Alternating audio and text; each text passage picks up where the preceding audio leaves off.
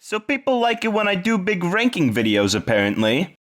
Well, here we go again! But this time, I'm not gonna do what some lame old other YouTuber has already done. I'm gonna mix it up, which is why I've decided to cover a video game franchise. The video game franchise, Family Guy! Mario may not be the longest running game franchise of all time, but it is without a doubt the most significant and popular. You clicked on this video, you know who Mario is. The Italian plumber with very little regard for Koopa life. First name Mario, last name Mario? No, that can't be right. I've always had a romantic relationship with Mario, to say the least. As a younger lad, it was one of my favorite game series. I remember anxiously waiting for Christmas to get a Switch with Super Mario Odyssey. I remember telling my parents that if they get it, I'd never ask for anything ever again. I haven't eaten in 7 years. But growing up, it was always the Nintendo franchise I was most fond of. I was exposed to it a lot, and I'm obviously not alone. How could I be? If you're into video games, there is a 99% chance that Mario was part of your childhood in some way. The chance of that only increases from the shit ton of games he's in. Classic 2D platformers, 3D platformers, kart racing, sports, RPGs, rhythm games, education games, puzzle games, Mario slot machines. Point is, there are an insane amount of games in the Mario universe, and what better opportunity than now to finally sit down and play them all. This is gonna be hell, isn't it? Alright, let's get into the format. I'll still be dividing the games into different segments, which will be determined by their console generation. And each new generation will be determined by the first game on the new Nintendo console. You may ask what exactly we count as a Mario game. As much as I'd like to just pull up the list of Mario games on Wikipedia and say,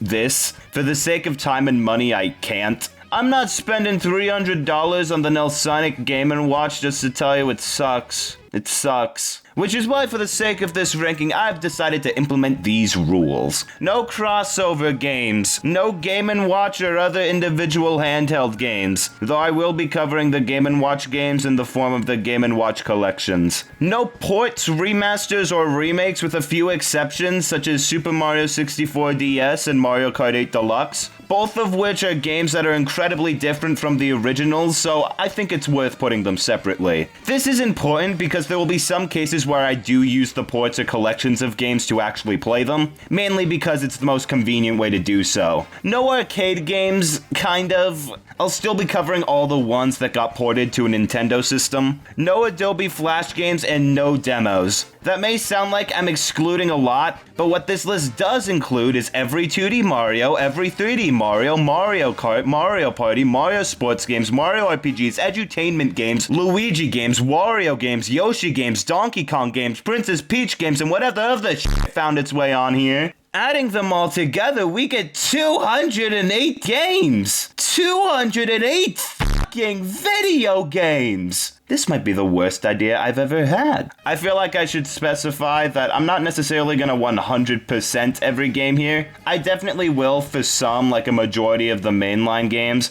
but I don't think I need to play every puzzle in games like Mario Picross to truly decide if I like it or not. That would just be a waste of my time. If the game has a clear end, then that'll be my goal for each title. If it doesn't, I'll play until I get a good feel for it. Simple as that. So, with the rules set in stone, let's get into reviewing and ranking every single Mario game ever!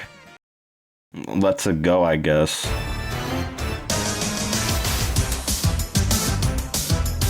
Oh. That's right, starting out at the very beginning. Donkey Kong for the arcades. It kinda sucks. Okay, Donkey Kong isn't bad for what it is. It's fine, I guess. You play as Jumpman, not Mario, having to traverse over 3 levels to save Princess Pauline from the clutches of the evil Donkey Kong. The NES version only has 3 levels, but the arcade has this 4th one called the Pie Factory. I'm sure playing that one will change my whole perspective on this game. It's just kinda janky. Mario's controls are stiffer than my dog. He just isn't very fun to control. Not to mention, when he falls more than a foot, he dies immediately upon contact with the ground. Great. Feel like what pisses me off the most about this game is the hammer power-up. It seems pretty cool on paper until you realize you can't climb ladders with it. So more often than not, I'm just sitting there waiting for the timer to run out. Listen, I'm sure this game was revolutionary. I'm sure this would have blown kids' minds back in the 80s. But technology and game design have come such a long way that the only thing this game can really be seen as is a novelty. Still, it's not terrible, it's fine, just kinda boring. And I don't see it ranking very highly on the list by the end. But hey, you gotta get started somewhere.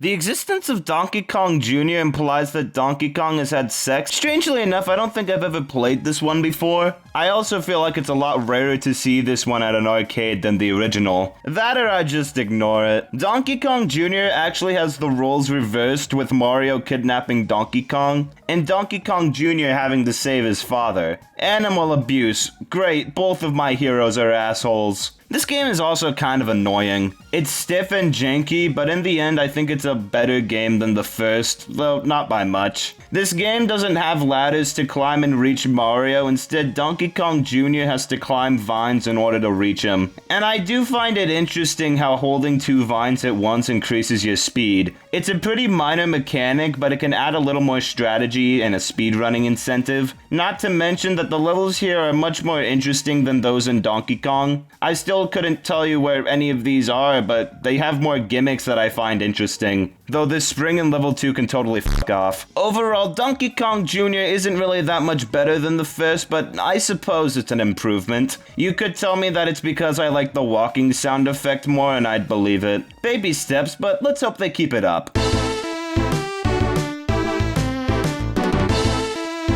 Arguably the first real Mario game, considering how he's actually the character in the title. Mario Bros. Is another arcade game, but it's much more of a high score deal than anything else. Yeah, Donkey Kong and Donkey Kong Jr. were definitely high score based, but there's a lot more of a definitive start and end to those games. Here you just go until you can't handle it anymore. It's relatively simple. You are Mario Bros. And you must jump under the enemies to stun them and then run into them. Defeat all of the enemies and you move on to the next phase. There's a variety of 4 different enemies, being Koopas, Crabs, Bugs, and Glacier guys? I don't know, but that should be their name. All of them have different ways you need to kill them. Crabs need to be hit twice, Bugs need to be touching the ground, and so on. Mario's thankfully a little funner to control here than the previous games, though he's still very slippy and slidey. Especially on ice surfaces, these things are kind of a nightmare. But the game actually has Luigi, so it's objectively the best so far. Look at him go! Anyways, that's about it.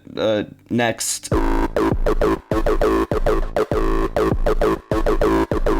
You know, when I was playing Donkey Kong Jr., I was constantly thinking that this could be the best Mario game if it had numbers in it. Holy f***!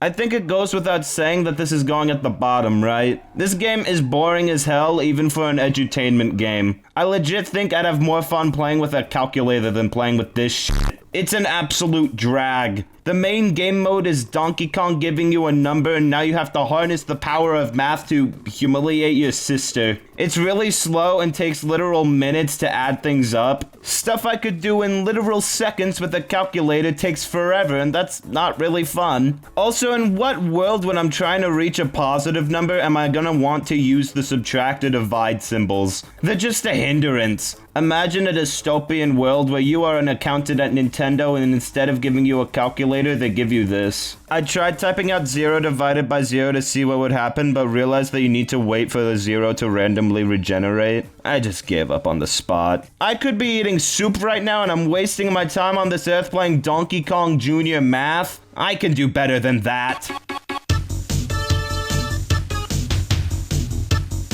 The game is just crappy NES pinball. This might be the game I have the least to say about ever. I mean, just look at it. Does it look like it has any level of depth? Like, what you want me to talk about? The controls? There are 2 buttons, the left pinball thing and the right pinball thing. And it's not really janky, it does exactly as it's programmed to, but it's not really engaging either. You play as the iconic character Metal Ball on your journey to get points. And Mario is in some bonus stage that I don't care about. It's closer to his game than anyone else's.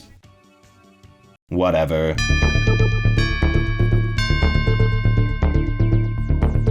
While I could give some in-depth analysis on golf for NES, I think it would be a much better use of my time to just show you what playing this game looks like, and I think that'll give you a good idea of how insignificant it is.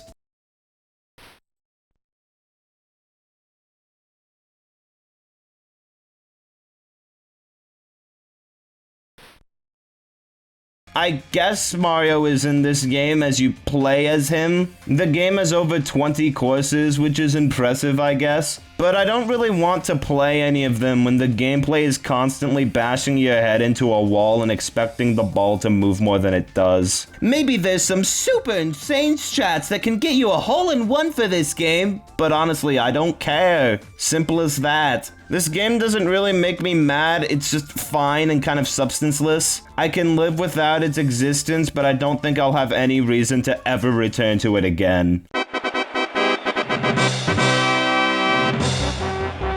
I feel like Donkey Kong 3 can be best summed up as... Oh shit, they made a third one? I feel like everyone remembers the original Donkey Kong, maybe Donkey Kong Jr., but who the hell remembers Donkey Kong 3? Probably because it was released in the middle of the video game market crash, so no one got the chance to play it. Yeah, that's probably the reason. You play as Stanley on your quest to spray bug spray into Donkey Kong's ass. Arcade-style platformer. Arcade-style platformer. The best porno you've ever seen! The game was a little bit fun to figure out. There's a variety of enemies that have interesting patterns, like the big bees that you have to shoot under to not get hit by the projectiles they release when killed. But a majority of levels can just be beat by spamming the attack button with little to no interference from any enemies. So the game is kinda broken. Definitely the weakest of the Donkey Kong arcade series. I'll be putting it above Pinball.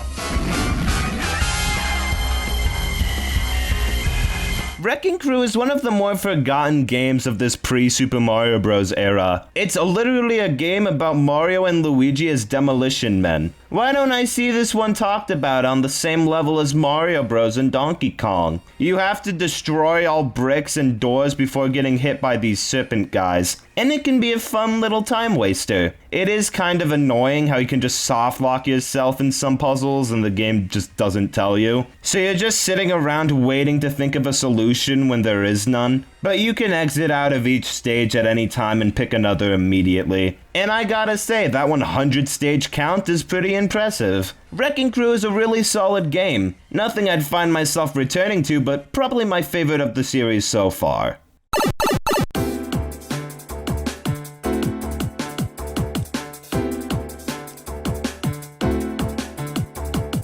Wow.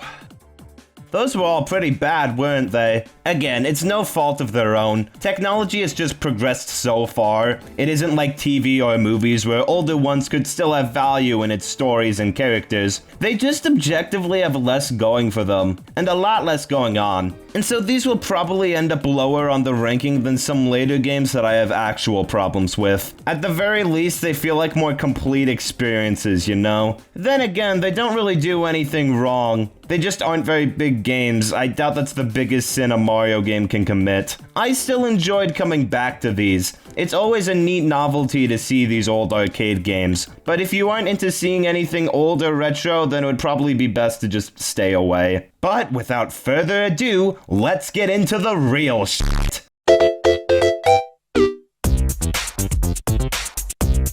Super Mario Bros., arguably the first real game on this list. Super Mario Bros. Is perhaps the most iconic video game of all time. I mean, what can even compare to it? Pong? Pac-Man? It saved the video game industry. In 1985, things were not going so well in America and Europe, mainly due to the Atari 2600's sloppy handling of quality for consumers. But things in Japan were still doing pretty good, especially with Nintendo's new video game console in 1983. And when bringing the NES to the Americas, it was a really great decision to package the system with Super Mario Bros. And Duck Hunt 2, I guess, but I don't really care about that game. Is Mario fucking dying? But how does it hold up today?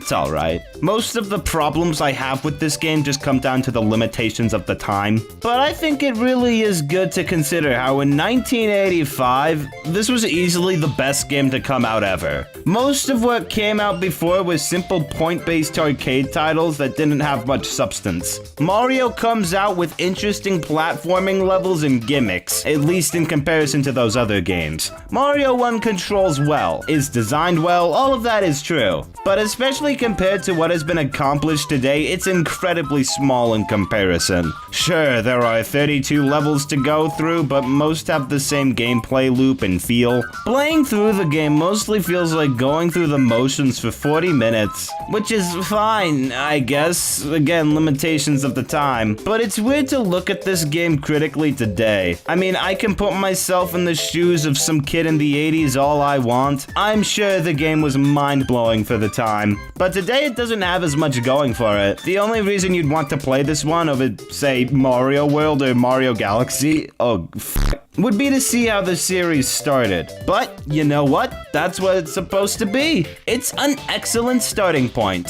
Super Mario Bros. Isn't gonna end up very high on my overall ranking, mainly due to the fact that the game has aged a lot, but it showed how video games were more than just a passing fad and redefined entertainment as a whole. And for that, it has my respect. Okay, but seriously, who designed this box art? Do they really think this was the best way to convey what this game is about? If Super Mario Bros. Is often used as the most common example of good game design, then Super Mario Bros. 2 The Lost Levels is the most common example of a migraine. I mean, come on. Does anyone actually like this game, like unironically? This game is legitimate torture at times, and I get it's trying to be a super difficult challenge for those who mastered the original Super Mario Bros., but a lot of the stuff here is just so much more annoying. Lost Levels is more in common with a troll game than an actually competent one. The game's brand new power-up is literally a poison mushroom that hurts you. Wow. At this game's best, it's at least as tolerable as the original, but more often than not, the game is being tedious as hell. The castle levels are the bane of my existence, sometimes being mazes where you have to follow a very specific route to pass without any indication of which route is the right one. So you are just sitting there, running for minutes on end, repeating the same corridor, and sometimes the correct route just doesn't work and you die. You know why mazes work on paper with a pen or pencil? Or like a corn maze? Because you can actually see what's going on, you can make note of which paths didn't work to find your way out. This is just running around in complete darkness until you find the exit by complete luck. Great game design, guys! If you want to make a Super Mario game for the most skilled of players, you should probably revolve it around skill, not luck. The game constantly asks too much of you with pixel-perfect jumps, invisible blocks that you're just supposed to know about somehow. Not to mention, you have to beat the game 8 times in order to access Worlds A through D. And I did it! Like a year ago. Worlds A through D are more of the game's bullshit. Definitely not worth sitting through the games 8 times to access them. At least Luigi is here, I guess, even if he's a pain in the ass to play as. Yeah, I kind of hate this game, it's pretty bad. You know what? Going at the bottom of the ranking so far. Other games like Donkey Kong Jr., Math, and Golf both suck ass also, but you don't really suffer playing them. They're just kind of boring. This game is frustrating and annoying, so any additional substance is completely lost on me.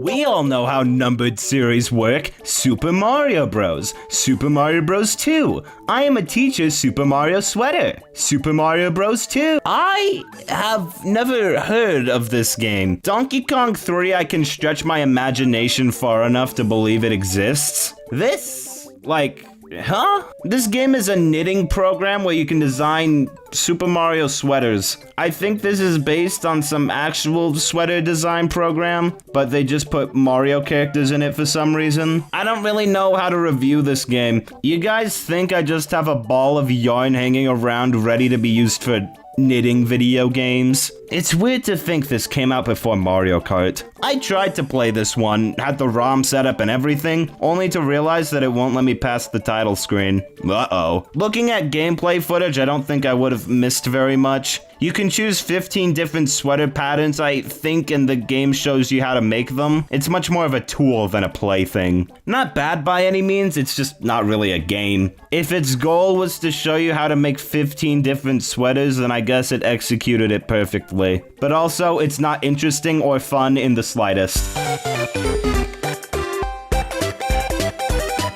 Alright, the real Super Mario Bros. 2. Except it's not. Ugh. We all know the story by now. America didn't get Super Mario Bros. 2 The Lost Levels, so we got a reskinned version of Doki Doki Literature Club, of course, until Japan gave up on hiding Lost Levels from us and put it in Super Mario All-Stars Collection. Now we have easy access to both, and I prefer this version. First off, can I just quickly talk about how many names this game has? So first of all, the game is called Super Mario Bros. 2 in America, but has the tagline Mario Madness on the cover, so there's an argument to be made that that's part of the title. It was called Doki Doki Literature Club in Japan, but re-released as Super Mario USA with all the Mario characters later. What the fuck do we call this thing? Anyways, while I may prefer this game to Lost Levels, I'm not gonna lie and say it's great by any means. I certainly like aspects of it. I appreciate the added movement, being able to select Mario, Luigi, Toad, and Peach, which is the first game to do something like that. It would be cooler if Peach wasn't the best in every way, shape, and form. Mario is supposed to be the all-around average. Luigi has a higher jump but slippery feet. Toad is fast but can't jump very well, and Peach can float in the air for a limited amount of time. Now, Toad and Luigi are absolutely useless and a pain to play as. I already feel like the characters in this game feel too fast and weightless. Like, trying to jump on an enemy will often result in me accidentally hitting them from the side, which I'm not a fan of. So yeah, of course I want the game to be faster and for me to have less control. Thankfully, you can switch between them for each level, which does add some nice variety into the gameplay, even if I'm just gonna pick Peach every time. Speaking of the gameplay, it's more varied than ever. Instead of stomping on enemies' heads, instead you have to pick them up and throw them at other enemies, or use plants in the ground to attack, and I'm glad it gives the game a different style than the rest of these, because I'm sure by the end of this video, I'll just be begging for something new. This game still has some of that retro bullshit though. As an example, what the hell? It also has a very strange difficulty curve. I feel like it's at its most difficult in like World 3, but then I breezed through the final 2 stages. Those were a piece of cake and I couldn't tell you why. I actually like some of the bosses in this game. You know, they aren't super complex by any means, but for Mario bosses, these are solid. Wart is a completely forgettable villain, but I like his boss fight, killing him using the power of vegetables. What a great message to send to the children of the 80s. Yeah, all in all, Super Mario Bros. 2, pretty decent. I don't think it's anywhere close to the pantheon of the greatest Mario games ever, but it's going at the top of the list so far. Let's go gambling! Aw, dang it! Aw, dang it! Aw, dang it! Aw, dang it! Aw, dang it! Aw, dang it! Aw, dang it!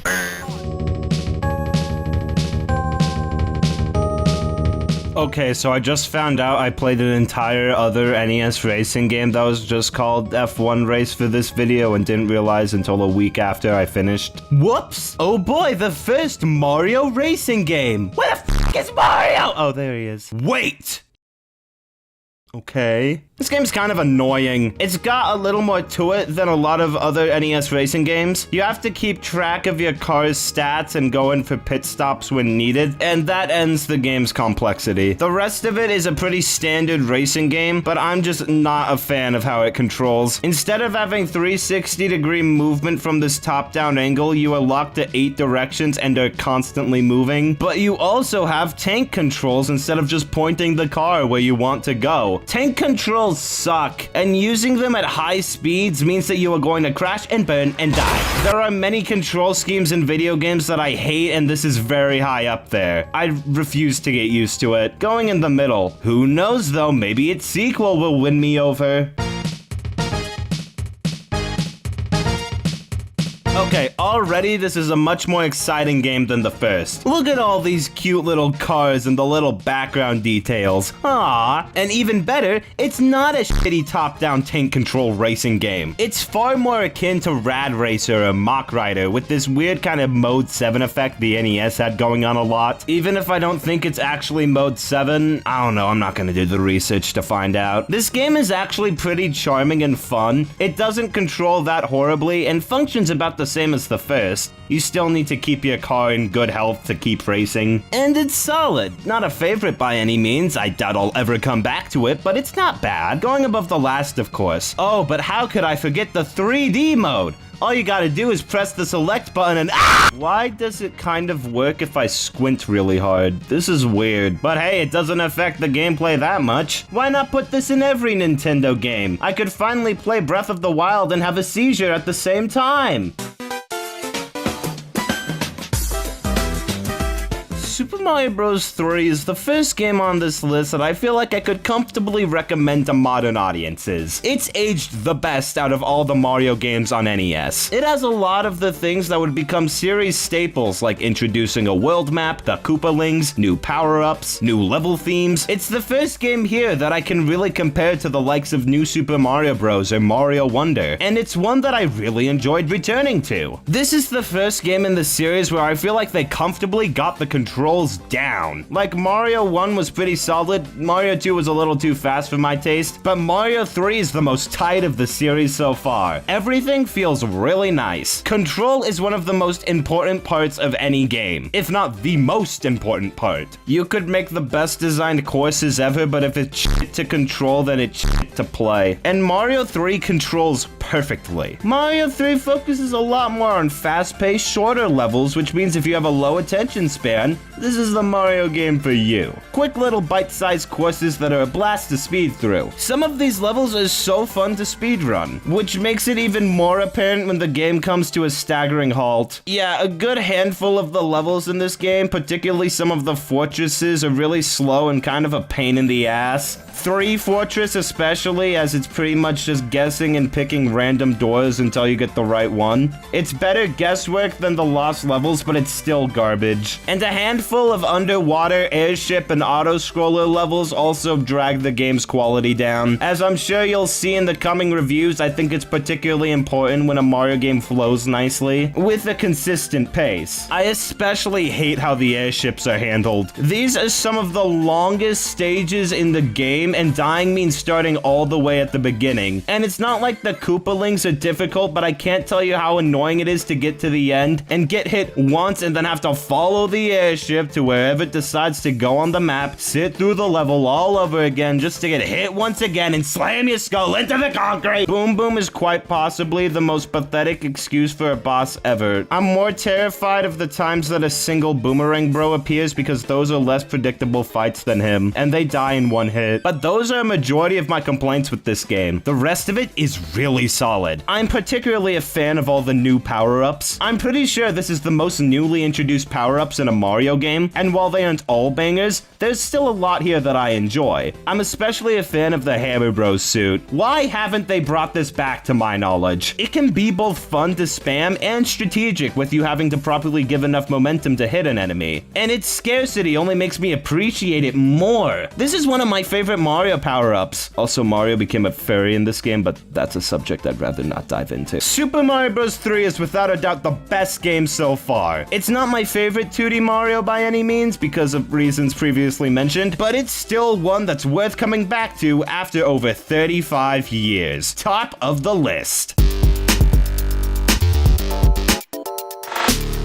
So when the Game Boy launched, 5 titles were released along with it: Tetris, Super Mario Land, Baseball, Alleyway, and Tennis. And 3 of these games have Mario in it for some reason. Considering how these were all released on the same day, I figured I'd just do these alphabetically. I'll try to keep that up for any other same-day releases if they happen. That's kind of the issue with not having a definitive list to work off of, isn't it? Anyways, Alleyway is just a breakout clone. And I know you must be asking, where does Mario come in? He's the stick. Breakout is a little more fun than most of these games without as much substance, but put a gun to my head and I couldn't even give a competent review of this. I think it's satisfying when you get the ball above all the bricks and it keeps hitting them. That's the only notable thing about the gameplay. The fact that Mario is in this game is the most interesting thing about it. Going under Famicom Grand Prix F1 race. Baseball! Baseball! Baseball! Baseball! Oh wow, this is actually awful. It kind of plays like baseball, but it's the most janky and painful thing to play. This looks and plays like something I would have made on Scratch in 2018. Donkey Kong Jr. Math sucks, but at least it functions well. Lost Levels is playable. I feel like the game is about to snap in two at any moment. I actively don't like playing this. It's boring, it's shaky. Mario and Luigi are barely in it. This is going at the bottom of the list. I'm more passionate about my hate towards Lost Levels, but this game is being held together by the gum on my shoe. Is this actually the worst Game Boy launch title? I mean, I haven't played tennis and I'm not willing to find out, so yes. This is certainly gonna be a strange take, but I think I love Super Mario Land. Okay, love is a very strong word, but I actually like this game a lot. I've always had a certain fondness for the Game Boy, which is probably from nostalgia. I did have an original Game Boy growing up, and I thought it was cool. I had Super Mario Land 1 and 2, Tetris, and Radar Mission, which is just Battleship.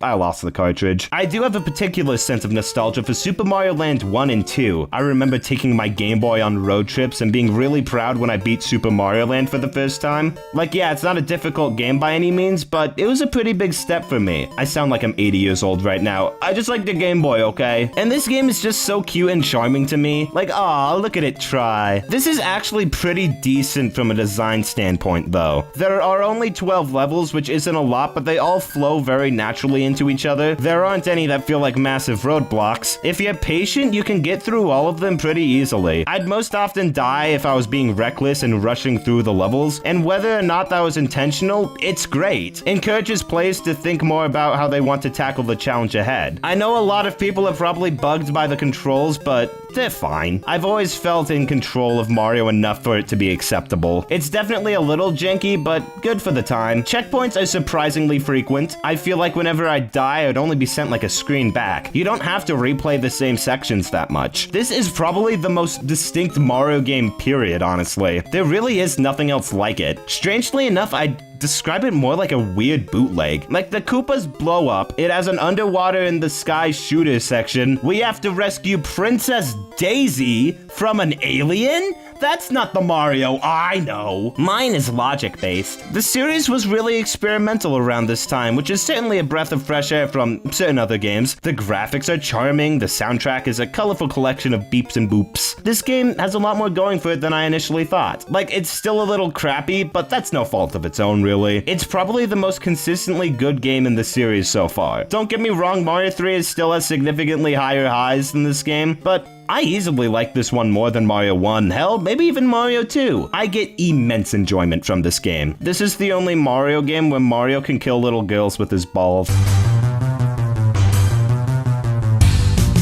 Alright, which one of you f***ers gave this man a medical license? Sorry to any of you Dr. Mario fans, but I really don't care much for Dr. Mario. This is one of the weakest Mario puzzle games to me, which is surprising because of how popular it is. I don't know what the public consensus is on this series, but I often think it's forgotten when talking about Mario spin-offs, despite having some recognition. Probably because the series has barely changed over the past 30 years. I mean, come on, no one is getting excited over Dr. Mario. This isn't even that good of a puzzle game. Yeah, I said it. It's fine, but I will always prefer Tetris or Puyo Puyo or Panel de Pon or literally any other puzzle game. I always find myself needing a specific pill and just waiting for it to show up. Tetris occasionally has that problem, but that's just because my strategy sucks. This one, you legit just have to wait. And here you get significantly less time to react than Tetris. Tetris gets progressively more difficult the more you mess up, while Dr. Mario gets easier, and I really don't like that. There is a Game Boy port of this game, but I'm not covering it because it's the same game. I can't wait to see all the exciting changes this series will definitely make in its coming entries. Dr. Mario might be the worst Mario spin-off series. I might be hasty jumping to that conclusion, but I'm not looking forward to any of these, really. Dr. Mario is okay, okay. I'm just depressed, and that's something the doctor will never be able to solve.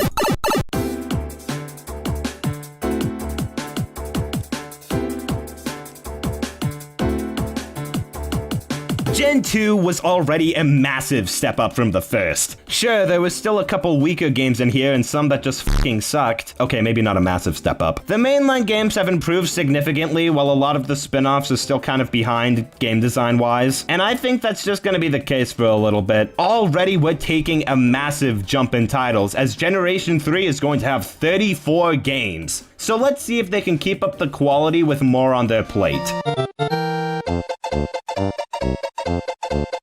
Sorry, Mario 3 fans, but your goat is washed. I honestly used to think that this was one of the weaker Mario games. I thought this game was overrated and Mario 3 was always superior, but now I can see that this is easily the best game so far. Super Mario World was an excellent showcase of the Super Nintendo. This is one of my favorite 2D Mario games. This was the first game to have Yoshi. I mean, come on, Yoshi, we all love Yoshi. Already, I feel like this game improved upon Mario 3 from the title alone. Mario 3 may have introduced the concept of having a world map, but Mario World has a huge interconnected land to explore. It's really cool. Not to mention the Star Road, which is still one of the best bonus worlds in the entire series. I don't think they've ever really improved on this. There's probably another game that I'm forgetting, but it ties the map together so nicely, as well as being a fun secret in its own right. But none of that matters if the game design fucking sucks. Thankfully it doesn't.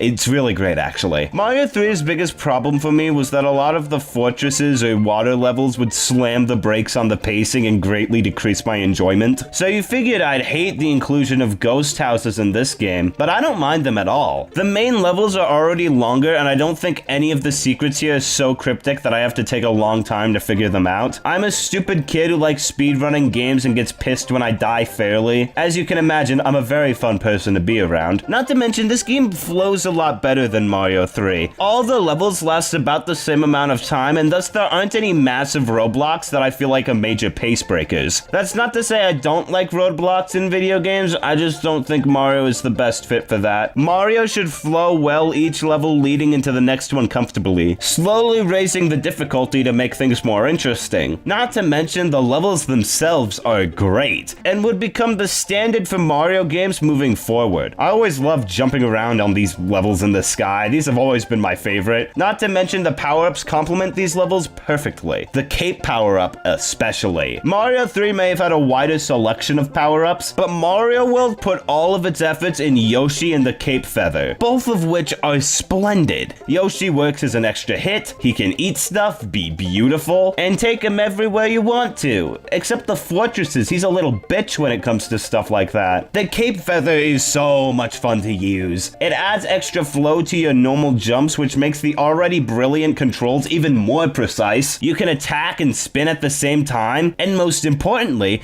break the laws of physics. Like, okay, I get that Mario uses the cape to glide, but how the fuck did he gain the ability to jump that high? Oh, by running. Oh yeah, whenever I clear a hurdle and I'm wearing a cape, I go thousands of feet into the air also. Mario World is an unrealistic immersion-breaking game that people should stop talking about. It doesn't deserve it. Nah, but Mario World's fucking great. My only complaint is that the bosses still kinda suck, but that's the case for almost every Mario game. At least they took out Boom Boom, but I honestly feel like a lot of them went in the more opposite direction of just being kind of annoying. But still, Mario World is easily the best game so far. This was a really great way to start off one of the most legendary consoles of all time.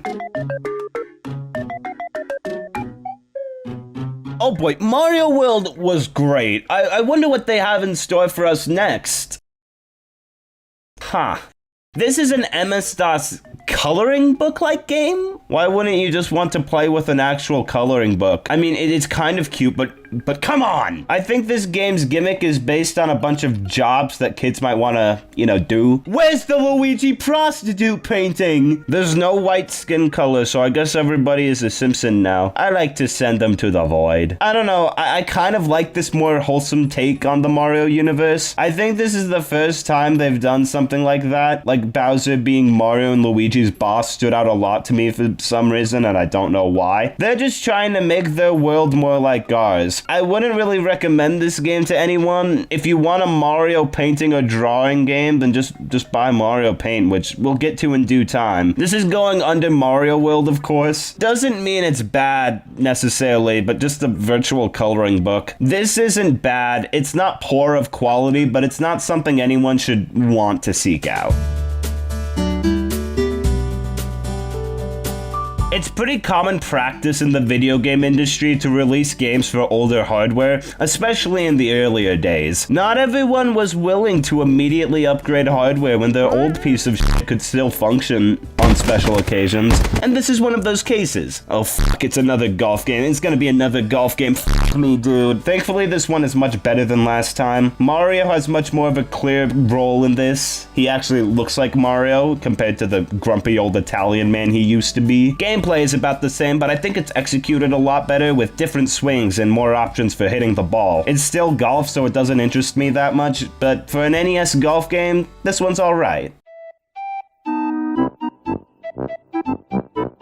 Isn't it weird how Yoshi got his very own video game a few months after Mario World and nobody talks about it? Probably because it's a puzzle game that nobody cares about. I like this more than Dr. Mario. I don't know how much of a hot take that is, but it's much more comparable to Tetris having to get all of these enemies stacked in order to make them disappear, but also having to rescue these eggs, having to stack the bottom and the top part to get a little baby Yoshi. I was honestly kind of surprised at how addictive and fun this one is. This is the kind of dumb fun I want out of a puzzle game. Quick decision making, cute little art style, it's good.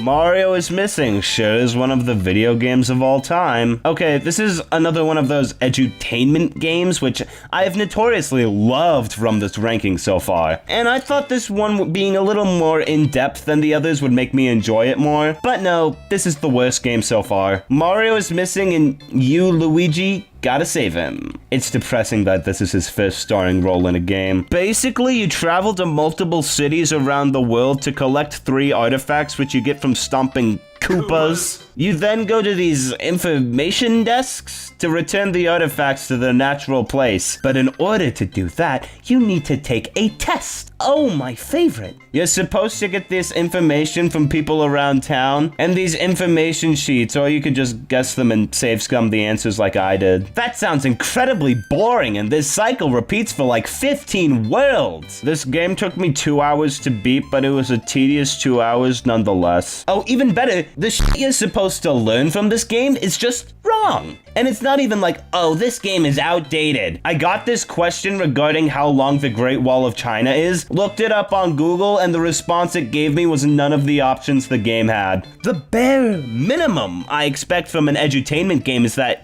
you know, it actually educates. You failed at doing that? How do you fail at that? Nobody fact-checked this? There's a whole ass wiki page detailing all the mistakes and errors this game has. I can harp on Donkey Kong Jr. math any day of the week, but I'd never call it wrong. I guess I like running around a little bit, even if everything is just a straight line and boring. Not to mention all the shitty comments from NPCs that get you nowhere. Tasteful. The bosses are terrible, the gameplay is terrible, Bowser looks hideous. This is a bad edutainment game, and that's already bottom of the barrel for this industry. Bottom of the list.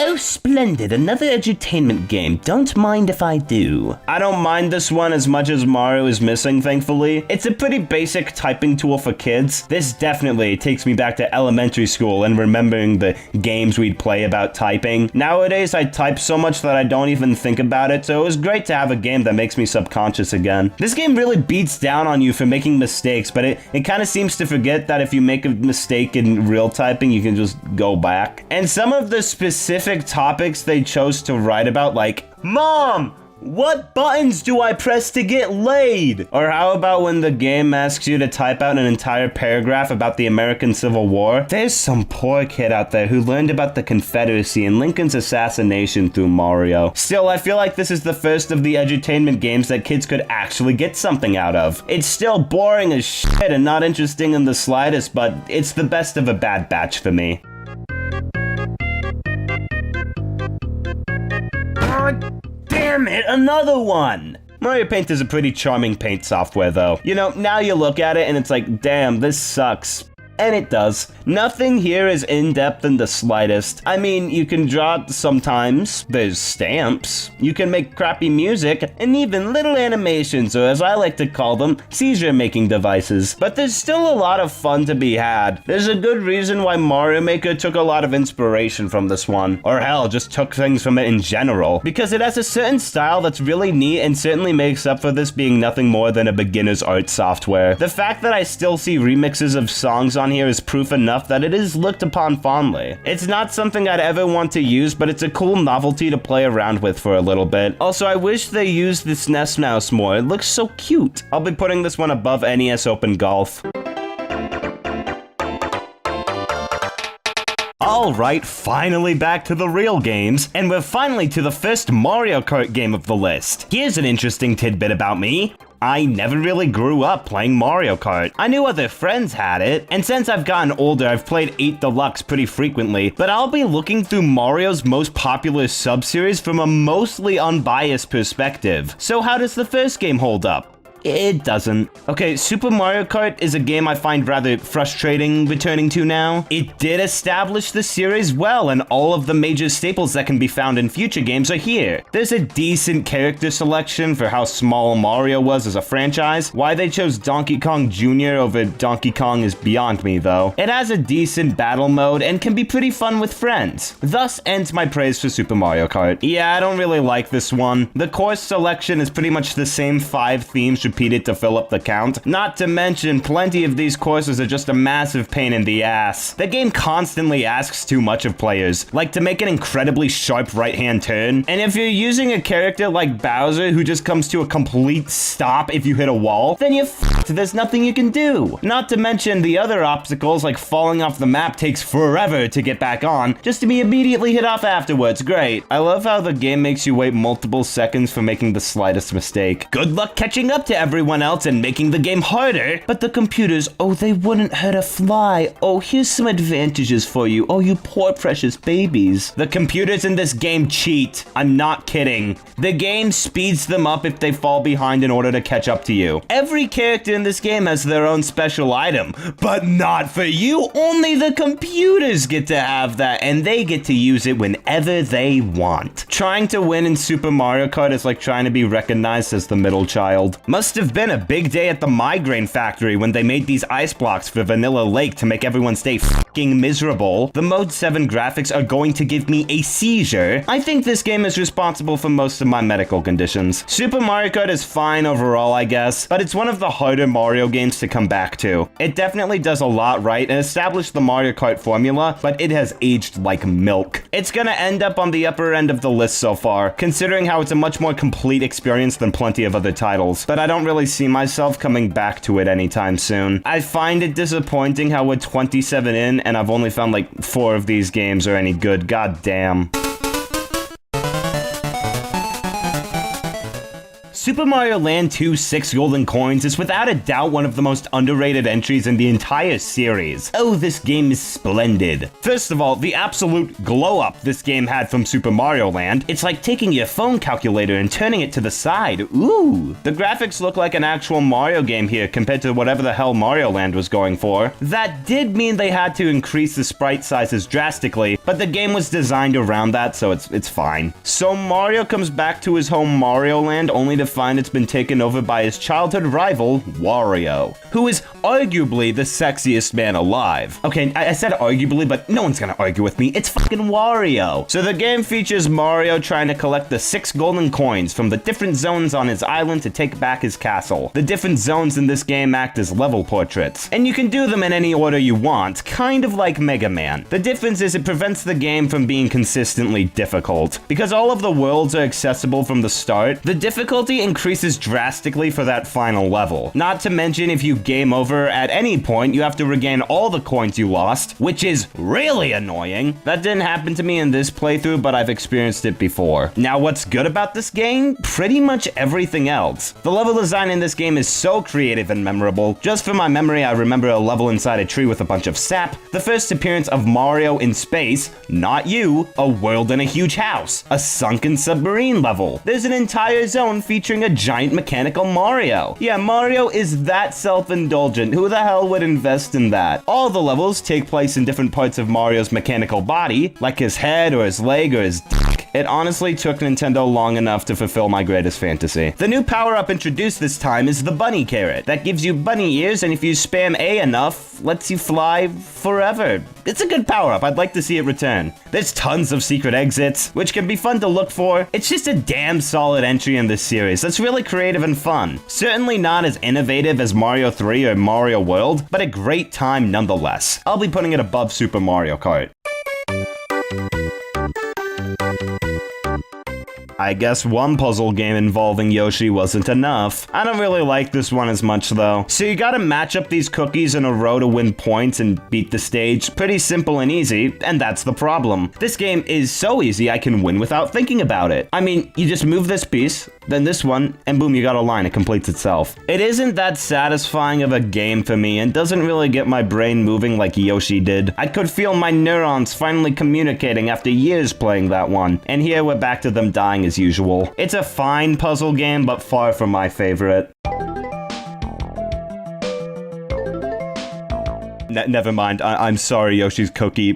Please come back. I didn't mean it. Oh, splendid. A sequel to my favorite Mario game. I'm so unbelievably happy right now. So you are Mario, and you have to return historical artifacts to their owners. God damn it. This is another really shitty edutainment game. It's worse than Mario is Missing, but we're still comparing two of the worst medical emergencies I've ever had in my life right now. Both fucking suck. Mario has to return the apple to Sir Isaac Newton, Joan of Arc's iconic shield. The Declaration of Independence. Mario, we have to steal the Declaration of Independence! The only reason I liked this game is the dialogue is ironically funny sometimes. They say that Beethoven is growing deaf? And also this one is so much easier to cheat. Like all you gotta do is answer this worksheet and give the artifact to the main guy. That's it. You're supposed to listen to all these guys to get the information, or you could just follow the cheat sheet online. Because some of the facts are just completely incorrect again. Even worse though is that this game does not let you repeat any information. So if you forgot something, you're doomed to just trial and error your way through the quiz. It kind of makes it more boring, but also, I don't care. I didn't even bother finishing this one. You can call it cheating. I call it was 10 p.m. and I wanted to go to bed. Look me dead in the eyes and tell me this game drastically improves on World 3. I dare you. This is such a shitty and boring game. At least Mario is Missing had a sort of compelling gameplay loop. This is fucking terrible. I'm glad we're getting the worst out of the way early at least.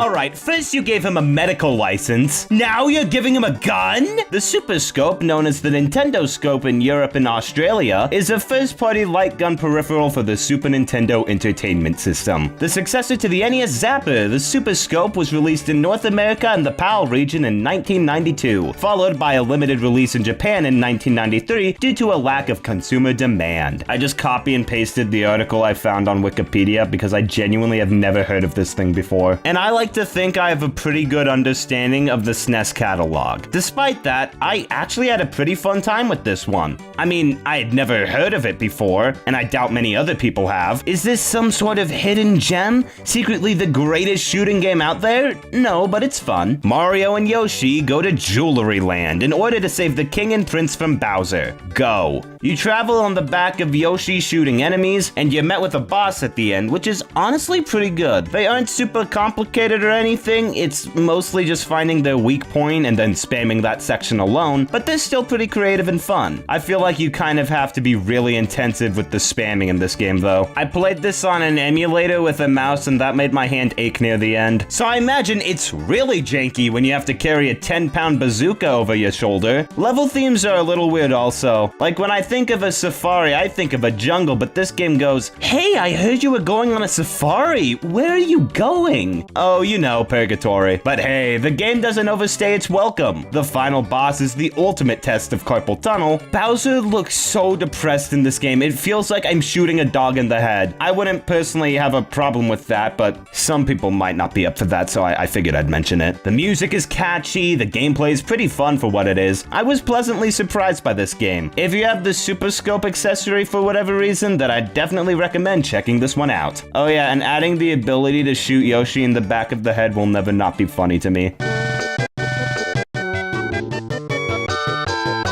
So I finished my recording and was about to start writing this segment for the script just to find out that all my footage for what's been the longest game so far got corrupted. I'm kind of really upset about that. The Super Nintendo really made use of a bunch of weird accessories recently, hasn't it? We're back to the SNES mouse for this one. Mario & Wario is a point-and-click puzzle platformer that was exclusively released in Japan, which is probably the reason I've never heard of it before, just like Yoshi's Safari. And it's the same case here as it was with that one. This is another surprisingly solid game that makes use of the accessory nicely. It was actually developed by Game Freak before they did Pokemon, so you know, humble beginnings. Anyways, Wario's a little dick and puts a bucket on the top of Mario's head, and instead of trying to take it off, Mario is mindlessly walking around, and you play as this little fairy having to guide Mario through the levels. There's a name for this type of game. What was it? Was it escort missions? Yeah, I think it was. I don't know, I just remember some Mario Maker levels doing something like this.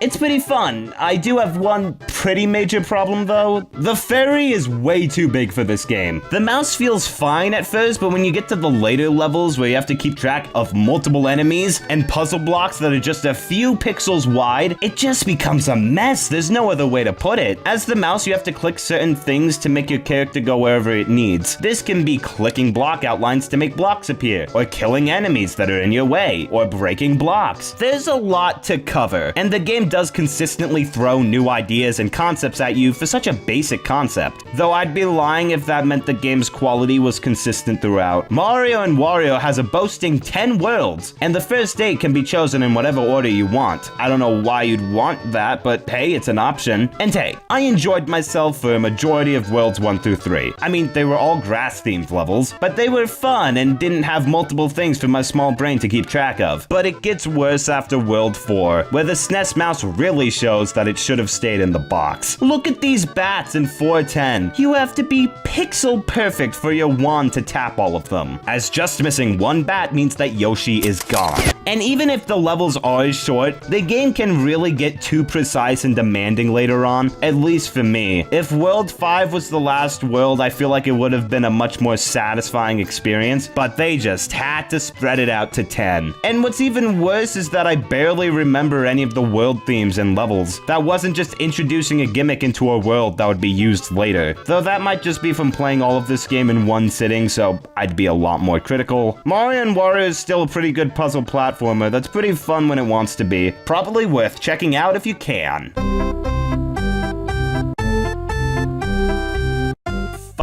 Well, we're back at it again with another edutainment adventure. These things are gonna be the death of me, I swear. Thankfully, this one is set up differently from the others. Instead of being a historically inaccurate rampage like the last two, one was made for babies. Great. When I went into this ranking, I thought I'd be playing cool, fun platformers, not the shit I escaped in elementary school. You can learn the ABCs. Find out what word starts with what letter. Form parts of words. Go to therapy. It's nothing. I don't get it. Even if I was fucking 2, I wouldn't have liked this. It's so boring.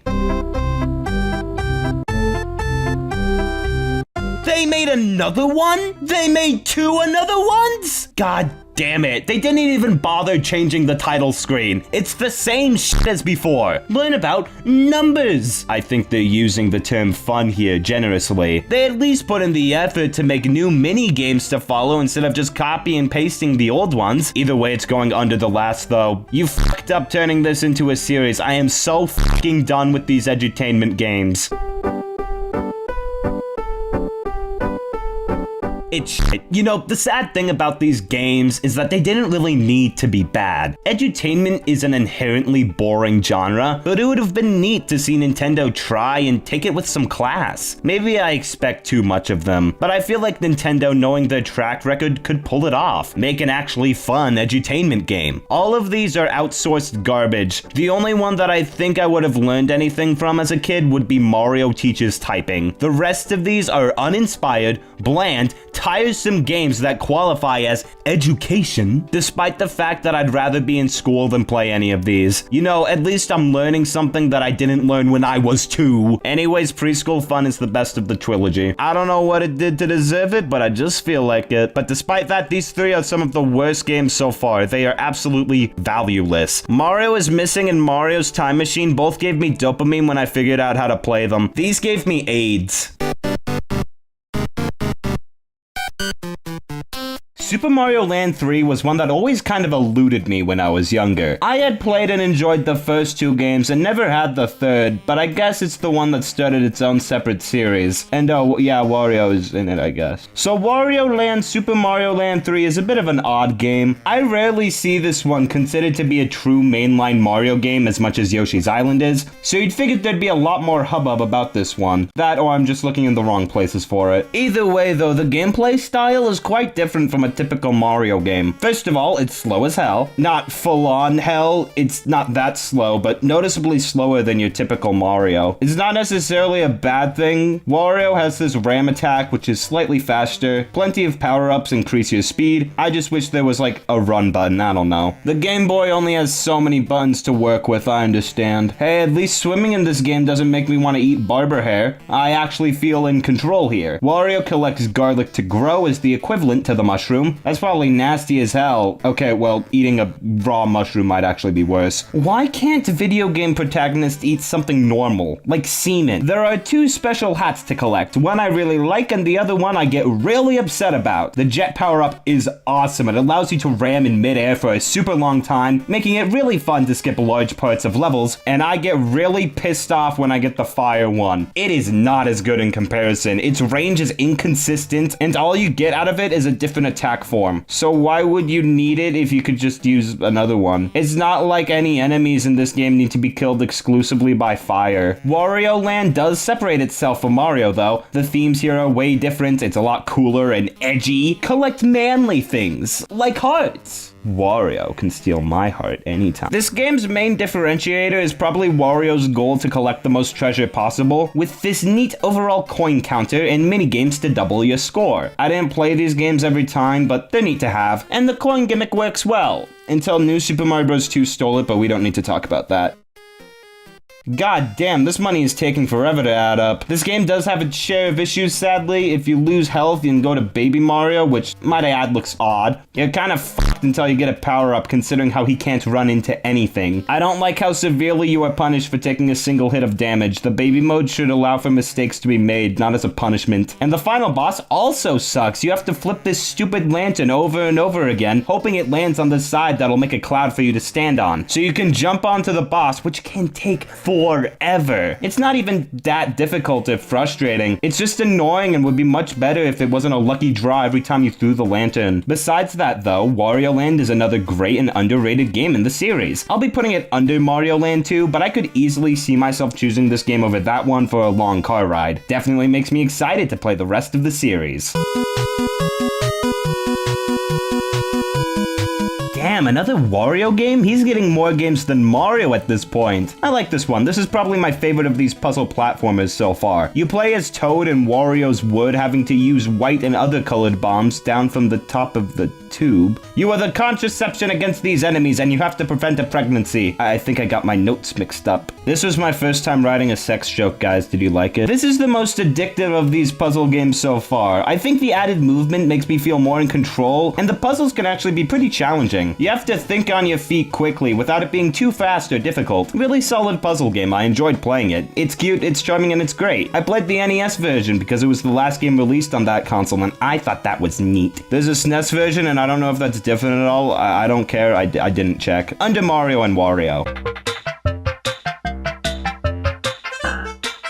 Oh god, oh no! This is one of the strangest video games of all time. A Mario game on a system nobody has heard of with full quality cutscenes and low quality cutscenes and audio to go along with the shitty gameplay. Sometimes I forget this is a real game. I thought it was a joke, but I just found out my older brother's death was real and I'm kind of sad about it now. It does kind of give me whiplash for this to be the first game in the series with music that sounds kind of real. Is it real? I don't know. Real as in pre-recorded. I don't know if I specified that. I didn't write it in the script. Anyway, the gameplay is exceedingly simple. All you do is kill all the enemies on each floor, and it's one of the most boring games I've ever played. The only reason this game is remembered is because of the silly meme cutscenes, which all go down in gaming history. But otherwise, this game sucks ass. It's not even like it's hard. It goes on for way too long without much variation in the gameplay whatsoever. This is one of the worst so far, really. If you want the true Hotel Mario experience, just look up all the cutscenes on YouTube. The main game isn't worth touching in the slightest. Going above Mario is missing. Christian, I thought we weren't doing remakes. What the hell is this doing here? This is big enough to be on its own standalone game. The section dedicated to remaking the original 4 levels of Donkey Kong takes up, what, like 1% of the whole game? The rest of this game is a completely new experience spanning multiple worlds, and it's pretty good. Just from the first levels alone, though, this is a fantastic remake. The sprite has been redesigned with actual animation. You can control Mario now, arguably more than other games of this era. Look at all the flips and tricks you can do. This is awesome. Why didn't they bring this back? But it does become its own thing. Donkey Kong didn't give up after 4 rounds. There's a big-ass Mario game tucked into this little unknowing remake, and it feels like the Donkey Kong vision finally got its chance to flourish here. That being said, it does kind of get old kind of quickly. Despite throwing new gimmicks at my face, the whole time I was just kind of wanting to stop and move on to the next game by the end. I actually kind of like the final boss. It's not difficult by any means, but it's alright. Reminded me of Balor from Castlevania Aria of Sorrow, which is one of my favorite games of all time, which can only be a good thing. But yeah, as I said, I think it goes on a bit too long. By the time I got to World 6, I was patiently waiting for the game to die. But hey, this game's pretty good. For a Game Boy remake of Donkey Kong, they really went above and beyond. Going under Mario and Wario. Why the fuck did they all take a picture together at the end, though? We've been fighting for 3 fucking hours! Look, I totally want to review the Donkey Kong Country games, but I got jury duty, so... Introducing to the stand, Nate is lame. Okay, I gotta go. Hello, I know that you logged on for a Christian Complains video, but Donkey Kong Country's my territory. This is my thing. You are mine now. Donkey Kong Country on the Super Nintendo was the first video game that I ever played. I remember visiting my dad's apartment in 2004, seeing the SNES connected to the old tiny box CRT TV. And I played hours and hours, endlessly. And I also died nonstop on the first 3 levels, because I wasn't even in school yet. Donkey Kong Country is a bona fide masterpiece that still holds up today. This could be released 2 weeks from now and be hailed as an indie gem. It is timeless and it's a blast. The graphics were insane for the time, using pre-rendered models so the characters could appear more detailed than the expected pixel art style that was popular at the time. And back then, this game was a glimpse into the future. This is what video games could look like. The level design was brimming with ideas, the stop-and-go station, the mine carts, the freaking treetop town level that was so stressful it's aged me like a few years. Even the water levels are exciting somehow. And the soundtrack, do I need to talk about the soundtrack? It's legendary. The ambiance that they managed to pack in utilizing stuff like monkey noises and jungle atmosphere, tribal instruments, the music elevates this experience in a whole new level. There's a vibe of melancholy at times. It's not like it's sad, it's just like this is a natural, real, lived-in world that has existed before you and it will continue to exist after you're done playing. Donkey Kong Country is the most grounded entry in the series, and honestly, there is something really magical about that. There is love, care, and respect that this game has for its player that really resonated with me as a kid, and it made it effortless to slip back into as an adult. In a world where you have games like Minecraft, Breath of the Wild, Baldur's Gate 3, all of these massive titles begging for your attention, Donkey Kong Country is still fun and worth playing right now amongst those ranks. It is a timeless classic, and it's just as much fun now as it was back then, and I think it's still going to be fun 500 years from now. The Satellaview exists? Okay, for those who don't know, the Satellaview was an exclusive to Japan accessory for the Super Famicom, as a competitor to the Genesis's Sega channel. Both of these services would stream games to your system using satellites. How does that work? In 1995, that would have been unbelievably clunky, right? You tune in to the games like TV broadcasts, and some games would even have their own radio soundtracks and special programs. I have so many questions. How many people actually played this thing? They had competitions. If you were just playing the game and the broadcast ended, would that be it? That's fucking stupid. I need answers. I need them now. I could probably find the answers to all of them easily, but that would require me to read a Wikipedia article, and I'd rather die than do that. A lot of the games featured on the Satellaview were Mario titles, mostly consisting of remixed versions of previously made games, which is why I'm not covering them. But this one is a reskinned version of the puzzle game Same Game. It's fine, kind of boring, but still fine. The fact that it was released on the Satellaview is the most interesting thing about it. It was given to winners of game tournaments as a prize, so that was kind of cool, I guess. Great, we're back to more shitty computer games. At least this one isn't edutainment. I think this is the first time Charles Martinet has been used as Mario's voice actor. Only saying this because this game is boring. It's a collection of common tabletop games, and these honestly are not great ways to play them. Like, they aren't bad, but I'm sure you'd rather play them in, like, real life. What's my name? A migraine. Checkers is now a bad time to say that this is my first time playing checkers. Go fish! I mean it's go fish. Mario, go fish! The fuck is that? Dominoes, I don't even know what this one is, and Mario was complimenting me on how well I was playing. I think you're just supposed to connect the sides together in a row, but it just doesn't let you sometimes. Backgammon is unbelievably slow here and kind of a pain in the ass if I'm being honest. I've never even heard of a yacht before. This game isn't terrible or anything, but I can't imagine any happy child playing it. This is the game little Timmy would pull out when mommy and daddy are fighting.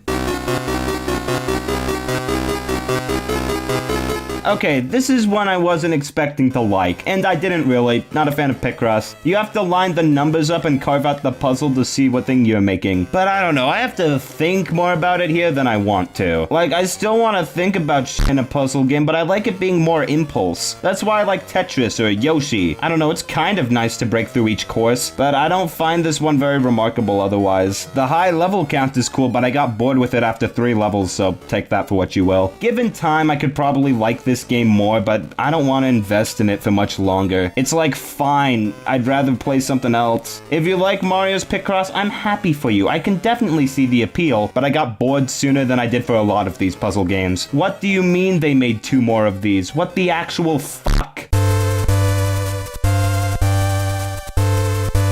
Here's another obscure Nintendo thing. The Virtual Boy is a handheld system released in between the Game Boy and Game Boy Color. Nintendo's worst performing console. This is a neat little device that you would put your ears to. Then the little men inside would stab you above the eyes, causing you to bleed down. Looking through the red liquid added depth to the characters and an environment, giving it a somewhat 3D effect. This is true, look it up. Welcome to Headache Central. It's weird how this is the first major Mario sports game. Yeah, I guess there was some before, but none of those were specifically Mario themed. Just sports games that happen to have Mario in them. And this one is actually really bad. Tennis can be done well, like in Wii Sports. Okay, that's my only reference point. It's probably because I wasn't playing on official hardware, but I found it really hard to accurately time my swings to hit the ball. The effect doesn't work well enough for it to be practical in gameplay. It's so janky, the controls are really stiff and bad. While the groundwork for a good Mario sports game is here, it's really limited to the shitty system it's on, as well as being a first to attempt this kind of thing. I don't blame it for being poor quality, but it's bad nonetheless.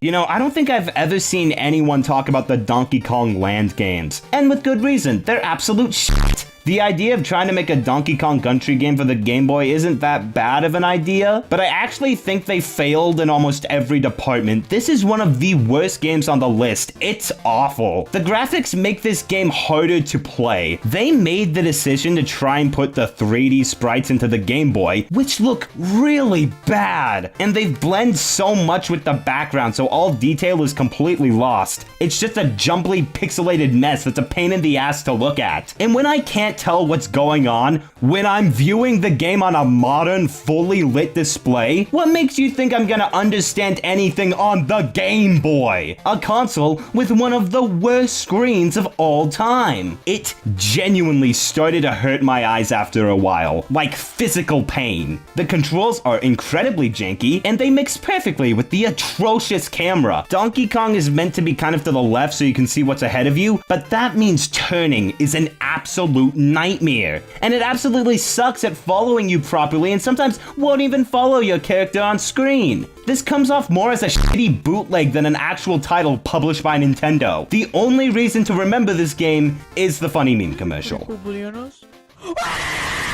Would you believe me if I said they made 2 more of these? Yeah, okay, I hate this shit.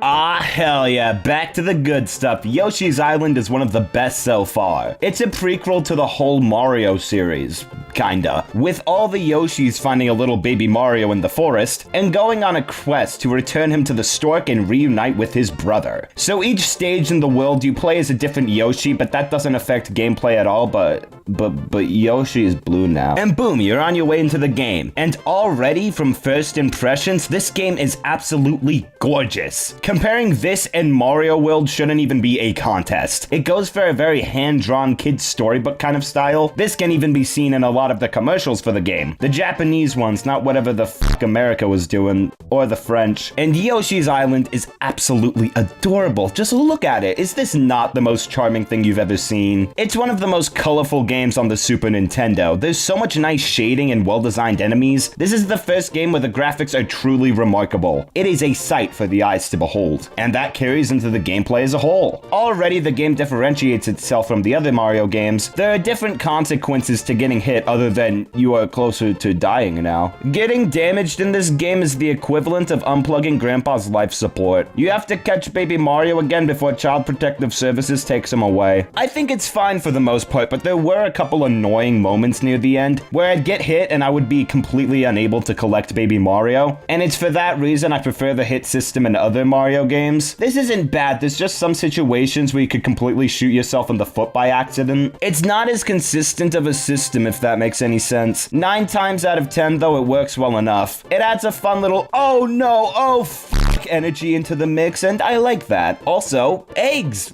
Yeah, Yoshi eats an enemy and shits out an egg, which you can aim and use. I just wanted to mention this now because it becomes relevant later. Unfortunately, this is where I stop being as positive about this game. The levels range from really great to having some actual bad ones, which isn't the best. I'll start off with the positives first. Most of the levels in this game are really fun, with interesting gimmicks that keep you engaged. One level, you're running away from massive chain chomps. The next, you're killing monkeys with watermelon balloons. You get high. This game is so creative when it wants to be. Unfortunately, there's the other side of the coin, levels that are representative of the most annoying Mario traits. 4-4 is a really annoying gauntlet level where you have to complete a bunch of rooms in order to gain a set of keys, and I really wasn't a fan of this one. It was frustrating. A lot of levels just go on for too long also. These are like 4 times the length of a Super Mario World stage. 6-4 is in a dark maze where you can memorize where you are and what you're doing, having to get a key to unlock a pipe, but once again, this is not one I had fun with at all. 6-5 is probably the worst though. It's a slow as hell auto-scroller with plenty of insta-kill hazards. Without any checkpoints, what is this shit? 6-6 also kind of sucks. World 6 is a bad world. I like the final level though, that was fun. And the one before it also. It's just the levels I disliked here, I really disliked, if that makes any sense. 100%ing this game is also a pain in the ass. In order to get everything in each level and unlock a bonus stage, you have to get 30 star seconds, 20 red coins, and 5 flowers. And I feel like if they went with only 2 of those, that would be fine, but all 3 and it quickly becomes way too much. I only bothered doing it for the first world, especially when the Poochie bonus levels sucked ass. I realized that I do not care about the bonus stages and just wanted to play through the main campaign. The more secrets and collectibles you have, the more likely you are to put them in shitty spots. And there were times where I'd be running along and wonder, wait, did I miss something? Only to look it up and find out, oh yeah, it was this hidden cloud you were supposed to know about. Wow, I sure do love Mario, everybody. Thankfully, this game controls incredibly. The movement is so smooth and Yoshi's additional controls controls makes this a joy to play. Not to mention the flutter jump is absolutely overpowered in this game. You can do this forever. No wonder they patched it in Mario Wii. It is too helpful here. I really like it though. Easily the best controlling game so far. I have next to no problems with how this one plays. Even if I think some of the bosses have gotten a much needed upgrade from other Mario games, they're still really basic, but I think the egg mechanic helps out in making them a lot more interesting. Instead of just stomping on them a few times, you gotta hit a certain weak spot, even if there's a handful of battles that still do that. And the final battle is the best in the series so far. I actually died a few times to it, but it's a lot of fun, and a really satisfying conclusion to the game. You can sum up Yoshi's Island just like that. I don't think it's the best by any means, it's got a lot of issues, but it more than makes up for it by being fun to play, creative, and absolutely joyous. This is the second highest on my ranking so far, right under Mario World. I want to put Yoshi's Island over it, but I don't have as many major problems with that one.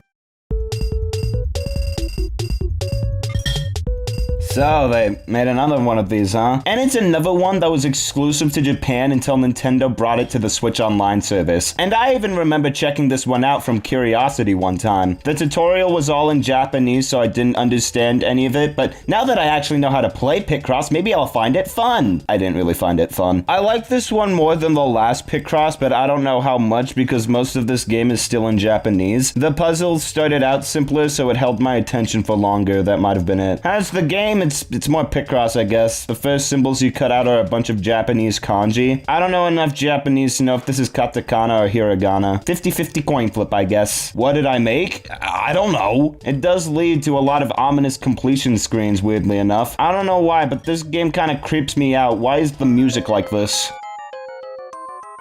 Anyways, what's my final score for Mario's Super Picross? Picross out of 10. Would Picross again? In fact, I'm so fucking tired. It's 12:17 a.m. My throat is fucking dying. Oh my god. Oh no, the Virtual Boy is on the loose again! This is another pretty bad one. It's a basic Mario high score game that I thought we escaped from 2 generations ago. And it's not as fun or addictive as any of those original ones. The main gimmick of this one is that the view of the screen is 3D. Well, as someone who doesn't own a Virtual Boy, I'm sure that'll work great on a normal monitor. Dude, someone's gonna be mad in the comments about the authenticity of me playing these games. If you're that person, go to hell. I don't like this one. It lacks all the charm those original arcade games had, and the gimmick is only really used so you can throw Koopa shells towards and away from the screen to hit enemies, and that's how you're supposed to kill stuff. This is substanceless for a high score-based game. Isn't it weird how Nintendo considered the Virtual Boy to be a 32-bit system when it can barely do the color red? Do better, Nintendo. Mario Clash, more like Mario ass. God, you don't know how long I've been saving that one for. Not even going at the bottom, there's like 10 games below this one. This generation, man, I swear. So Tetris Attack is basically just a reskin of Panel D Pon, but with characters from the Yoshi. I'm glad they did that because this is without a doubt my favorite puzzle game so far. It's pretty standard, you gotta switch blocks around in order to line up the colors 3 in a row. Simple, easy stuff. It's just fun to zone out to, shifting blocks around to get them in a row, but it does ramp up in difficulty to the point where it actually becomes kind of stressful. The music and art style are absolutely delightful, it's so nice and colorful, not much more to really say. Best puzzle game so far, you should go try it. This is not only better than the original Donkey Kong Country, but probably the best game so far. I had an absolute blast with this one. It's probably the best looking game on SNES. The music slaps, it controls perfectly, the bosses are actually good, the levels are difficult but never unfair, every death felt like it was my fault. This game is amazing, and the victim doesn't deserve the death penalty. I gotta make some calls. You got Donkey Kong Country 2, Diddy's Kong Quest. When I was a kid, I thought it was Diddy Kong's Quest, but then it's like, oh, they're trying to do a play on words. I don't know, man. I was a kid. I was stupid. Donkey Kong is not in the mix anymore. Bro was kidnapped, and so Diddy Kong and his canonical girlfriend, Dixie Kong, need to go find him. Shenanigans ensue. The game feels different from its predecessor mainly because of its 2 playable characters. In the previous game, Donkey Kong felt heavy and tanky and a little clumsy. I always preferred playing with Diddy Kong. Well, both characters in this game are small and nimble, and Dixie has this really cool ability where she can hover midair using her ponytail, and that becomes imperative in levels like the Hornet Hole. This game already improves on its first in that regard of just playability. Where the first game was very grounded and naturalistic, Donkey Kong Country 2 changes things up by essentially being a really badass Saturday morning cartoon. It drops you off immediately on a pirate ship, then you go to a freaky volcano, then there's some haunted swamp, an evil carnival with murderous roller coasters full of ghosts, then a spooky forest, mad scientist lair, a freaking airship. This game is brimming with childlike zeal and an excitement that's just so effortlessly charming. There are so many ideas that the developers are so clearly stoked about, and what makes this game interesting is how quickly these gimmicks are introduced, pushed to their natural extreme, and then absolutely abandoned in favor of the next cool thing. There is so much in this game. It's overstimulating, it's extreme, it's a creative piece that is just clamoring to give you everything it has, and you're all the better for it. It's got some really cool shit, bro. Also, all the compliments that I lobbied at Donkey Kong Country, they still apply here. The gameplay is outstanding, the visuals still hold up today, the level design is a masterclass, and it's also brutally difficult at times. The music, this game has freaking Sticker Brush Symphony. This is the crowning achievement of the entire series. And if Christian does not include Donkey Kong Country 2 in his top 5 Mario games, I am going to come for his family.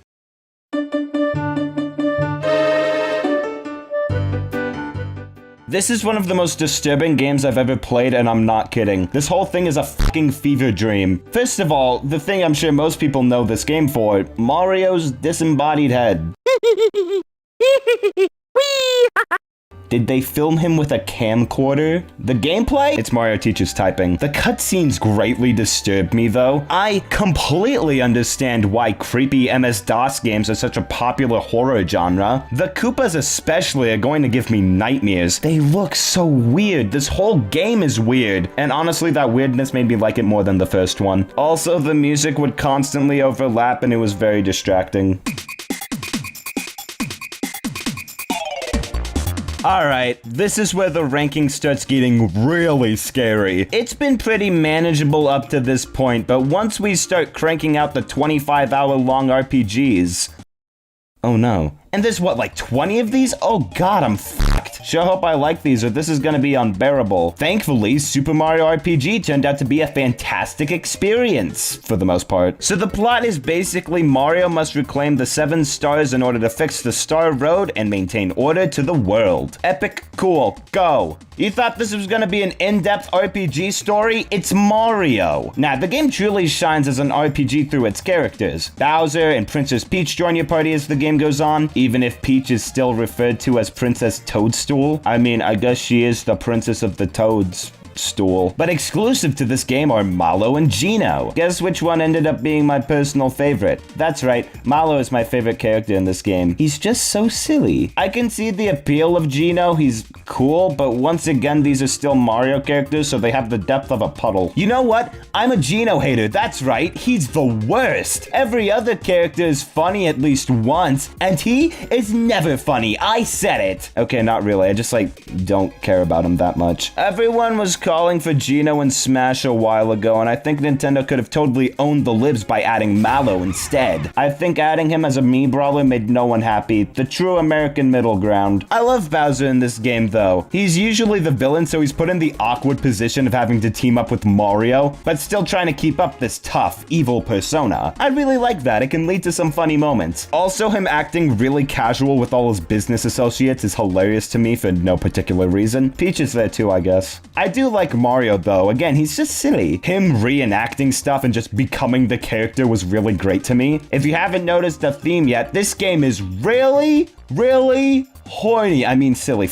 That's my biggest praise to it, honestly. It does not take itself seriously at all. It knows what it is. It's a Mario RPG. What really matters is how the game plays. The gameplay, if you will. The game when you play it. It's your pretty standard turn-based RPG. You take turns fighting enemies. You can hit it really hard. You can use magic. You can use items, and you can putty out. But even cooler, by pressing A during an attack, you can do more damage, incentivizing you to pay attention, I guess. On the one hand, hand, I really like this feature. On the other hand, I fucking despise it. So like 90% of the time it works, but there's never a clear indicator of when you're supposed to press the button. Like you can assume most of the time, but I don't like how it requires guesswork. You could have had a better indication system than nothing. This especially applies to defending yourself. You can press A when an enemy attacks so it'll do less damage, but only sometimes. Why? The attack is every time if you press it correctly, it works. Why doesn't that apply to defense? How am I supposed to know if I actually pressed it at the right time or if the game just decided, no, that doesn't count, that's ridiculous. It just adds unneeded confusion, especially because health matters in this game, because it's a fucking RPG. I could do everything I'm supposed to do and could still just die because luck wasn't on my side today. That's really dumb. For the most part though, the battle system is fine. Pretty fun actually. The defense system isn't as bad as I make it out to be. It's a turn-based game, you're gonna get hit regardless. I like all of the different spells you can cast. Each character brings their own abilities to the table. They're all very balanced on combat thankfully, and that applies to the game as a whole. I never felt the need to grind unless I wanted a specific item. If you fight a good amount of enemies in each area, you should be fine. Unfortunately, a lot of the bosses by the end game are real fucking annoying. This isn't exclusive to this game, a lot of RPGs have these problems, but when you get to stuff like a boss unlocking your entire party, that's when you get into bullshit territory. I hate this, you can literally do nothing about it. You could be having a perfectly fine run up to this point just for your RNG to fuck you over. And another frustrating thing this game does is have multiple bosses in a row without telling you. The Axum Rangers kicked my shit in the first time. I encountered them because they were already after a really long boss. And I didn't know I could save between them, so I'm just wasting so much time over that. I find it really strange how people can whine about having to restart a world when game overing in other Mario games, when you could get 30 minutes into a boss fight and die due to luck or something you couldn't have seen coming for no particular reason. It's frustratingly bad game design that sadly applies to a ton of these types of games. Again, I like a lot of RPGs, but there's some parts with them that just shouldn't be inherent. This is one of them. Also, no boss fight should take over 30 minutes. You know, I like the final boss fight a lot. Really wish it didn't take me a fucking hour. What if I died right before killing him? I would have been so pissed off. Mario RPG is a really great game that's held back by a lot of the more annoying parts of older RPGs for me. It's still absolutely deserving of being one of the most beloved SNES RPGs. I do have a few minor gripes with it. Mario controls kind of weird because of the 2.5D perspective, and there's a handful of other bosses I find annoying, but they made that one boss's boobs jiggle, so it was all worth it. The fan service was plot relevant, but dude, this game is so fucking charming otherwise. The music is absolutely iconic. When Forest Maze first started playing, it was so hype.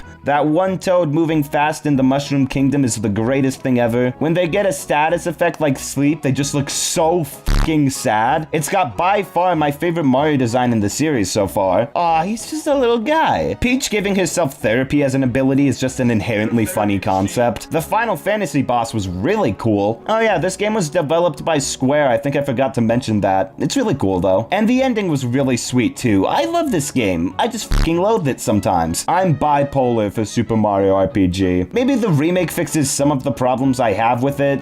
I might check that one out if it gets a price cut. I wouldn't mind returning to this one later, knowing what to expect. This was also the longest game so far. It took me 19 hours, which is probably, if not entirely, because I'm a stubborn dumbass who likes to brute force his way through boss battles.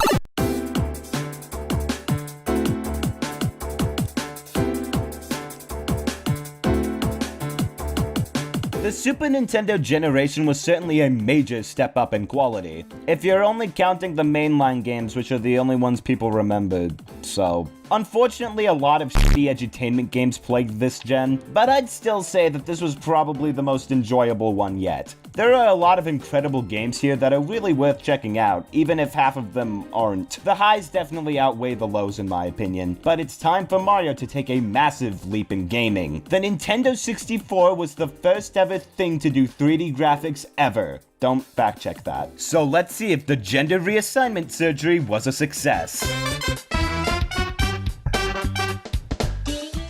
Happy to say that Mario's penis has been eradicated, thank you Nintendo. Very disappointed to see that this isn't actually the 64th game in the series. Come on Nintendo, you couldn't have made 11 more Mario games before this one? Anyways, 3D was becoming a phenomenon in the gaming market. They've been experimenting with it up to this point, like with the Donkey Kong Country games, but this is the first game that's full-ass third dimension. Ah, hell yeah, look at those polygons. This game looks like ass! I have a strange soft spot for this kind of shitty 3D texturing. Mario 64, GoldenEye, Ocarina of Time, these haven't held up the best graphically, and I think that's why I find them so endearing. Like, look at the Mario 64 textures.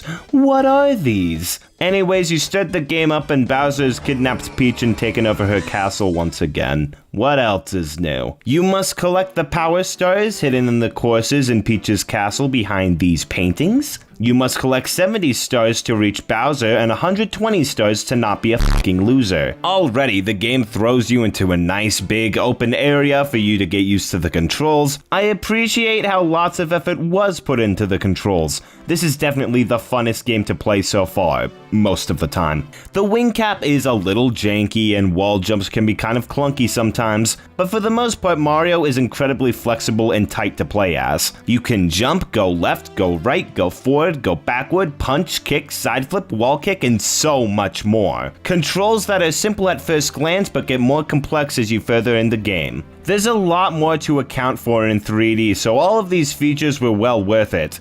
Except for maybe punching. I think I only used that to hit the baby Goombas in Tiny Huge Island. The camera's a little clunky. You do have control most of the time over it, but sometimes shit just happens and it doesn't follow you properly, but it corrects itself eventually. I can give it some slack. This was their first jump into 3D, and 9 times out of 10 it functions. That is a terrible ratio. Anyways, this game is way different in structure compared to games before. It's a collectathon, having to collect all these stars to progress. There are 6 in each stage with an additional 100 coin star. 100 coin stars don't boot you out of the stage like the other stars do, presumably so you can collect another star with it, most often the red coins. I feel like the 100 coin stars specifically can be very hit or miss. Every stage technically has 100 coins, but some are cutting it very close, sometimes requiring you to collect some of the red coins. I think they should have had a rule of thumb that there should be more than enough coins in each level so you don't have to collect the red coins if you don't want to.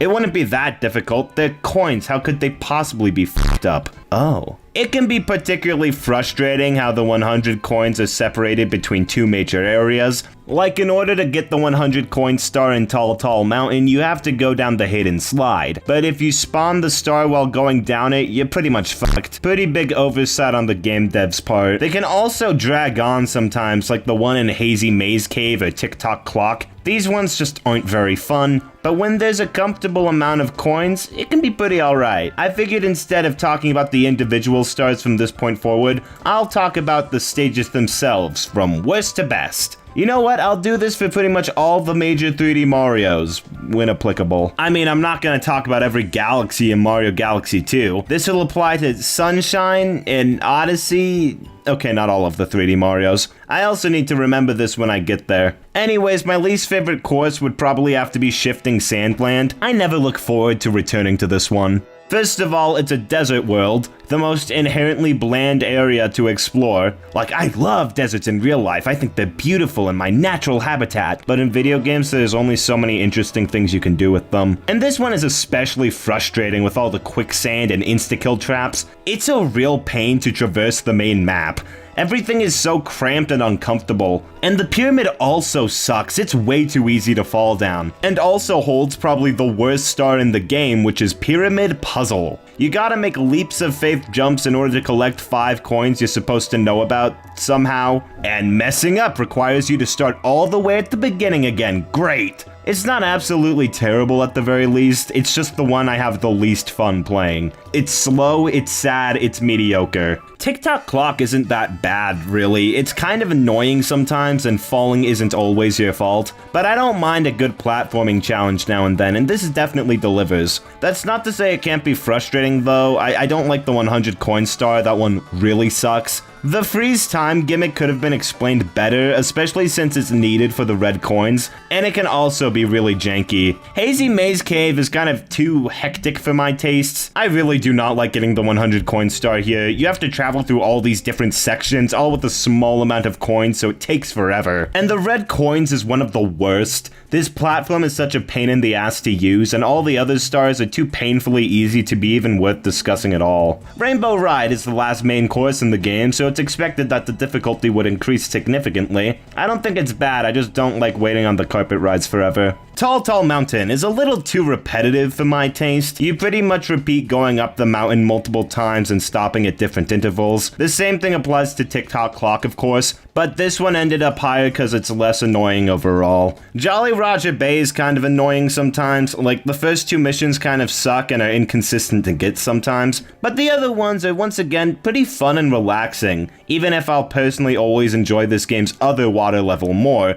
Speaking of which, Dire Docks is inoffensive. I think I might be the only person in the world who actually likes swimming in this game. It's a nice breath of fresh air from the rest of the game. I know a lot of people hate the 100 coin star in this one because of how few coins there are, but it's fine. Honestly, the worst part about it is that it's somewhat unmemorable, but comforting otherwise. Snowman's Land is structured similarly to Shifting Sand Land, with it all spiraling around this one big thing in the center, and has a hidden area. The difference is this one is far tamer than that one. You're given a lot more space, the igloo isn't a pain in the ass to explore, Snowman Loses His Head is a pretty annoying star, but otherwise I enjoy this one. Oh, Jesus Christ, Mario, are you okay? Big Boo's Hunt is neat. The atmosphere on this one is so cool. The only thing holding it back here is that Big Boo's star spawns on the top of the building for some reason. Why would they do that? Wet Dry World is also very neat. It gives off a really eerie vibe while also having a really interesting gimmick of rising and falling water. Also has a cool secondary area with this little town. This one is a lot of fun. Bob-omb Battlefield, ah hell yeah, the first one. This is a really great start to introduce you to the game. I'm also pretty sure that this is the biggest map in the game. There's so much open space here. It's fitting though, all of the stars here are pretty fun to collect, even if it's kind of easy, but hey, it's the first one, it's supposed to do that. It does kind of piss me off how you can't do a perfect sweep of the stars from the start though, because you'd need to get the wing cap for the fifth one. Fuck you, Nintendo. Lethal Lava Land is really great and fun to slide around with a really neat volcano sub-area. But why did they have to do 2 bully stars? Especially since the second one has the same exact big bully by the end. What was the point of the first star? Otherwise, this one is a blast, one of my favorites here. Tiny Huge Island is more of a guilty pleasure for me because it is flawed. The gimmick of switching between a tiny and huge island is really neat, even if I feel the tiny world is a little underdeveloped and can be kind of a pain to get around sometimes, but you can punt tiny Goombas that automatically makes up for it. Not to mention how fun it is to explore a massive island where everything is so much bigger than you. It also has my homie Bubba the Fish. I used to be terrified of this guy, but we're totally chill now, right, Bubba?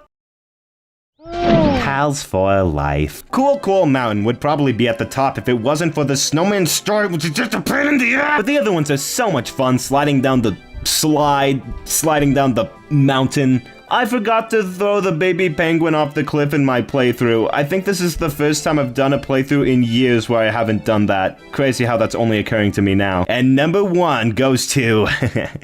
That's right. You know it. You love it. Hidden Toad Star number 2. This is my favorite world. The stars are really fun to collect regardless. There's so many ways to do each star, dev intended or not, which really increases replayability. The stars are pretty well balanced in difficulty too. There isn't one that I could point to as the easiest or hardest. The game has a very nice difficulty curve. You do unfortunately have to replay a lot of stuff in this game though. Once again, Tick-Tock Clock and Tall Mountain are basically that in a nutshell. But I don't know, after playing a game where you could lose an hour of progress from dying, only to replay a 3-minute section in comparison seems really nice right now. The boot out system does pad out the game, however. Like, is there any reason you have to boot me out of the level right now? But that doesn't stop Mario 64 from being one of the most fun and iconic games of all time. This game has the biggest speedrunning community for a reason. It's really enjoyable to play. And that community itself is still one of the most recognizable parts of gaming. Everyone has tried to do a backwards long jump at least once in their life. If you haven't, I'll give you a 3-minute head start to run before I fucking blow your brains out.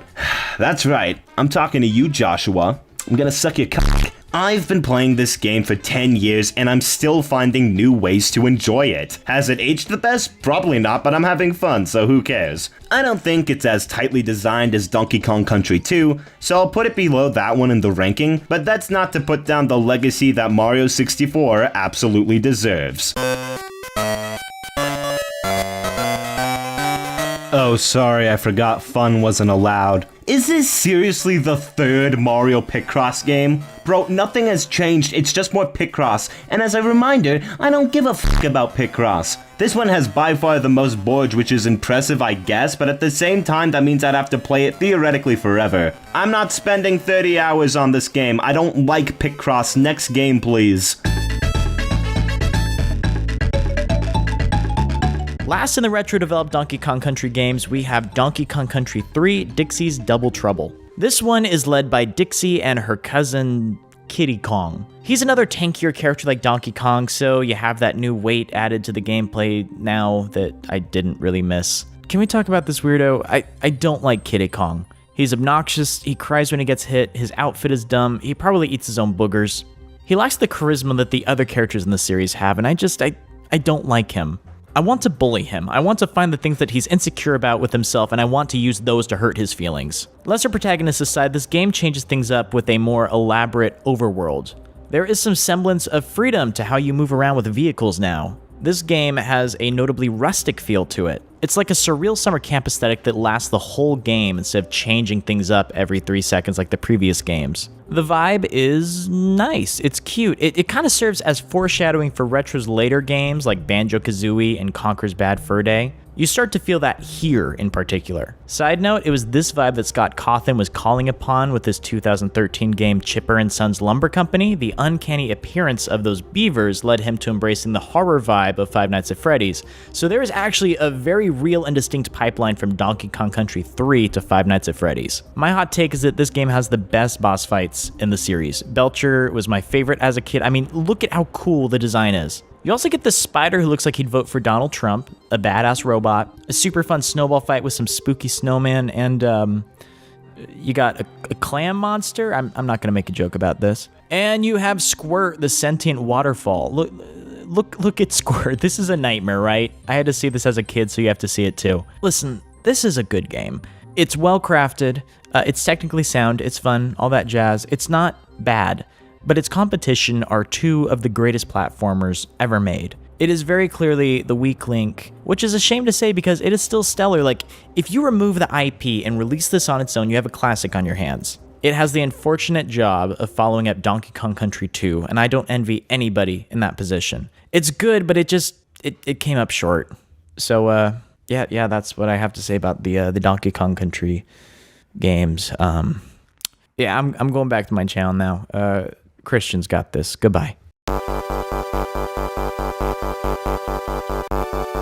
Donkey Kong Land 2 is an improvement on the first? I still don't like playing this one. I don't like playing any of the Donkey Kong Land games. They're too cramped and the controls are way too fast. So they could be just as well designed as the originals and I wouldn't notice because it's such a pain in the ass to play. These things are neat exclusively for being semi-demakes, but otherwise I hate playing them. This one isn't as egregious as the original, probably because it's based on a much better game, but I just don't like it and I don't have anything else to say about it beyond that. They are tedious, shitty-ass games. As I've established before, I never really grew up playing Mario Kart. Like, I've played 8 Deluxe the most, I've dabbled in Super Mario Kart and Mario Kart Wii before this, but all of these other entries are completely alien to me. So you could imagine the shock on my face when I realized, this game's actually really fun. Like, okay, in some places it hasn't aged the best, but to act like this game isn't a blast would be blasphemy. Blast, boom, bang, ow! This was the multiplayer game for the N64. Everyone had it, except my dad, and he's the only person I know who had an N64 in the 90s, so no one actually had it. Already, we have a lot of series improvements from Super Mario Kart. The character selection still only has 8 characters, but these are much more recognizable than whatever the hell Super had going. I like the track selection here a lot more also. Super Mario Kart had too many tracks that would repeat. I think there's a perfect amount of new tracks and reused themes, which is to say there are barely any reused themes. I mean, I don't get that much. I think how a course actually plays is far more important. Mario Kart 64 has a lot of classic maps. I mean, come on, we got Wario Stadium, N64 Rainbow Road, Toad's Turnpike, Sherbet Land. Hell yeah, all of these are peak fiction. I just found out people hate Sherbet Land. Suddenly, I seem to be a fool. I can't be the only one who gets this weird nostalgic feeling from these old kind of empty 3D spaces. I don't know where I got it from, but it's really charming to me and it puts me at ease. I got it from Roblox.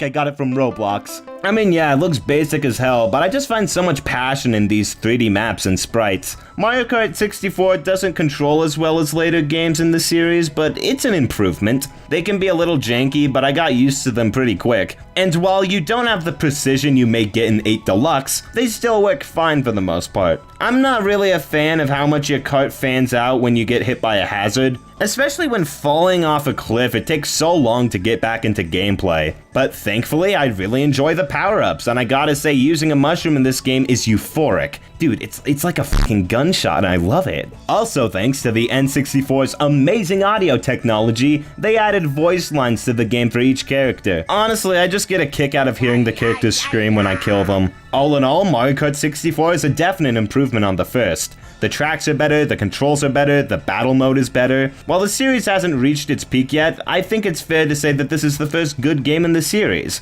I'll be putting it under Donkey Kong Country 3. Ugh, Christian, I thought we weren't doing compilations! Wait, I already told you I was doing these in the intro. This isn't a surprise. You moron, why did you ask that? So the Game & Watch was a line of video game systems that Nintendo made before the NES, and were neat little pocket games that were made with a very simple display. So it's neat to have them remastered here so that more people would enjoy this little part of video game history. They also have the originals here, but I mean, who would want to play that when you could play the ones with Mario characters in them? We have only 4 games here. That is shockingly low. Well, might as well go through them one by one. Manhole, lift up the platforms for the toads to walk over. I feel like this one is cute, but eventually the challenge ramps up to the point where they just throw too much at you, and that's when I stop having fun. Fire, I do like how exceedingly simple this one is at face value. You have 3 positions to get the toads off the building and into the fire car thing. But the level of difficulty ramps up again, and I definitely enjoy it here a lot more considering how limited the controls are. Octopus, it's fine I guess, probably my least favorite in the collection. Oil Panic, connect the oil falling from the ceiling, then give it to the Yoshi. I don't like how much is on screen with this one. It's a lot to keep track of. And that's it. That's all the games included in this collection. I mean, they're all fine. I didn't know what I was expecting really, but these were just a neat novelty and nothing more.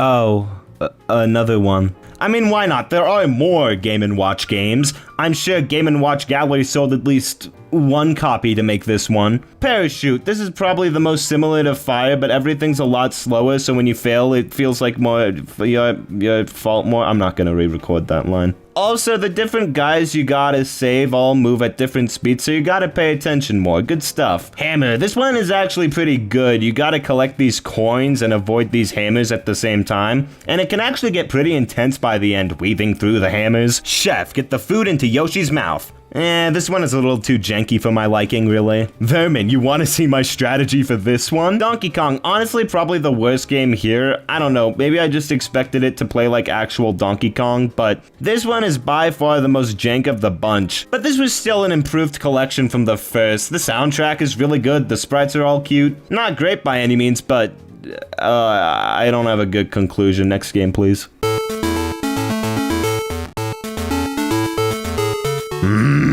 Really? Did we need a 3rd Donkey Kong Land game? Why does this one use Roman numerals? None of the other Donkey Kong games use Roman numerals. Okay, in all fairness, this is probably the best game in the trilogy. Most of the levels are a lot slower, and thus the screen crunch isn't as much of a pain as it is in the other games. That's it, that's the only improvement. It's still a stain on the eyes to look at. It's still a pain in the ass to play. Don't even bother with any of these games. Donkey Kong Country 3 is the weakest one, and it's better than all of these combined. And they're more easily available also. I don't think the Donkey Kong Land games have actually been re-released, so don't even bother with them. They aren't worth trying at all. I don't have anything else to say beyond that. These games just fucking suck. How dare they make another racing game for the N64? Mario Kart 64 is already there, buckaroo. It's not even worth trying. Actually, this one is fairly interesting. Diddy Kong Racing is arguably better than Mario Kart 64. Do I agree with that? Well, no. But I can certainly see why someone would prefer this one over Mario Kart 64. First of all, it's a graphical improvement. All the characters have actual 3D models. The environments all look a lot nicer and less empty. The levels are far more realized. Even the character selection is interesting. I wonder how many of these Rare just pulled out of their ass. Yeah, racers in the Donkey Kong series, we've got Diddy Kong, Pipsy. There's no way in hell any of you guys will return in any future games. It's weird how Banjo and Conker got their start here too. Banjo, of course, from the Banjo-Kazooie series, and Conker from Nintendo's South Park equivalent. Technically speaking, I could push the limits of what games are allowed here and say that Banjo-Kazooie and Conker's Bad Fur Day are both Mario games, but that would be fucked up, and I'm not gonna do that. Sadly, I'm not as big of a fan of this one compared to Mario 64, mostly because I don't like the racing as much. It's alright, but there's a couple of changes that are just annoying. I don't know how much of a hot take this is gonna be, but I really don't prefer the controls here, especially on the hovercraft. Yeah, this game gives you a lot of different vehicles for designated levels, and the hovercraft controls terribly. It's too sensitive. I feel like I take a 90-degree turn just from nudging the analog stick. The other courses fare a little better in terms of vehicle usage, considering how I can actually tolerate playing them. Mario Kart 64 may have been a little janky sometimes, but it was at the very least consistent, and I always felt in control. This one is a lucky roulette. Also, the power-ups here are just worse clones of Mario power-ups. Like, whatever this green shell equivalent is, it sucks. At least the game still holds up pretty well visually. I feel a lot more immersed in these levels than with 64. There's a pretty solid single-player campaign, but Diddy Kong Racing is still far from my go-to racing game this generation. Yoshi's Story. I sure hope it is. Go ahead, apply this to literally any video game protagonist. It is their story whether you like it or not. Man's story. Anyways, Yoshi's Story is boring. I played this game for like 4 hours straight, waiting for it to evoke any reaction inside of me. And nothing happened. The art style is cute, I guess. It's differently structured from a lot of other games in the Mario series. You gotta collect 30 fruit instead of reaching the end of the level. That's kind of cool, I guess, but the levels feel so empty and worthless. I also don't like how the game is structured. Why can't I go between worlds so easily? Just like have me go one at a time. It's really weird that Yoshi doesn't feel right control-wise. He feels too slippery, yet too stiff at the same time. Also, the use of 2.5D was something I really wasn't a fan of. It's kind of neat to hear Yoshi music that would later be used in Nintendo Land. Reminds me of how much I'd rather play that game. Yoshi's Story isn't bad or anything, but it's far from anything I'd want to play again. Honestly, the past 4 hours have been a complete blur where I was barely paying attention and still somehow beat the game. Crazy how that works out.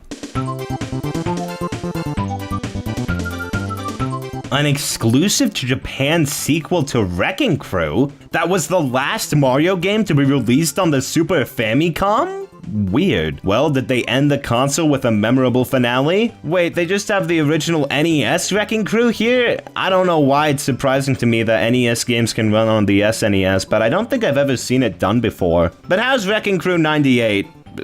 I don't know. As expected, this game is all in Japanese. This probably isn't the first game that is, but it's the first one I've had a problem with. I don't think I remember. Anyways, Mario is mad about Bowser building outside of his zoning territory. I don't read Japanese. I do like the neat little Mario visuals and the story, even if I can't understand any of it. Leave it to my absolute shock and dismay to find out that the game isn't like the original Wrecking Crew that much. I mean, it controls the same and you still want to break shit, but it's much more of a competitive puzzle game, kind of like Kirby's Avalanche. You gotta line the different colored bricks up so the opponent will have to deal with them. This is actually very similar to Kirby's Avalanche. It's fun, not a go-to puzzle game necessarily, but definitely better than the original. The real 64th Mario game was Wario all along. I was honestly really excited to jump into Wario Land 2. I enjoyed the first game a solid amount, even if it was a little slow in some areas. But this game seemed to fix that with faster controls and a completely different gameplay style. Maybe I was setting my expectations too high because, being honest, I was rather disappointed by this one. It's not bad by any means, but it makes a few decisions that end up weakening the whole game for me. Captain Syrup, who was the villain of the last game apparently. Come to think of it, I wasn't really thinking about the plot at all with the last game. Final boss is a genie? Okay, whatever, sure. But yeah, she orders her troops to invade Wario's castle where they fuck everything up, and now Wario has to go and do the thing, beat the boss, the big boss and stuff. Alright, I'm gonna rip the bandit off here. I really hate how this game controls. The original Wario Land was slow, but it was at the very least consistent. Here it wasn't something I got used to. They felt janky the whole way through. Walking left and right is met with a little delay. Jumping is janky as all hell. And when you land, you're a little slower for a second before turning back to normal speed. Like,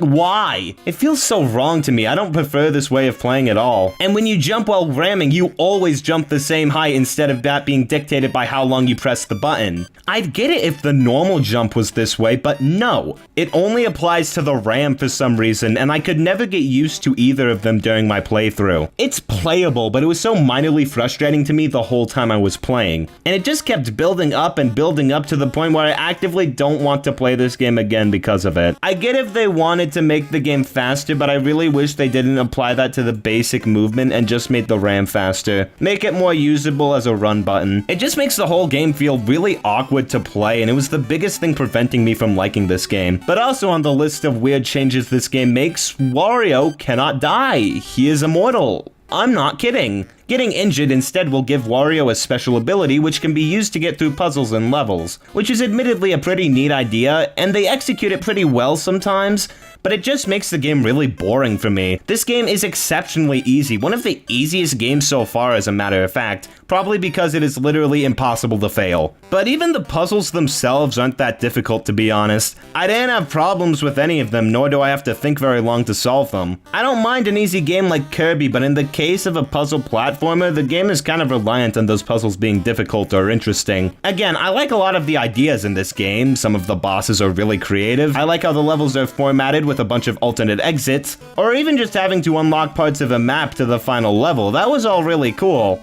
But the execution of the gameplay and level design just doesn't do it for me. I'll be putting Wario Land 2 above Yoshi's Story. Looks like we have another weird one on our hands. Mario no Photopea was made for photo composing and needed specific smart media storage slots in order to transfer photos. I think it goes without saying that this was exclusive to Japan, considering how the name is in Japanese and I've never heard of smart media before. Most I can say about this game is that Mario looks weird. It is kind of neat how you could connect actual photos to the N64, but the fact that it had to be this certain company's designated storage slots is kind of lame. As expected, this is going at the bottom of the list. None of these games have been outright terrible so far, and this one is just, well, nothing. Barely counts as a game.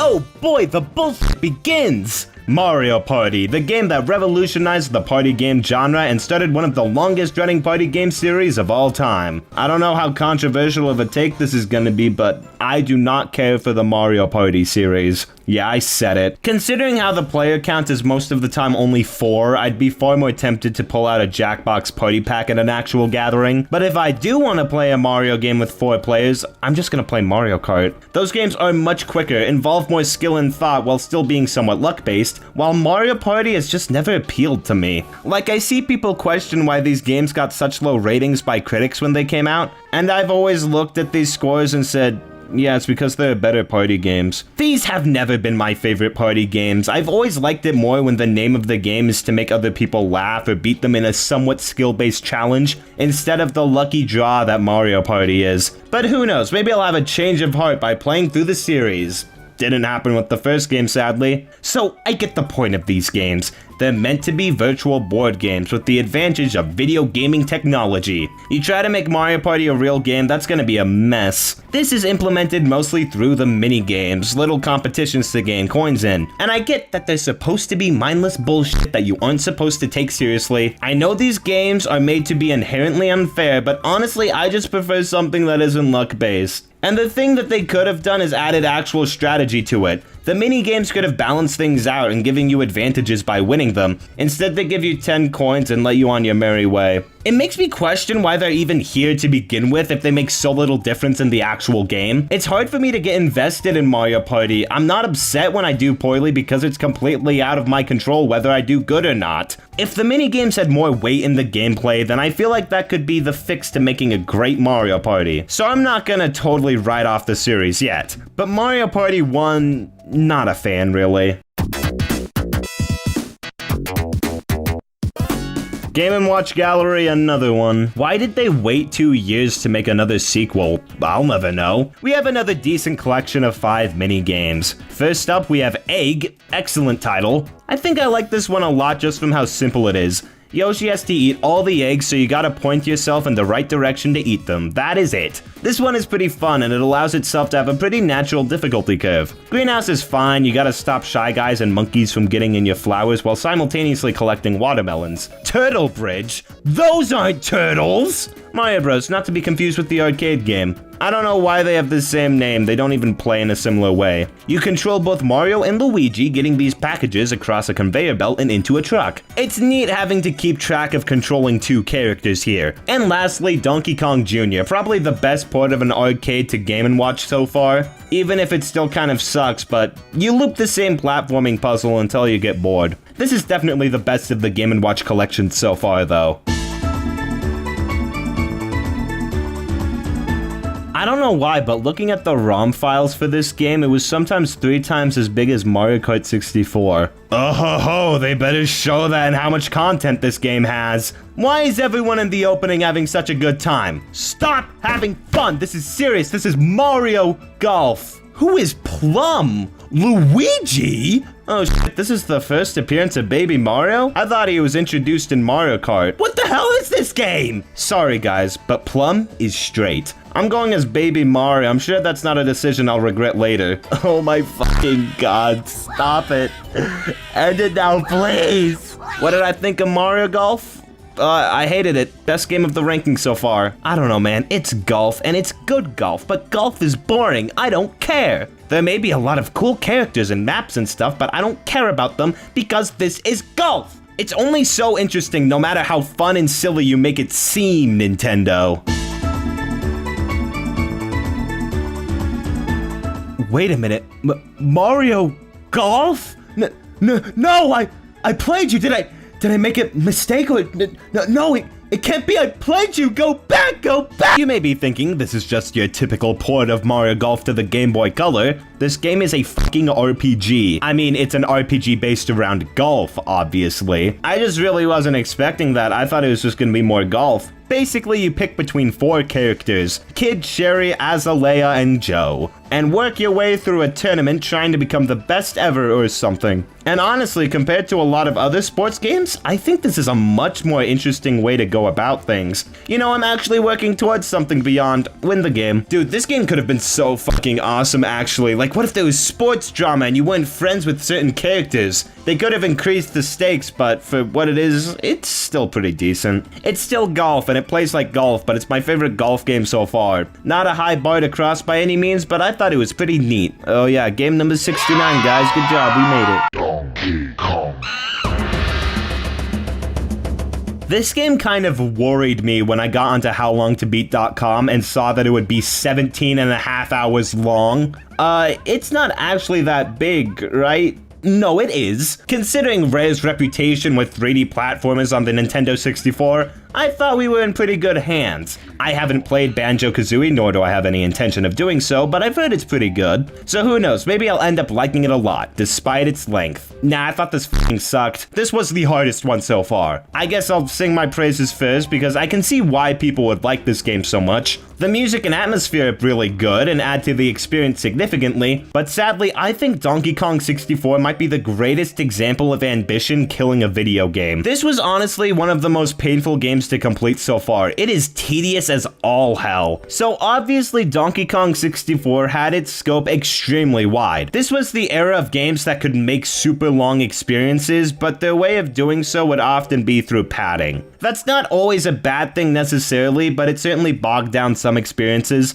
Like, Final Fantasy IX was clearly meant to be bigger than it should have been, with all the different side quests and items to collect, when it probably should have been condensed down more. It's okay, Final Fantasy IX, you're still my favorite game of all time, love you. Mario 64 is a simple collectathon game. Get all 120 stars spread through 15 courses in Peach's Castle. In Donkey Kong 64, there are 201 bananas, 8 boss keys, 8 levels, 50 DK coins, 10 battle crowns, 20 banana fairies, 5 characters, 18 special character abilities, 40 banana medals, 5 replenishable weapons, 20 mini games, 40 blueprints, 949 banana coins, and a partridge in a pear tree. I mean, yeah, you can put all of that into a video game in the late 90s, but should you? God, no! I will implement 4 billion Tangerine tokens into the new Donkey Kong game so people will be more satisfied with their purchase. Every level in this game is fucking massive with excruciating amounts of backtracking. Nothing connects or flows well, and it makes getting through this game a bitch. They put my sleep paralysis in the game and named him Linky Kong. As silly as this game is sometimes, the DK rap is goofy, and it has some other silly bits,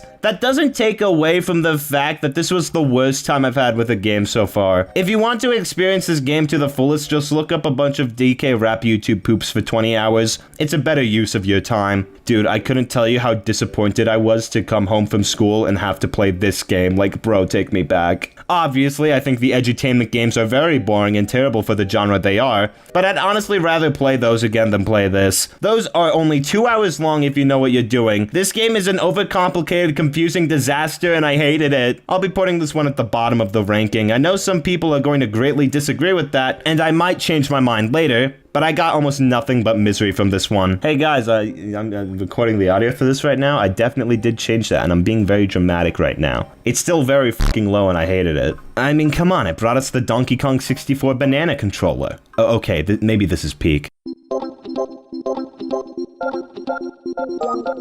I guess as a sequel to Mario Paint, the N64 got a series of Mario Artist games. There are 4 of these, apparently. Even weirder is that this was released for the Nintendo 64 DD, an extension to the N64 that was exclusive to Japan. When I found out this thing existed, it absolutely blew my mind, man. Nintendo 64 games still use cartridges, while the PlayStation 1 and Sega Saturn moved on to discs, which could store a lot more data. Thankfully, Nintendo had a solution. We're not gonna use cartridges anymore, we're gonna use differently shaped cartridges. The Wikipedia page keeps calling these things discs. Have they seen a disc before? The 64 DD cartridges couldn't even store that much data. A standard PS1 disc could store 700 megabytes. Plenty of room for video clips and goodies, all while being cheap to produce. Hell, you could even do what a lot of major RPG developers did and package multiple discs together for bigger and better games. The N64 cartridges would typically store 4 to 64 megabytes. That is pitiful in comparison. Oh, and even better, you want to know how much the Nintendo 64 DD cartridges could store? 64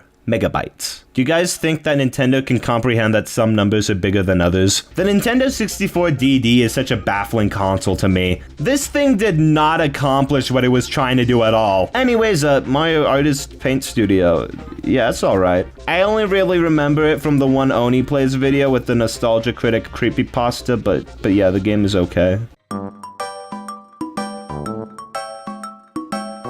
Nintendo fucked up. So there's a lot of mini-games in Mario Party 1 that require you to spin the stick, and the best way to do that was to put your palm on the top of it and injure yourself. This was even seen in some of the advertisements for the game. They were encouraging kids to amputate their hands. At least that's what I think they were doing. Nintendo had to respond quickly. They gave gloves to everyone who complained and made Mario Party 2 without any stick rotations. Mario Party 2 is generally considered to be the best in the series. I don't care for it that much. Mario and pals make a new land and decide whoever defeats Bowser gets to name it after themselves. I'd rather decide via Russian roulette. Mario Party 2 is just an improved version of the first game. You know, the boards are better, the mini-games are better, even if a lot of them are just copied from Mario Party 1. But hey, if it ain't broke, don't fix it. And the most important change is definitely adding items. I thought that this would fix a lot of my problems with the first game by making things more skill-based and balanced. No, not really. This game is still like 99% luck. Actually trying to implement a strategy is easier said than done. Items are still reliant on the dice block, which I don't know if you know this, but rolling a dice is completely luck-based! It doesn't matter if you have more of them.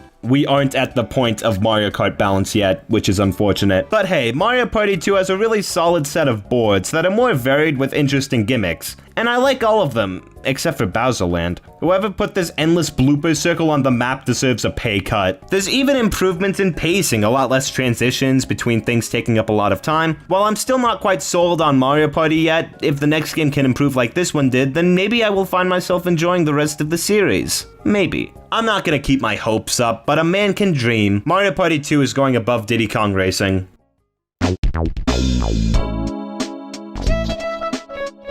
So I looked at Mario Artist's Talent Studio and thought, what does that mean? And I gotta say, despite all the weird games I've seen so far this ranking, this is the weirdest one, by far. I don't know what this is.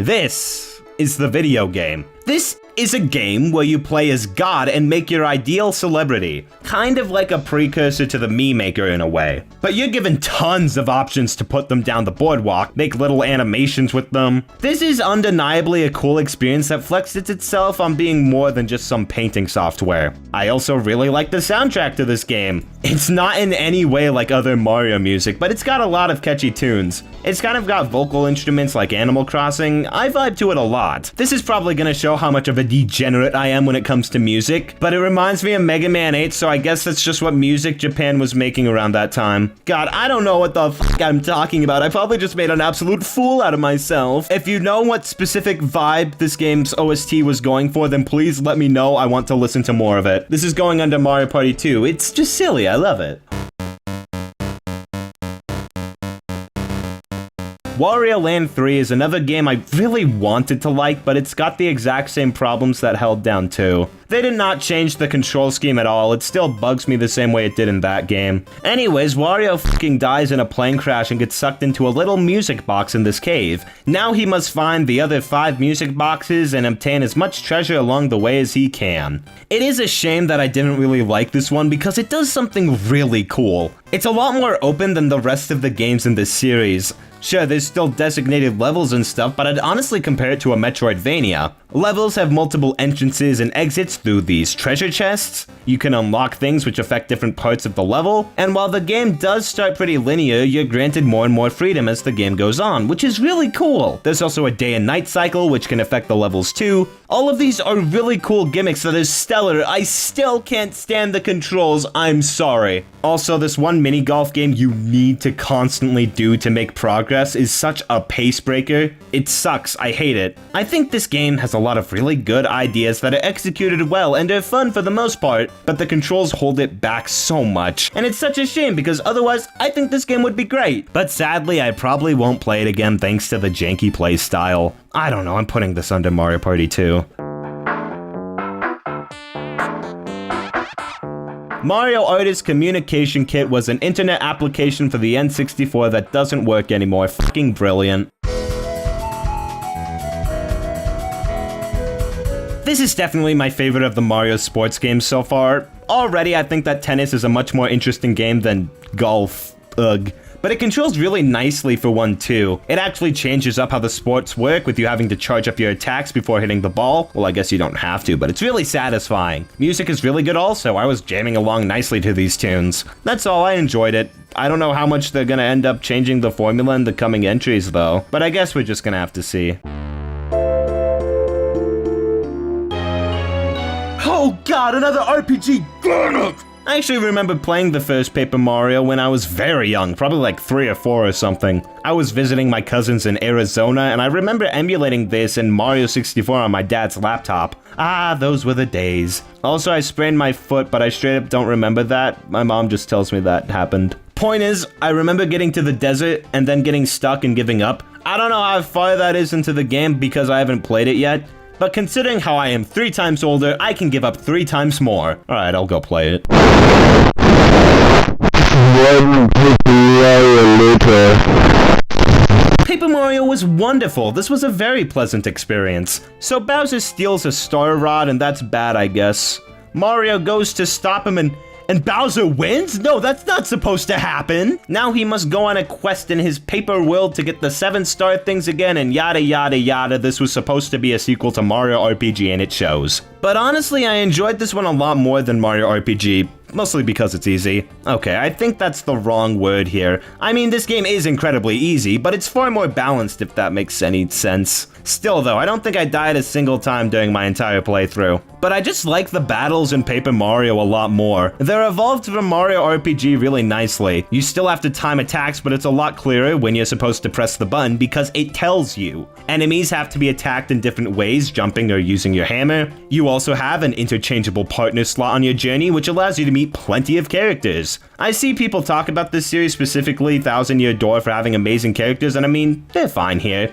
Not great, but alright. But who knows, Thousand Year Door could change my mind. The paper aesthetics look really nice. The sprite art all looks really great and charming, even if it was definitely used as an excuse to use 2D sprites instead of 3D. I don't mind or care though, but knowing the gamers of the late 90s, anything but 3D was a sin. Oh yeah, these badges were a neat addition, even if many other RPGs have done a very similar thing. I think Final Fantasy IX did something like that. Why am I mentioning that game again? There's like 7 other Final Fantasies I've played. Well, I mean, it is the best one. Paper Mario was definitely easier than Mario RPG, but it makes up for it by being incredibly well designed and balanced. If you want to get into RPGs but don't know where to start, then this is the game I'd recommend. It doesn't have any major difficulty spikes to my knowledge, it's pretty thorough and consistent, and it's also very silly sometimes. It doesn't reach the peaks of Mario RPG, but it's goofy and fun nonetheless. All that's to say, why does the hotbar change colors slightly halfway down the screen? Why would they do that? Okay, thankfully, the last of these Mario Artist games. I don't know why they made so many of them for this dead console. This is actually a pretty neat one though. It dedicates itself as a 3D modeling software. Something that definitely would have been inaccessible to children in the 90s, so it's really neat to give them an introduction to it like this. Again, it's really basic compared to stuff like Blender, but no, that's about it. It's really basic compared to stuff like Blender. Mario Tennis for the Game Boy Color, not to be confused with Mario Tennis for the N64 or Mario's Tennis for the Virtual Boy. Did Satan name these? Even more confusing is that it is an entirely separate sports RPG once again. Did anyone at Nintendo, notice that people were gonna be confused? Anyways, in this game you attend a tennis academy for tennis. You try to climb the ranks at your school. It's pretty much the same thing as Mario Golf, but tennis. And as we've established, I like golf more than tennis. No. I wrote that in the script, that's a lie, I don't! And as we've established, I like tennis more than golf, so this is already my favorite sports game so far. But this is a really fun tennis game, I gotta say. I was kind of hooked on this one for a little bit. I really like all the mini games that can boost your skills at the game. I was surprised by how much I enjoyed this one. I like how Mario is for some reason the best tennis player in the world. Man, this guy is the best at everything. Do you think he ever gets tired of being awesome? This was great. Also neat how you could connect this version to the N64 with the transfer pack. I didn't do that, but it's neat. Easily my favorite sports game so far. Mario Party 3 didn't really fix anything. I guess it's a better game than Mario Party 2, but it didn't really try to innovate like the last one did. Items work the same, games still work the same. We just got a new selection of boards and characters and items and mini-games, all of which are good additions that do add up to this being a better game in my opinion. But once again, these games are too luck-based for me to consider pulling them out again, let alone this specific entry in particular. If someone asks me if I'd rather play Mario Party 2 or 3 at a party, I'd ask if we could play Mario Kart instead. I don't know if these games could at least try to shoot for a 50-50 ratio of luck and skill. You could actually bring some of your strategy into fruition. Whenever I play this game, whenever I think of a strategy or game plan, I never actually get to use it. If I want to start, I'm just gonna have to wait until I'm lucky enough for one to spawn in the path I'm already on. I swear I feel like I'm missing something here. I liked Mario Party 3 more because a lot of the items were pretty interesting compared to Mario Party 2. I like the one that makes the last 5 turns happen because that means I get to stop playing the game sooner. honestly. I may sound like I hate these games, but now they're fine. They're just kind of the epitome of a 6 out of 10 to me. I don't hate them, but I probably won't seek them out. If they don't start changing up the formula for the coming entries, then it is really just gonna come down to which games have the best maps or whatever. Anyways, Mario Party 3 is the best Mario Party for now. Not by a lot, but I'm putting it above Mario Party 2, but it's with something, I guess. Can you believe that the GameCube hasn't even come out yet and we're already at the last N64 game? This is gonna be quite the drastic switch in generations. Nintendo wanted to get as far away from the N64 as they could. Move on to a system that would perform worse financially. Did Nintendo end things out with a bang? No, not really. I mean, it's pretty much multiplayer Dr. Mario, and I already ranted about that game long enough in the last segment. The 2D sprite art is neat and surprisingly well animated, so I guess by visuals alone, this is the better game. Also the multiplayer, I guess, but that's less important than silly colors. I'm really fucking tired if you can't tell. I gotta stop recording these so late.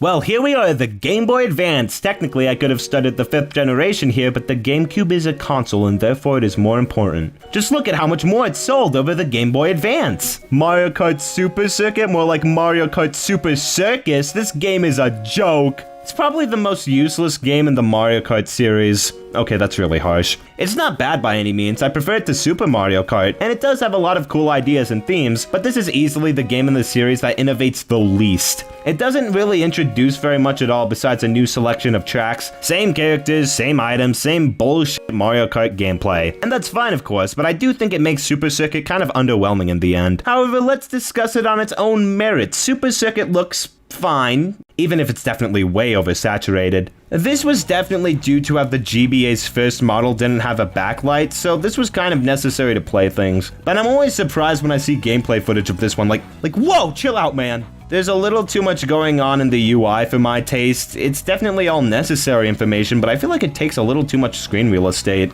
I'm glad they didn't go for the split screen approach. I think I would have started screaming if they did. The game controls fine, no major complaints really. Drifting is kind of annoying and I try to avoid it when possible, but otherwise it's what I expect from a typical Mario Kart affair. But the main additions to the series made was the track selection and retro courses. Adding up all the tracks in Super Circuit, the game has 40 levels. Damn. Yeah, half of them are the ones from Super Mario Kart, but this was definitely a nice thing to add. It's pretty much having another Mario Kart game on the go with you. But actually unlocking all of them is a pretty major pain in the ass. You gotta finish the first 4 cups to unlock the special cup, then finish all of them with 100 coins to unlock the retro tracks, and then you have to unlock everything for the different speeds. Maybe I should return to that screaming idea. The tracks themselves are kind of a mixed bag. I'm a fan of Sunset Wilds and Sky Garden. Those tracks are great with really nice theming and creative level layouts. Sky Garden especially, all the shortcuts you take to get through the level quicker greatly satisfy me. And Sunset Wilds has cultural appropriation. Whoops. There is the other side of the coin though. Boo Lake and Broken Pier are just kind of depressing. Something about the atmosphere here just makes me go, this fucking sucks. I get seasonal depression, guys. And when I'm playing Sunset Wilds, I get seasonal mania. I'm seasonal bipolar. Snowland, oh boy, I've always wanted to have hypertension. Why of all courses did Snowland be cursed with this shaking camera? What does it add? If it was a course with inconsistent terrain, then I'd understand. I wouldn't like it, but I'd get it. Why did this happen? The course was fine otherwise. It's neat how this was the first handheld Mario game, and I could definitely see getting a lot of worth out of this on a road trip. It's just not the most practical now. It probably changed the series the least in the grand scheme of things, and the fact that its reign of terror as a handheld Mario Kart only lasted 4 years shows that. But for now, I'll be putting it above Wario Land 3. Wario Land 4, and you know what? I actually kind of fuck with this one. Exclusively because they changed the control scheme. The story to this one is quite simple. There is a pyramid, Wario goes there for money. Alright, you know what? I'm just gonna talk about it now. The controls are amazing. There isn't that slow ease into stopping and starting like with Wario Land 2 and 3. When you click the button, you just go! Bramming has a massive improvement. It's so much faster and tighter to control. Not to mention the horde of other new ways to speed around levels. Like, what is this, Sonic? This is the best controlling Wario Land yet. It is fantastic. fantastic. Oh yeah, and Wario can die now. Wario Land 4 actually reaches a very nice balance between Wario Lands 1 and 2. Wario Land 2 and 3 were more about exploration, and Wario Land 1 was a pretty linear platformer. But Wario Land 4 combines the two into something magical. You can choose what order you do the worlds in, even if the levels themselves are straightforward in formatting. But they have a very nice mix of puzzle platforming and normal platforming, combined with the excellent controls, fun transformations, and this is absolutely my favorite Wario game so far. I do have my gripes with it. The minigames are all kind of pointless. Just getting coins to buy items so you can take parts off of a boss's health before fighting it. Why wouldn't I just fight the boss instead? It's not like they're hard. Speaking of bosses, they're disgusting. I love it. Why Nintendo decided to go in this art direction? I'll never know, but it looks beautiful, so I don't mind. But the game is also really replayable. All the additional endings and the game being really short add up to making this a game I'd gladly come back to. I'll be putting this above Mario Kart 64. Alright guys, how are we ending this generation off? It's another sewing game. They made another one of these? Why? For the Game Boy Color? How? Mario Family was a game for the Game Boy Color which was now compatible with a fucking sewing machine. It's another weird thing only released in Japan. Ah, sewing machines. This takes me back to when I worked in my middle school sweatshops. As far as I can tell, you plug in the machine into the Game Boy and the Game Boy could make it make certain patterns for you. I don't remember if the last Mario sewing game could do that, and I'm not checking. Probably not. This one has more functionality, I guess, even if it is basically unplayable today without the sewing machine.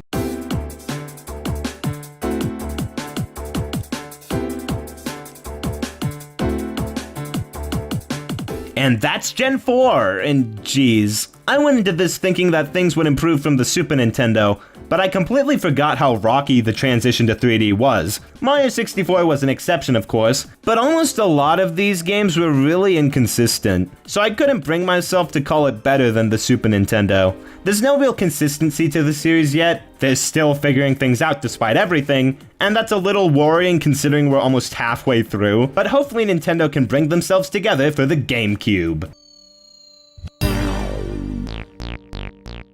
Alright, the first real Luigi game. I refuse to count Mario as missing because it's Mario who's missing, not Luigi. And what do you know, it's a spooky game too. Good thing I'm playing this on the 18th of October at 1:32 p.m. I think that should show how long this video took. Oh god, I've been playing Mario nonstop for 3 months, guys. Please help me. I have never played this one before. The only Luigi's Mansion-based material I have played was the one Nintendo Land minigame, and I actually find myself enjoying Luigi's Mansion a lot. It's a very simple game. Luigi has to clear out all the ghosts in the mansion to save Mario. Mario is missing too. Oh fuck. You get this vacuum from Professor Egad to suck up ghosts, and the basic gameplay loop is going through each room and figuring out where the ghouls are. Easy to grasp, it's very fun, even if it doesn't change too much throughout the playthrough. Graphically, this is a massive step up from the N64. I don't know if they're allowed to do circles now, but Luigi looks great. There's actual lighting in this game now. It looks good and adds to the atmosphere. The game is creepy as hell. The first boss is a dead child.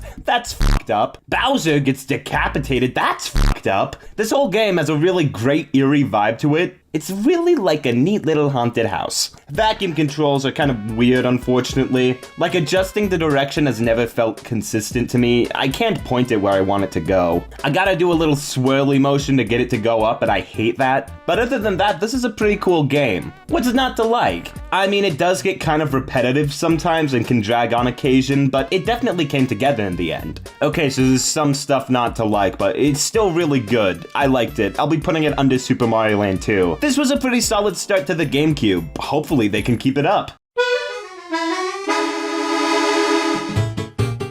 Oh god, Mario Sunshine! I was very excited to revisit this one, because while I've played this one multiple times, my opinion on it has never really been clear to me. There was a time where this was my favorite Mario game in the series, and then I remember replaying it and seeing a lot of problems that I didn't remember having before. I was a dumbass both times. Mario Sunshine is secretly bipolar, and therefore it's the most mixed game in the 3D Mario series, which is to say the worst. Okay, that's a little harsh. I don't know how it compares to 3D Land or Galaxy 2, which are also games I have opinions on. However, I feel my thoughts on those games are far less radical, especially compared to Mario Sunshine, which is a wild ride of ups and downs. This game is weird. So I played this game on the Super Mario 3D All-Stars compilation, a remastered version of all these games for the Switch. While I do have the original game on the GameCube, I'd rather not play it for the sake of the footage not looking like Vaseline. But because of that, all the cutscenes are cropped to be in widescreen.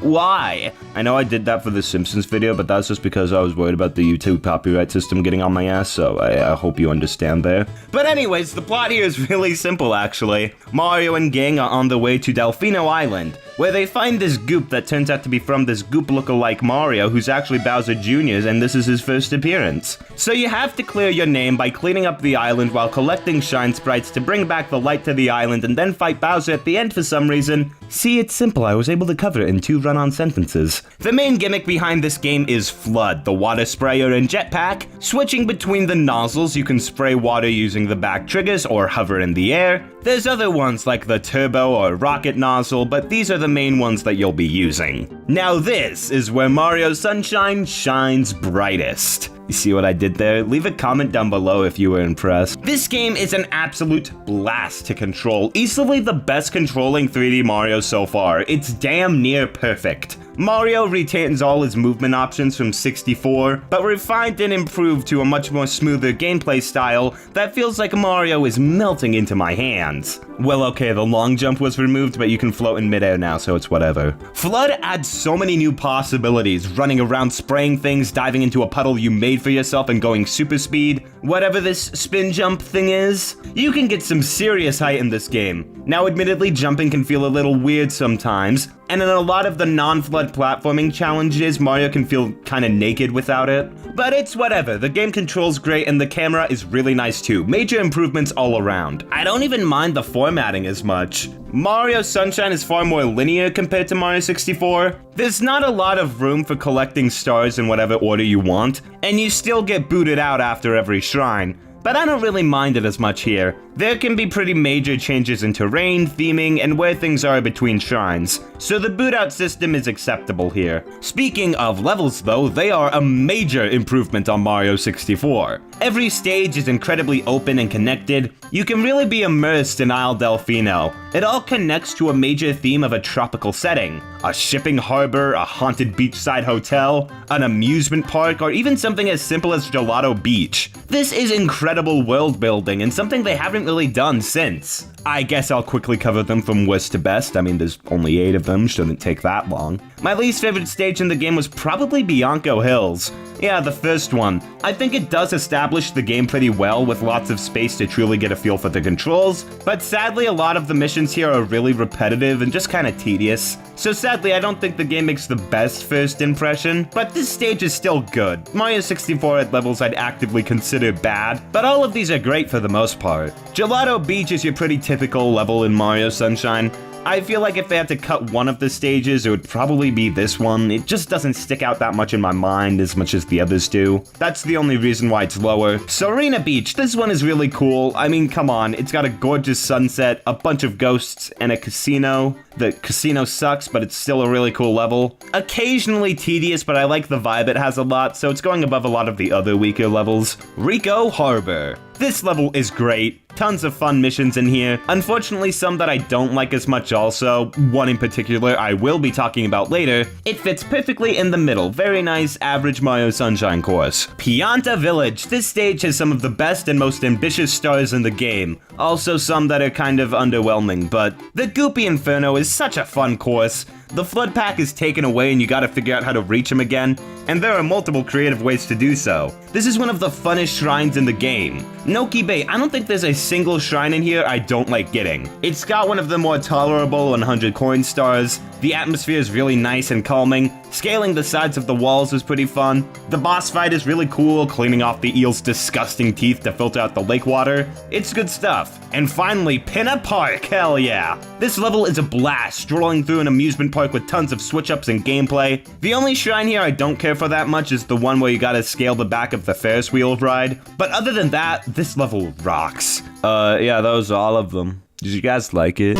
Oh, and don't even get me started on the hub world. Delfino Plaza is one of the jolliest places on Earth. I still think this is the best hub area in a Mario game. tons of secrets, a gorgeous tropical atmosphere. It's everything great about Mario Sunshine tucked into a nice little package. While I'd love to leave this segment off there and say that Mario Sunshine is easily the best game yet, I can't. Because outside of the major improvements this game makes, it unfortunately undoes them with plenty of terrible ones. Okay, here goes. The blue coins suck ass. Mario Sunshine may have 120 shrines, but about 24 of them come from blue coins, of which there are about 30 in every level. This would be a pretty neat gimmick if Mario Sunshine's mission structure wasn't fucking inane. I'm not talking about the game booting you out of a level after getting a shrine. I'm fine with that here, it's whatever. In Mario Sunshine, you need to collect 50 shrines in order to access the final level, Corona Mountain. Great name, I know. Simple, right? You have 7 stages, just gotta collect 50 of them, and I can do it in any order I want, right? Well, no. In order to unlock things like Yoshi and certain nozzles, you need to complete specific shrines in order for Shadow Mario to get them. For some reason, you have to beat episode 4 of Pinna Park to unlock Yoshi, for example. This completely removes the freedom you had in Mario 64 to complete shrines in any order you want. It now forces you to do things in a certain way. I hate this. Compared to Mario 64, this is a massive step down. But coming back to the blue coins, as I said before, it's no longer an option for you to play the game how you want to play it. Getting blue coins is only something you gotta do if you want to get 100%. If they formatted it so you only needed a certain amount of stars, this would have made the blue coins amazing, giving the player more freedom to play the game how they want to. It could have been so easy, but no. They had to do things the stupid way. I do like finding and collecting the blue coins. They could have been a really cool addition if they were implemented properly, but they're just a pain here and used to pad out the game time. Speaking of padding, Mario Sunshine was very clearly rushed. This is one of the most repetitive, padded out games in the series. At the beginning, they reused the same goopy piranha boss like 4 times. PD Piranha shows up twice in Bianco Hills. The 7th shrine in every level is just you chasing down Shadow Mario, which just feels like a waste of time. There are so many red coin missions, 2 or more per stage. The secret shrines just reuse the same platforming challenges from before. The 100 coin stars boot you out instead of letting you pair it with another star. Not to mention, how many shrines and sections in this game are fucking infuriating. What about the infamous lily pad level where you have to carefully control yourself across this poisonous river and drift into these red coins? And if you mess up, great, you have to repeat the same 5-minute trek it takes to get there. Amazing! The pachinko machine is fucking broken and triggers Mario to drift into certain zones, making for an absolutely lives-draining level that never feels like my fault for dying. Like, was this even play-tested? This doesn't work, it's terrible. But honestly, the worst shrine in this game, in my opinion, would actually be Yoshi's Fruit Adventure. Goddamn, I cannot stand this one. Theoretically, it should be fine, just give Yoshi some fruit, shoot some juice at these fishes to do a little platforming challenge, bada bing bada boom, easy shrine. But the way you get the fruit is by ground pounding on these fruit containers, where it's completely random to get the fruit that you actually want, which in this case is a durian. The only fruit in this game you can't pick up and have to kick. And thanks to how brilliantly this game is set up, if you do get a durian, there's a chance that it'll bounce off the last fruit and make the job so much more tedious. This shrine took me over 30 minutes. Not because I was incapable of what it asked me to do, but because the game wouldn't give me the goddamn fruit I needed! And it just made for one of the most stressful experiences of this playthrough. Every time I'd failed the platforming challenge, it would send a shiver down my spine. Because I don't know when the next durian will come down. It could take another 10 minutes for all I knew. The lily pad level had a similar problem. Dying would discourage you and make you waste more time. But nothing there relied on luck. It was just really fucking hard and tedious. Theoretically speaking, this game could just not give you a durian forever. And that pisses me off a lot more than this section is tedious and hard. Whatever can go wrong will go wrong. God damn, Mario Sunshine, why do you have to go and do this? This game is beautiful, with a gorgeous atmosphere and jolly music. The graphics are a monumental upgrade from 64. Just look at that water. I want to eat it. But unfortunately, I think it's held back by being an unpolished and buggy mess. Thankfully, I still enjoy this game for the most part. It does a lot of things better than 64, and it really is one of the most unique Mario games in the series. And it's absolutely unforgettable. Out of all the major 3D Mario games, this is the one I really want to see a sequel to. The same wonderful atmosphere, the same brilliant controls, just a game that functions. Despite my problems though, this is still one of the better Mario games so far. In my final ranking, I'm putting it just above Yoshi's Island. It's still really good. My problems are still really major and hard to overlook though. But the ghosts sound like they scream "F**k" whenever they get eaten, so all is forgiven.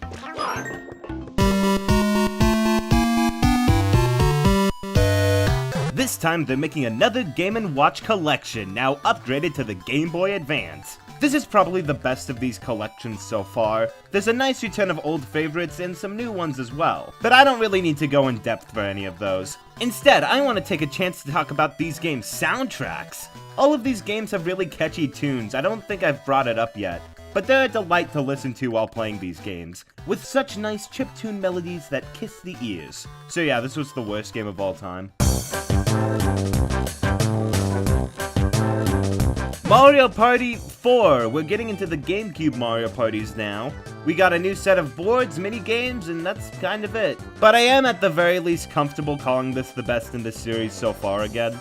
Not by a lot, you could interchange Mario Party 2, 3, and 4 in my ranking and I wouldn't argue against it. But the minigame selection here is definitely the best so far. I don't think the boards are quite at their peak, but they're still pretty good for the most part. And the introduction of the Mini and Mega Mushroom adds a lot of strategy to the game, even if very little at that. I guess compared to actual board games, this amount of luck in a party game isn't really unusual, but I still prefer games that aren't as reliant on factors like that, so I'm sorry. But Mario Party 4 is a decent game. I'll be putting it under Luigi's Mansion.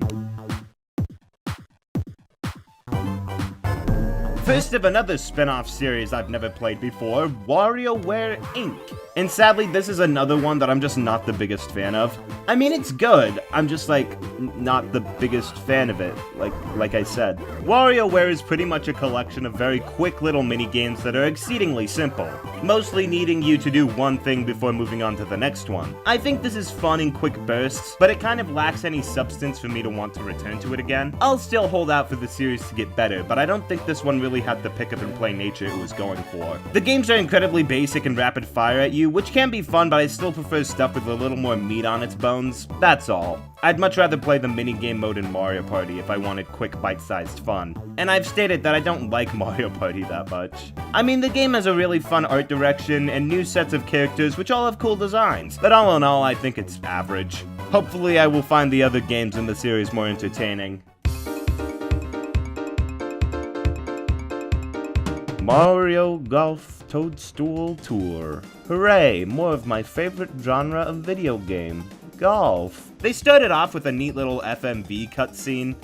Is that even the correct term? What is FMV? I've heard it be used before when referring to these video stuff on old game discs. Let me look it up. Full motion video, FMV, is a video game narration technique that relies on pre-recorded video files, rather than sprites, vectors, or 3D models, to display action in the game.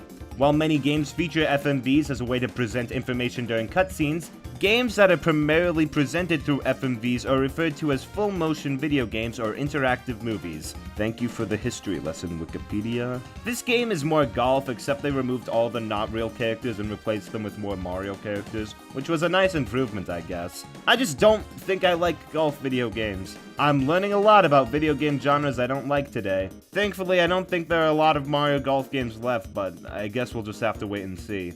It's okay, if you like golf, you'll probably find a lot more value in this than I do. So I'll be putting it above Mario Golf 64. Damn, another Mario Kart already? They really just left Super Circuit to die, huh? While most people agree that a lot of the older Mario Kart games are somewhat outdated, it seems that Double Dash is often considered to be the exception. And I completely see why. This game is great. It's the first entry in the series where you could probably show it to modern audiences and they wouldn't find it outdated in any way. Even the graphics hold up remarkably well for the time. The GameCube was made to run stuff like this. The main gimmick to this game is having two characters to a kart, meaning more customization with the larger character roster. Each character has their own special ability you can switch between, which can be helpful in choosing personal preferences for characters. This is a really fun gimmick. It doesn't change the gameplay too drastically, but just enough to keep the game fresh and fun. The tracks here are great. I don't think I could bring myself to call any of them bad. I mean, Bone Dry Desert is kind of boring and DK Mountain has the crack in the ground that makes me feel bad about myself. But come on, the Rainbow Road here is a classic. Sherbet Land is cute and has this nifty little cave too. Luigi Circuit, typically the first and most boring track in the game, has this really neat gimmick where both sides of the road are going in opposite directions. That's really cool. And of course, Baby Park. Whoever created this map deserves to go to prison. It is a circle, a literal f***ing circle, and dear God, it is the most extreme circle you will ever be on. This is the best course in the Mario Kart series so far. I absolutely adore the immense insanity this track showcases. There are some tracks that I find rather forgettable. Dino Dino Jungle comes to mind as an example of a map that just can't impact my memory, but the track selection here is solid. The characters are solid. This is one of the funnest games in the series so far, and without a doubt the best Mario Kart. I'm interested to see how this will fare against the other entries in the series, if it'll hold up compared to them. Because man oh man, this one is great. I'll be putting it under Mario Sunshine. If you needed proof that I've played this game, beans. Am I right, my fellow Mario and Luigi players? This is another Mario RPG series I haven't played before, Mario and Luigi Superstar Saga. And you know what? It's alright. Peach's voice gets stolen from the evil Cacletta, so Mario and Luigi must explore the Bean Bean Kingdom to defeat her. Pretty basic premise. Obviously, the gimmick for this series is that it's a Mario RPG. Oh shit, is that Luigi? Mario is controlled by the A button, Luigi is controlled by the B button, and you use this to time dodging or attacking, jumping through platforming challenges, and more. Honestly, that simplicity is what really bugs me most about this game. Paper Mario was already a very simplified RPG, and Mario and Luigi feels like a simplified version of something that was already simplified. This is an exceptionally easy RPG. Easier than Paper Mario, and that game was already a cakewalk. That's not to say it isn't fun, because it is. But I don't find it to be the most engaging gameplay-wise. I don't like any of the new characters as much here. I feel like they kind of lack the charm that a lot of Mario characters have. They're fine and they work, but I don't find them as interesting or complex as characters in other games. The world map is alright, Bean Bean Valley isn't the most memorable setting, but it has a very nice aesthetic that kept me pretty engaged throughout. Also, the inclusion of Bowser in the story here was great. Him getting amnesia and becoming this other guy's minion was hilarious. This game actually brought back the Koopalings before New Super Mario Bros. Wii did. That was surprising. And their boss fights were pretty fun. But that final boss is kind of a pain in the ass. A really major difficulty spike that starts you off at 1 HP for some ungodly reason. This was a pretty shitty way to end the game. It did not leave a good final impression in my mouth. I also don't think it's balanced very well. Putting stat upgrades into anything but strength is a complete waste. But this game is cute and fun. It's probably my least favorite of the RPGs so far. It's not anywhere close to bad, but it didn't thrill me like the other ones did, even if Mario RPG had moments I found downright annoying. I find it somewhat underwhelming. There isn't anything here that makes me feel the need to come back to it. It's also really short, only taking me like 10 hours. I like this game, but I don't love it. Not to say that I don't have hope for the rest of the series though. No Mario series has put their best foot forward immediately. And I know that the other games later on introduce new gimmicks, so I'm excited to try those out. But until then, I'll be putting Superstar Saga under Luigi's Mansion. I'm so glad they added the DK space, this was very needed. Mario Party 5 is the next entry in the Mario Party series because they have to make one of these every year, I guess. While the previous games have slowly been getting better as they've added more to the series, Mario Party 5 is an unfortunate decline in quality for me. Okay, so remember items? Yeah, I remember items, the strategy that it added to the game. What if instead of being able to choose what items you got, instead you got randomly selected orbs you have to place on the map? What the fuck? You just removed all the strategy away from the game. Congratulations, Nintendo, you fucks. I hate this. You guys were doing so well. I'd understand wanting to incorporate the capsules as a gimmick for this game, but god damn it, why did you have to remove the other items? They were fine. They didn't need to be fixed. The mini games are fine, the boards are fine, but this one choice kind of ruined the whole game for me. You took away all the potential for strategy. Admittedly, none of these games have very good strategy, but this is 2 steps backward for the series. Not even 1 step forward, it's just stupid. Mario Party 5 is going under Mario Party 4. I love Donkey Kong, but I need to express my rage.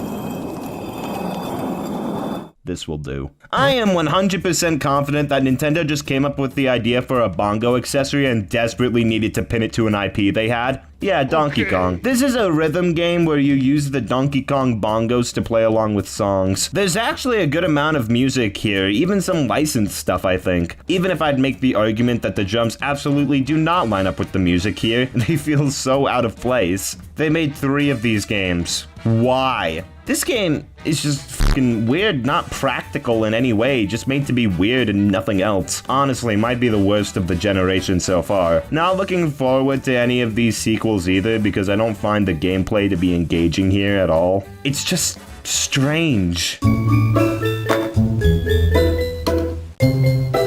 Oh my god, I can't believe they made Mario Golf for the Game Boy Advance. That's all I wrote while playing this game. I mean, yeah, it's another RPG-styled Mario Golf game. They've already done this. It's fine. I don't care that much. I like the music in this one, I guess. What do other people think about these games? Seriously, they're sports games. Can people distinguish between them that much? Like, yeah, they're different games with plenty of different characters, but the gameplay is pretty much the same. It's golf, and it's good golf, but there's no reason you should play this one over the one on Game Boy Advance. They both function the same.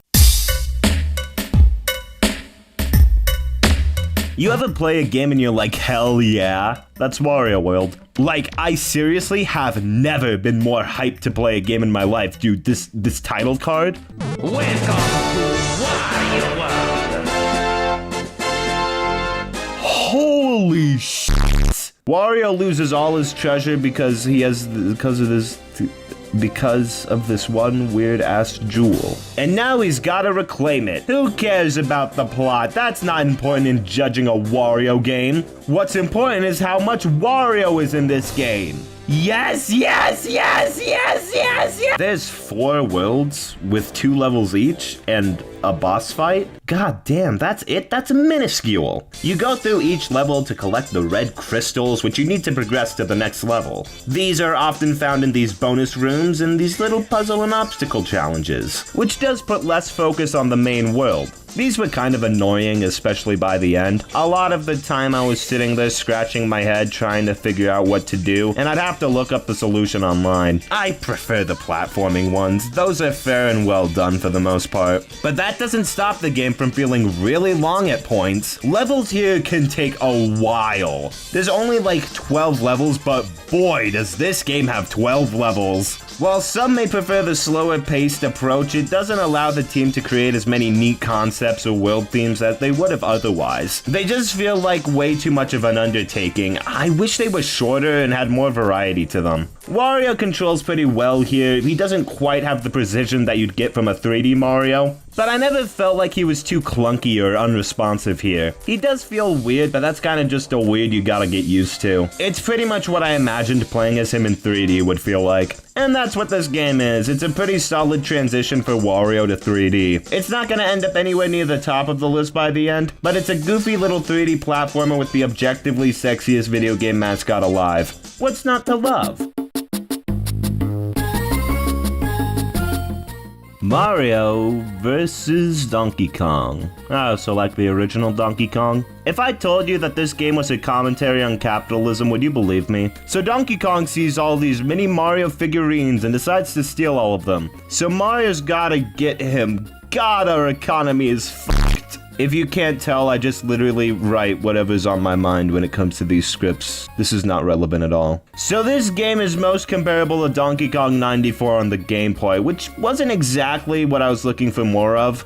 But you know what? This game is still pretty solid and changes up the gameplay nicely. You gotta find a key, of course, but now there's a second part where you have to find the mini Mario in each level. And to end it off, you have to guide all of the mini Marios to the exit of a stage.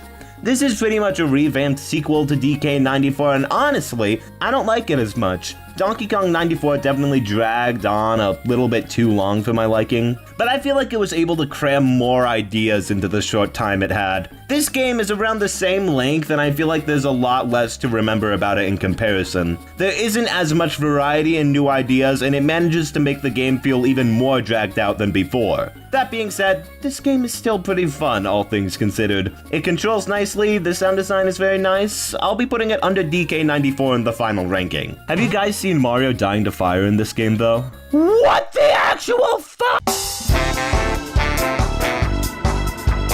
I'm so glad they made a sequel to my favorite video game, Donkey Konga. This is pretty much an updated collection of songs as far as I can tell. There might be some minor differences in gameplay, but I did not care enough to look for them. This is the second Donkey Konga game. They put All-Star from Smash Mouth in this game. I'm not joking around.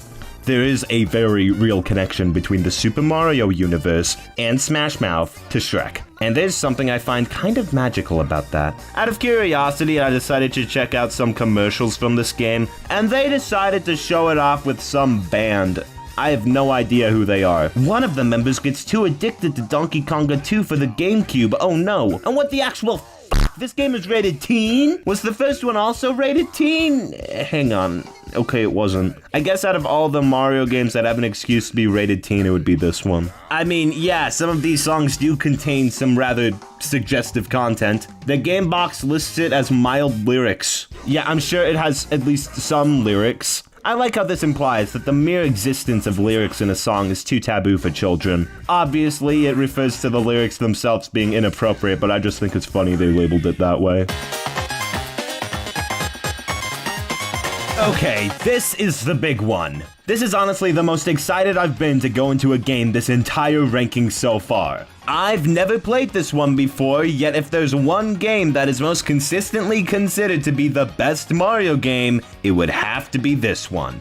So do I agree that this is the greatest game in the franchise? I mean, no. This game is still really good, though. I wouldn't replay it immediately, of course, considering how it's a 20-hour-long RPG. But the scale it covers is absolutely admirable. First of all, the art style, gorgeous. Everything blends together so nicely. It works perfectly with the graphics capabilities of the time. As good as games like Mario Sunshine look, I can still tell that they're GameCube games. Paper Mario Thousand Year Door would still fit incredibly with Mario games from the Switch era, because of how stylized it is to the console it's on. And it would influence plenty of future games outside of the Paper Mario franchise. All for the game to ruin it with these stupid pigs, what the fuck? Mario must find the several crystal stars to open the thousand-year door. Oh, so it's like Paper Mario, which was like the Super Mario RPG. That was fun. Whatever, it's fine. It gets the game going at the very least, and the game introduces plenty of new gimmicks to keep things fresh regardless. It introduces concepts like super guarding. Mario can transform into a paper airplane. The audience features in battles. Yeah, appealing to the audience in battle can increase your star points, which can give you special abilities. That's fun. I just feel like the battle system is implemented better here overall. And the battles are still a lot of fun and aren't too challenging if you go unprepared. It's on par with the original Paper Mario, but with some major improvements. So from this alone, I was already considering this to be the better game. But honestly, the best part was something I wasn't even expecting to come out of a Mario game. The story. Now, I'm not gonna act like this is one of the greatest video game stories ever, but it's surprisingly great. And it all comes down to the characters. Paper Mario definitely had characters, but admittedly, I didn't feel any level of attachment to them. I swear to God, if anything bad happens to Vivian, I am going to scream. Yeah, Vivian is the best trans representation in any video game because I can't think of any other ones off the top of my head. This was incredibly progressive for the time, even if they took it out of the American release. That's fun. But come on, Koops is just such a likable guy. Bowser is once again hilarious.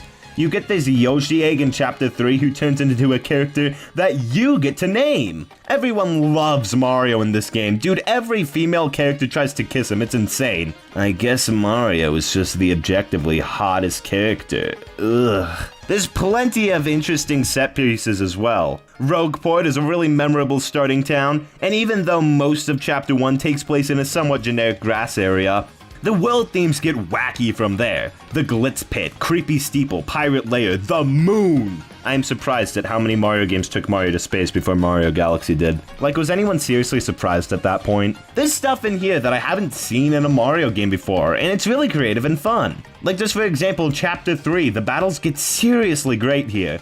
And there's a genuine mystery aspect with the boss guy and Rock Tua. I actually wrote Rock Tua in the script. Oh my fucking god. Next chapter does an entirely different thing, and it's incredible. This is a really fantastic game I'll be putting at the top of the list right under Mario 64. What a good one. Let's see if they can keep it up going into game number 100. Alright guys, we did it. Game number 100. The halfway point. How did Nintendo decide to celebrate this incredible milestone? Well, with Super Mario Pinball Land, of course. Jesus Christ, this game is horrible! Mario Pinball Land is insufferable. Holy shit, I was not expecting that. Gen 5, you were doing so well. So pinball machines, right? Coin-sucking thieves. The point of those things is to be really difficult to control, right? You are completely at the will of gravity here. Now imagine trying to control that in a video game. There are no improvements to make the control scheme more manageable. It controls like pinball, which I guess is expected, but the game expects too much of you in that department. The game is actually structured like Mario 64 or Sunshine, strangely enough. You gotta collect a certain amount of stars across 4 worlds to get to the final level. And by God, are you going to struggle every second of the way there. You have to progress to different areas through these doors, which are a pain in the ass to get through because of how pixel perfect you have to be to get in there. It can take legitimate minutes just to get through a door in this game. And if you accidentally hit all of them, whoops, try again. What the f***? It controls like pinball. Yes, that's the point, and they execute it exactly how it was expected. The problem is, I think that this is an inherently terrible idea. Oh, and not to mention, you can easily just fall down all the way to the bottom of the level and have to do it all again.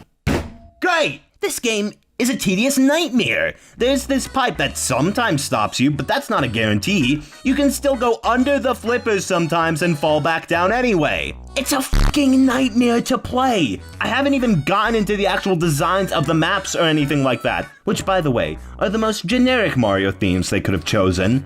Grass, desert, snow, castle, that's it.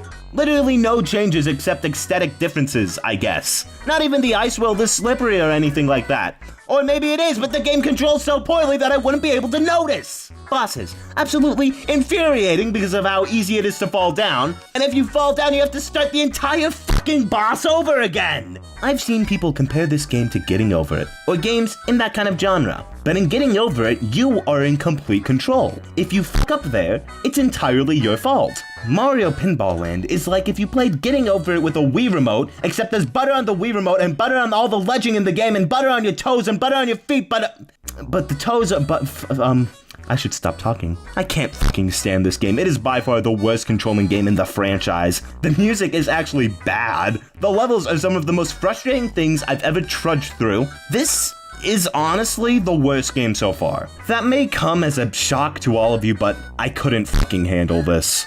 At least the edutainment games could have worked in concept. I don't think a Mario edutainment game is an inherently terrible concept. Like, look at Mario Teaches Typing or Mario Paint. Those games aren't good, but they're fine. This game is a fucking abhorrent idea with miserable execution. Fuck you, Mario Pinball Land. I expected better from your 100th Mario game, Nintendo. Even though there was no way to tell I'd use this specific list of games for it. WarioWare Twisted. This is a really weird one. So, I already thought that WarioWare was okay, but this time they're introducing a whole new gimmick. Motion controls. By adding this tumor to the cartridge and shaking your Game Boy around like an idiot, you can officially obtain torture. Why does the cartridge look like this? It feels like a power tool that your dad wouldn't want you to touch. Unfortunately, WarioWare next game will come in. It's more WarioWare, but with motion controls. I can't really comment on how they work because I played this on an emulator, and I don't have the game in real life. It's fine. However, pretty much more WarioWare. I am appalled. Going under Mega Micro Games. More tennis, more tennis, more tennis, more tennis, more tennis. Oh God, give me more tennis. Oh, please. The opening cutscene with Wario and Waluigi is possibly the greatest thing ever created. Top 10 at least. Milk has nothing on this. This is genuinely a cinematic masterpiece. I'm not joking. I cried multiple times during this. This is Oscar-worthy stuff. Holy shit, where can I log this on Letterboxd? This is actually pretty cool though. I don't think they've done a fully animated intro sequence as long and detailed as this before. It's a really great start to the game. This is actually a pretty fun tennis game in general. I mean, it's called Mario Power Tennis for a reason. It's because, power. Definitely adds to making the game a lot funner than the previous titles. And I find the tennis to be a much more inherently fun game than golf, I think I've mentioned before. So this is going up there as one of my favorite sports games so far. That's not a high bar to cross, I'm aware. You really just have to not be golf for that to happen. Why have there been so many Mario golf games? Seriously, who needs more than one?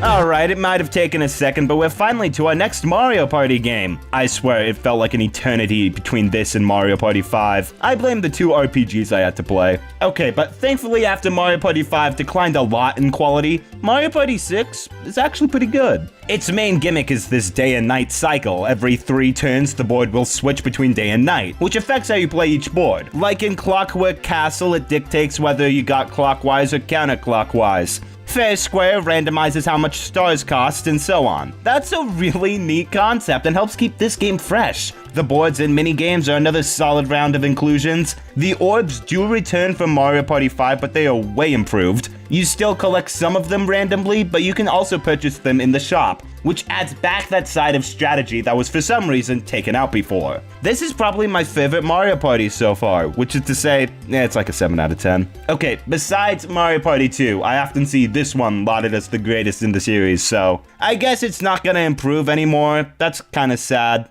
Oh well, on to the next game! I made an exception to the no remakes rule for this game, Super Mario 64 DS.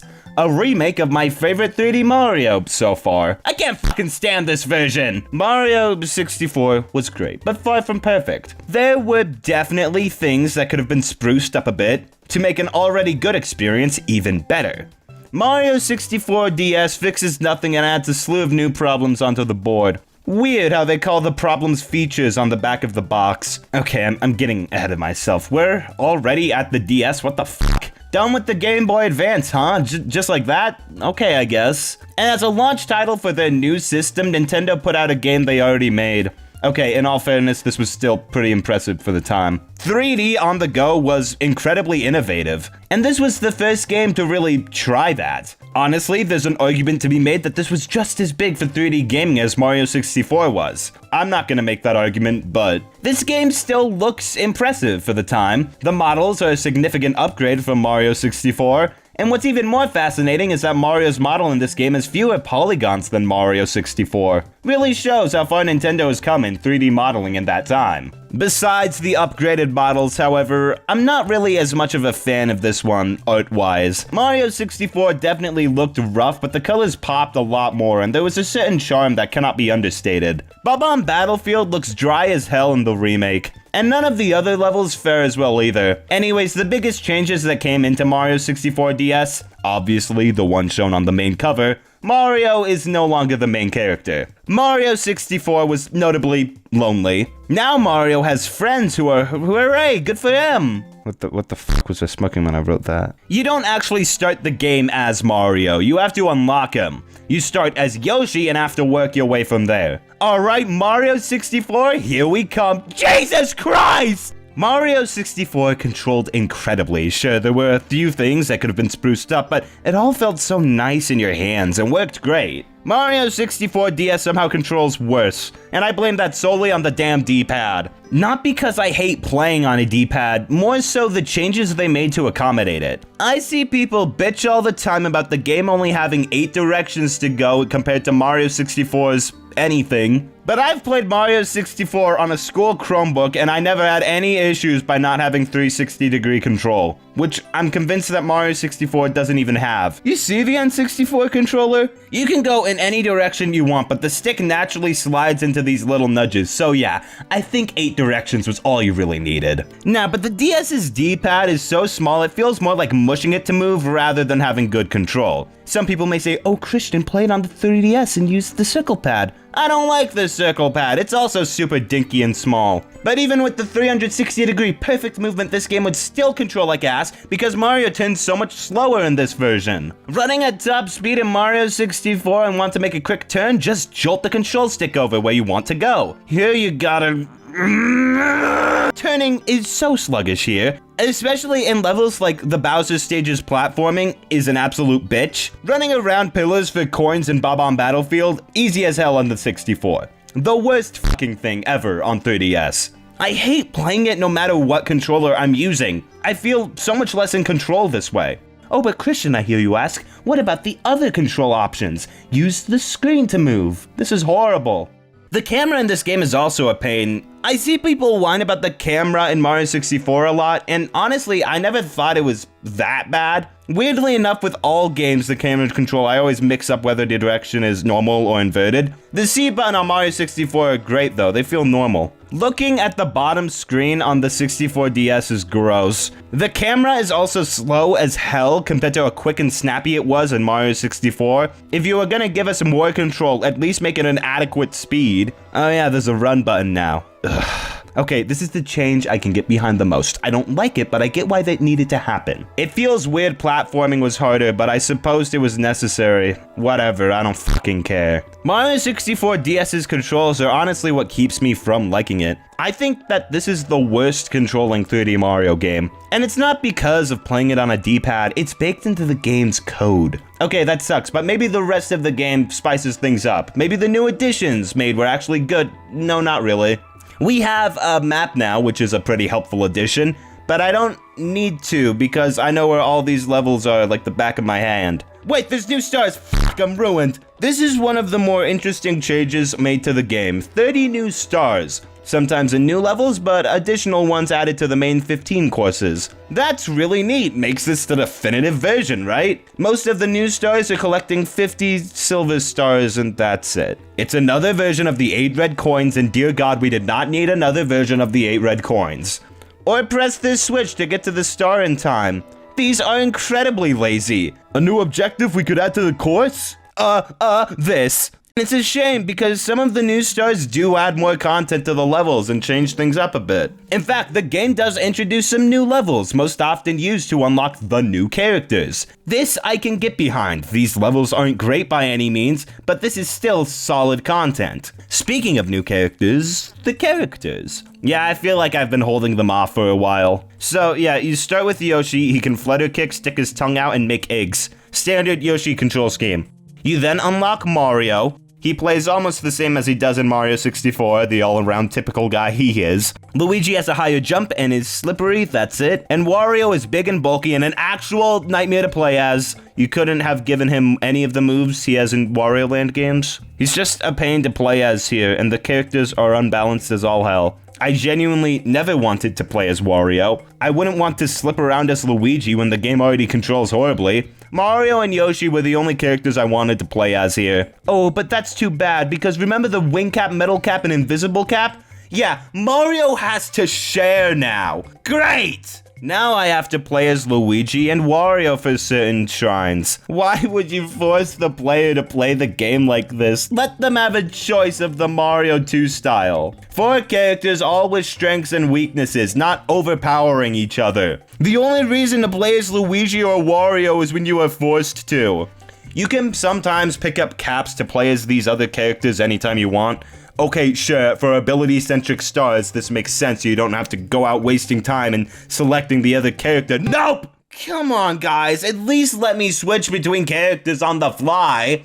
This is such an inconvenient way to play this. I hate it. At least there's some new power-ups like Mario Inflation. I'm really tired, guys. Please let me go. I know a lot of people who prefer this game to the original, and while I think it could be better in theory, In execution, it's got way too much holding it back for me to consider it the definitive release. I also see some people say we need a third run edition so that it blends the content from both worlds, but the new content added in this game isn't good either. I'm pretty biased. I grew up playing Mario 64 to death, so this woke remake is completely alien to me, but I sadly don't see it as an improvement at all. At the end of the day, it's still Mario 64, so it's good at its heart, but I can't love it the same way, sadly. I'll be putting this under Mario Party 6. It's fine, but I feel personally offended by its existence.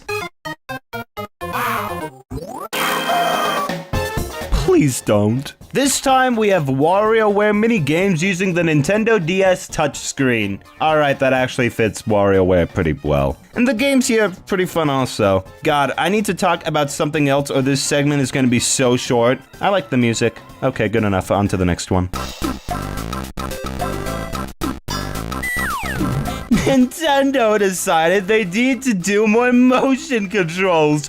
Why do they keep trying? I mean, I guess it eventually paid off with the Wii, but trying to get anyone on board with this seemed impossible. I mean, come on, is the future of gaming really shaking your little silly toy around? Yeah. The implementations here are weird. This is just a typical Yoshi game with transformations that wouldn't be very interesting, but by turning the Game Boy, Yoshi can walk up walls. It isn't very interesting. Honestly, the most notable thing about this game is its title in Europe.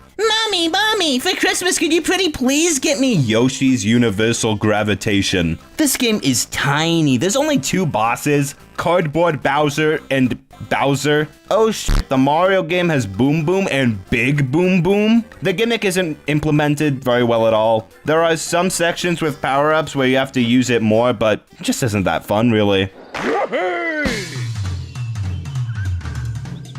Did you know that Donkey Kong Jungle Beat was the first game to ever be rated E10+? Such an odd rating. I guess it's like the ESRB's PG equivalent, but most games I see that are rated this are like, oh, Minecraft, toddler's favorite game. To be fair, I think that applies to the PG rating as well. I just love the idea of a mother going, oh, sorry, Timmy, I would love to buy this game for you, but you're only 9, so I'm afraid we'll have to wait. If you're that parent, good on you for respecting guidelines. What the f*** is this game? Who looked at the Donkey Kong bongos and said, oh, we need to make a platformer with that? The same people who made Mario Galaxy 3 years later. What? Oh, well, now I have to play this game. Mario Galaxy is a video game that I've played before. Did I spoil that? The upcoming segment for it? To fully enjoy Donkey Kong Jungle Beat, it is strongly recommended that you play using the DK Bongos controller. What if I told you that playing with the DK Bongos is the infinitely worst way to play the game? I mean, you get the experience out of it, but controlling Donkey Kong with this thing?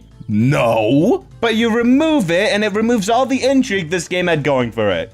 It is such a basic bitch-ass platformer otherwise. It is neat how a lot of the elements used here would later be used in Mario Galaxy, like straight up copy and pasted, but I don't feel like they're implemented as well here, just might be my bias. Also, why'd they choose to zoom the camera so far out? Ooh, hi. At least Donkey Konga knew what it was trying to be. This guy's trying to fit into shoes he's too big for. I don't like this one. Alright, Mario Party 7 and... wait a minute. Oh, this isn't Mario Party. This game is weird. So, I figured they would have done something like the Game Boy connectivity cables, you know, a Mario Party for handhelds on the go. That would be a bitch to set up, but it would be neat as hell. Mario Party Advance is a side quest simulator. Why? So, I don't know where to start. So, you choose from a variety of characters. 4. And explore each board, learning about the town's members and going on little quests to solve their problems. Which is to say, gamble. Sure, why not? In order to move around the board, you gotta play mini games to get dice, run out of dice, and you game over. This is definitely supposed to be a much more laid-back experience, which is why I question why they made this a Mario Party game. I mean, it's fine, I guess. But it assumes that I have any interest in the stories going on here. When everyone in town has a gambling addiction, it gets harder to sympathize. Minigames are alright though. They're what you'll spend most of your time doing, so I think the fact that the effort was put in here was cool. Also, by playing the game you unlock gadgets, little trinkets you can go back to and play, and I'm grateful for this feature because it brought us the greatest thing Mario Party has ever given us. The stick falling game. Oh, fuck yeah. Mario Party Advance is weird. I see this one end up on a lot of the worst Mario games of all times list, and it's like, I mean, it's fine. Certainly not good at being a Mario Party game, but I don't think it's terrible or anything. I liked it more than Mario Party 1. I don't know if that's a very high bar to cross, but yeah. I don't know if you can tell, but these voiceovers are killing me. I've been fucking rambling for what has it been? 50 minutes? 50 whole minutes. Jesus Christ, man. Nintendo, I don't care if it's Yoshi-themed. Sexual assault is sexual assault! What was with the Nintendo DS and touching? Yes, Nintendo, touching is good. So this is a pretty basic high score-based kind of game, and we haven't had one of those for a while. I don't think... I might have memory loss. Game is pretty simple, guiding baby Mario and Yoshi using the touchscreen, making clouds for them to walk on. There's multiple game modes, which I feel like they're really stretching for content. Quick, what's a gameplay mode we can have in an auto-scroller game? Oh, what about a speedrunning mode? Yeah! Honestly, the one I liked the most here was the infinite one, where you can just play and upgrade Yoshis until you die. But other than that, the game's modes are not worth playing at all, which means that this game just feels like a subpar mobile game. Oh yeah, it's also unfair as fuck. So when Yoshi gets hit, you die and you have to start over, right? Well, the only thing you can control is him jumping by tapping on him and putting clouds in front of him. So getting hit isn't even like your fault most of the time. I don't like it. There's some fun to be had here, but it's going near the bottom of the list. Donkey Konga is fun to play. Donkey Konga 3, exclusive to Japan. Why? Because America couldn't handle it anymore! This, of course, means that Donkey Konga 3 is full of Japanese songs. And the entertainer, Donkey Konga 3, why not? Admittedly, a lot of the music here is not my thing, especially with bongos as an instrument. Like, the song here could be a beautiful, emotional masterpiece, and Donkey Kong's just over here like, yeah, bongo. I really don't know why you'd prefer this to Donkey Konga 2. I guess it really just comes down to musical preference. Or you really like the Place Japan meme. Donkey Konga 2 has All-Stars, so I'm seriously putting it above this one exclusively for that reason. I hope you understand. I just had a fucking moment when I realized the DS is 20 years old. What the actual fuck? Yakuman DS is pretty much just a version of Mahjong, or Japanese Mahjong, which is a real-life game that I swear I've played before, but I don't remember. As far as I can tell, it replicated it pretty well. I say as far as I can tell because I don't remember how to play this game, and it's all in Japanese, and I'm not gonna learn how to play this game or learn to speak Japanese. The Mario characters are there, I guess. I don't think they make any difference. Honestly, my favorite part about this game is the reception tab on Wikipedia simply stating, the game sold poorly at less than 40,000 copies across both versions. Damn, more people choose to die from rabies each year than buy this game. Man, I love Donkey Kong, but I wish he was dizzy. Oh, thank God. Donkey Kong really is home to Nintendo's fuck-ass ideas now, huh? So Donkey Kong needs to swing across the room and grabbing onto these little yellow bulbs and spinning around to each one. You can also charge yourself up really far to each bulb. This is a game you have to be really patient for, because watching Donkey Kong spin around for hours on end waiting for the right opportunity to move is kind of annoying. I think this is a well-designed game for the most part, but a lot of the level design can be kind of infuriating. Despite that though, it's really short. I beat this in like an hour and a half, which was enough to beat it during a single period in school. Sorry for playing games in school, Mr. Teacher. Your lecture was really boring. I think it's fine, but not really remarkable in any way. Wake me up when they make another Donkey Kong Country game. At last, Nintendo has made a sports game about a game I'm actually somewhat interested in. How's the game? It's baseball. I'm sure they changed nothing about it. I'll talk more about it later. I just want to say how cool it is how the campaign is fighting against all these different teams and getting one of their players after you beat them. That's cool. The other games probably had that. I didn't play the campaign of all the other games. Every character has a different lineup of stats, so there's actually a lot of advantages to thinking out your lineup properly. Oh my god, they changed baseball! Obviously, at its core, it's still baseball, but with the little Mario flair added. mainly through star hits, charged up versions of normal hits. There's actually a lot of mechanical complexity here, and it makes this a pretty fun sports game in the end. Probably my favorite so far, honestly.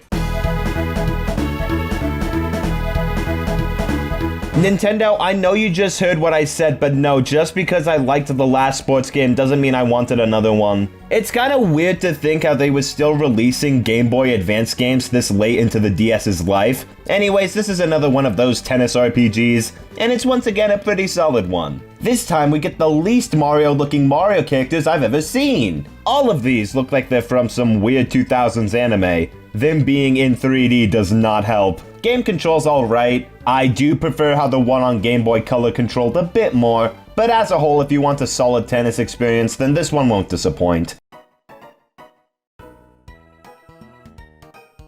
Okay, this is the one I've been looking forward to. Super Princess Peach. It's about time we've gotten a female protagonist in a video game. There were no other ones before this, don't look it up. Oh, I bet she's really badass in this one. Peach is an absolute girl boss here. Yes, you go, girl. Her special abilities are extreme emotions. Jeez, I didn't know you could make it sexist that easily. So Bowser wants this item called the Vibe Receptor, because, you know, vibes. And so he kidnaps Mario, and now Peach has to save him with the help of her new best pal, Perry the Parasol. Vibe Receptor like vibrator. This game is actually really good, surprisingly. The game's main gimmick is the Vibe Receptor and using Peach's emotions to tackle obstacles. Gloom makes her cry, Joy makes Peach float and has this little spin ability, Rage puts a fire shield around her, and Calm automatically heals health slowly. What's also interesting is that the enemies are really emotional too. Maybe everyone has their own problems emotionally and this game is showing how it's okay to be angry or sad sometimes. That or Peach is using the power of an enemy and therefore she and the enemies are the bad guys. One can only guess what the developer's intent was. Perry also has some special abilities that you can buy in the shop, and the game has a whole lot of unique gimmicks that keep things fresh. I'm sure a main contributor to that is how differently the levels are designed from mainline Mario games. My only major complaint is that it is incredibly easy, to the point where by the end I was starting to get kind of bored, but this is a surprisingly solid entry in the Mario franchise. Kind of makes me excited for that new Princess Peach game that came out recently, although I think that one is completely different. I'll be putting this under Mario and Luigi Superstar Saga.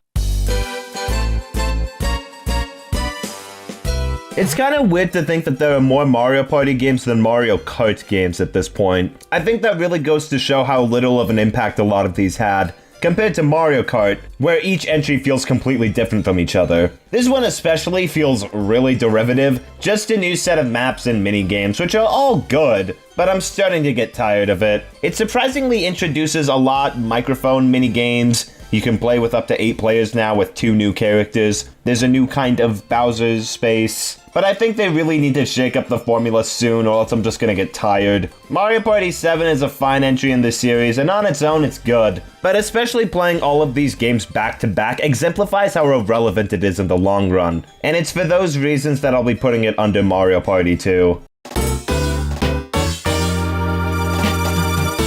If I could describe Mario Kart DS in any way, I'd probably say it's the definitive and most average game in the series. Like, playing this one for the first time was like, yup, this sure is a Mario Kart game. I know this is probably going to be controversial because this is one of the most beloved games in the series, but I was struggling to find out what was so special about this entry in particular. Like, yeah, it's a new Mario Kart, it controls well, there's a solid track selection, it's balanced, it's surprisingly difficult weirdly enough. I felt like I really had to work to get first on some of these tracks, and some of that was definitely adjusting to the new control scheme, which is more similar to the newer games than not.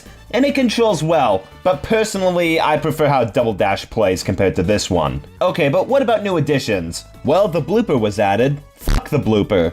Honestly, this power-up just kind of pisses me off. Like, I can deal with it, I know where I'm going, but like, come on, man. And especially watching other people get a blooper like, oh no, how will the computer players see now? They're computers! The track selection in this game is bipolar. The main courses are all, for the most part, great, with the exception of Figure 8 Circuit, which is kind of just like nothing, but this game has some heavy hitters. Airship Fortress, Tick-Tock Clock, fucking Waluigi Pinball. Come on, Waluigi Pinball is so much fun. And then there's the retro courses. What the fuck? These are horrible. These are the most basic ass courses they could have chosen. Koopa Beach 2 and Choco Island 2 might be the worst back-to-back track selection in the entire series so far. Honestly, worse than the Super Mario Kart iterations of them. And none of the tracks here are much better at all. Baby Park completely defeats the purpose of the original. Frappe Snowland is just boring. That's it. It feels like they chose the tracks that would be easier to put in rather than what the fan favorites were. All of the retro courses feel incredibly empty and boring without any major obstacles to keep things interesting. Honestly, I think the best parts of this game was the battle and mission mode,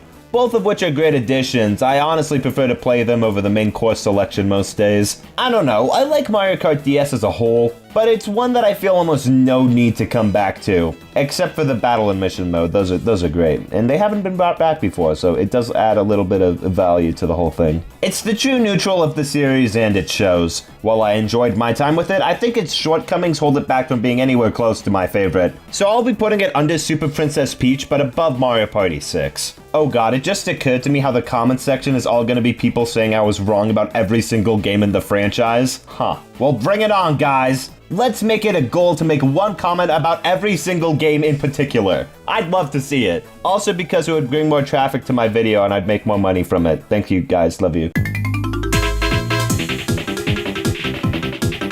So, from what I've seen online, it seems that Partners in Time is somewhat considered to be the black sheep of the series. It definitely has its fans, and it's not bad by any means. However, it seems that most people have forgotten about this one. And I completely agree with the sentiment. This game is good, but easily forgettable. So the main gimmick here is that Baby Mario and normal Mario and Luigi's coexist. Even though they already did that in every game that Baby Mario and Luigi have appeared in. Baby Bowser tried to kidnap Baby Peach, so Baby Mario and Luigi have to stop him. But suddenly the castle gets invaded by aliens. Oh no.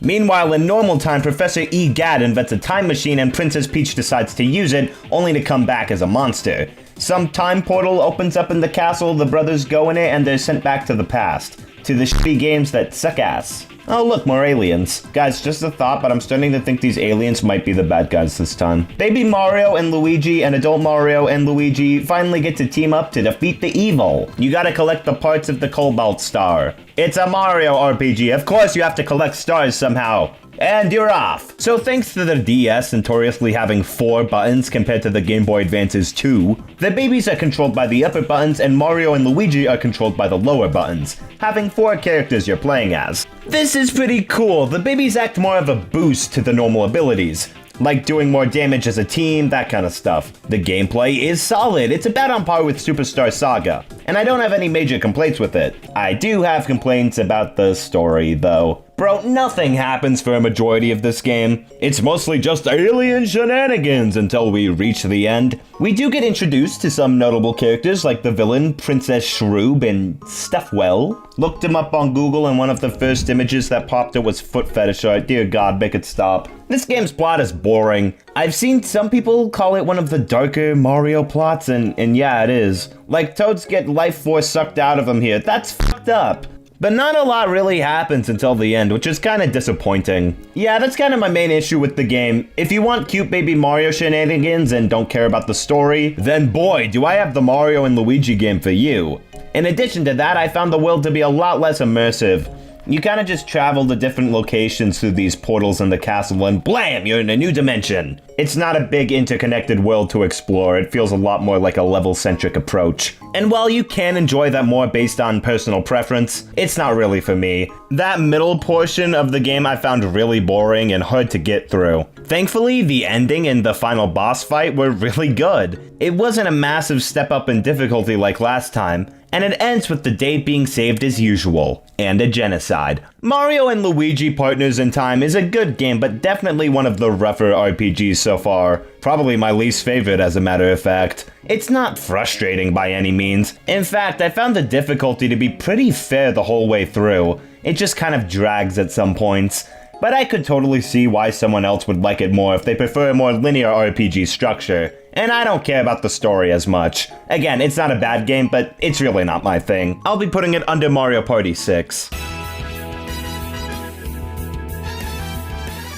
Mario Strikers asks the question, what if soccer was badass? Come on, kids, look at this cover art. We are at peak Mario is cool like you kids phase. All the redesigns have been rehashed, so Mario looks pissed off. Jesus Christ, this game is violent, like shockingly so. You can push people into electrical fences here. We, the morally correct civilians, are appalled. This game is actually really fun. I love the inclusion of items on the field. This makes things so interesting. And at the core, you have a really solid soccer experience.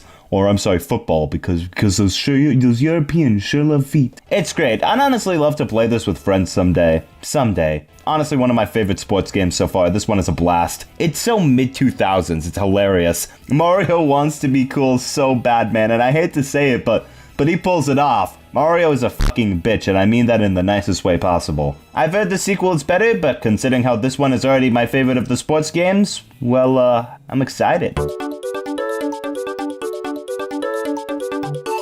Oh no, the bland era of Mario begins. So funny story, I actually recently picked this one up physically for this video, not because I needed a physical copy or anything, I just saw it at a local game store and decided to pick it up. Well then, there's no time to lose. Let's put it in my old DS and... oh, I forgot about this. Let's put it in my old 3DS and new Super Mario Bros. DS, our way to victory. The new Super Mario Bros. Series is kind of infamous for being the example of bland 2D Mario in the past decade or so, and it all started here. But keep in mind, while Mario had been advancing in 3D for the past few years, we haven't had an original 2D Mario game since Yoshi's Island almost 12 years ago. So yes, this was an incredibly innovative game for the time. It was, in fact, a new Super Mario Bros. Game. The story here is pretty basic. Bowser Jr. kidnaps Peach and you have to rescue her.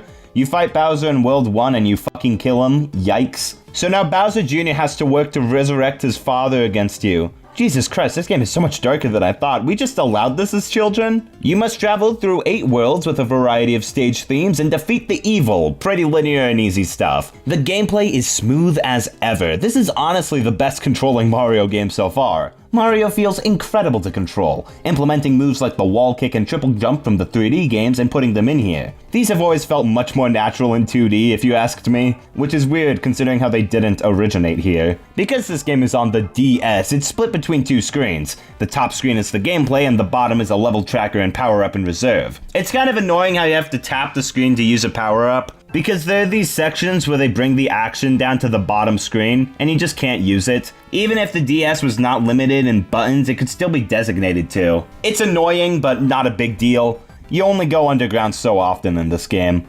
Additional gameplay changes include star coins, and these things are a blast to collect. There's 3 in each stage, and they're all well hidden and don't feel unfair at all. You can use star coins to unlock alternate paths on the world map, whether it be to a Toad House or additional levels.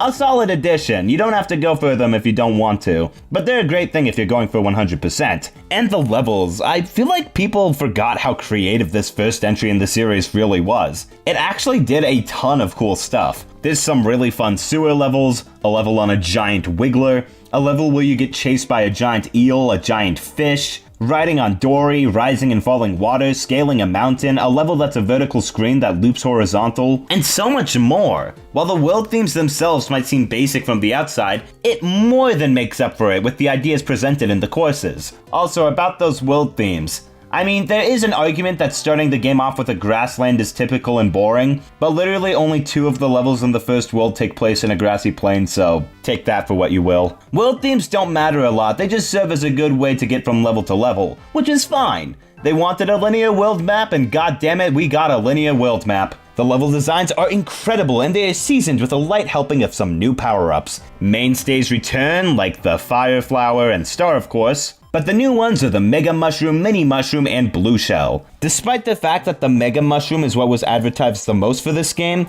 it's the power-up that feels the least significant here. I mean, it's cool, you grow big and destroy everything in your path, what's not to love? But it appears very few times in the whole game and didn't leave much of an impact. Mini Mushroom, this is a really great power-up with some pros and cons to it. You jump power, bounce off enemies, and kill them with a ground pound, with the cons being that you are small and die in one hit. Excellent feature, not something I would want to use all the time, but that's the point. It's really good when you need it. It's also how you access worlds 4 and 7. By beating the boss as Mini Mario, you take a separate path that leads you to those worlds. A very welcome addition that adds replay value. And finally, the blue shell. I know this is quite a divisive power-up, but I've always enjoyed it. Spinning around in this thing is a blast. And while yeah, it can be annoying that Mario automatically goes into it while running, you can easily tap the opposite direction to slow down and stop. This thing is so much fun, and all the secrets you get yourself into with it are amazing. The bosses are actually pretty good also. While Bowser Jr. remains the main boss for every mini-castle, the big ones are always their own special guys, and they're great. Really fun to fight, and while they aren't difficult, the spice and variety the game presents more than makes up for it. However, in addition to this game's excellent campaign, we got a whole new set of mini-games.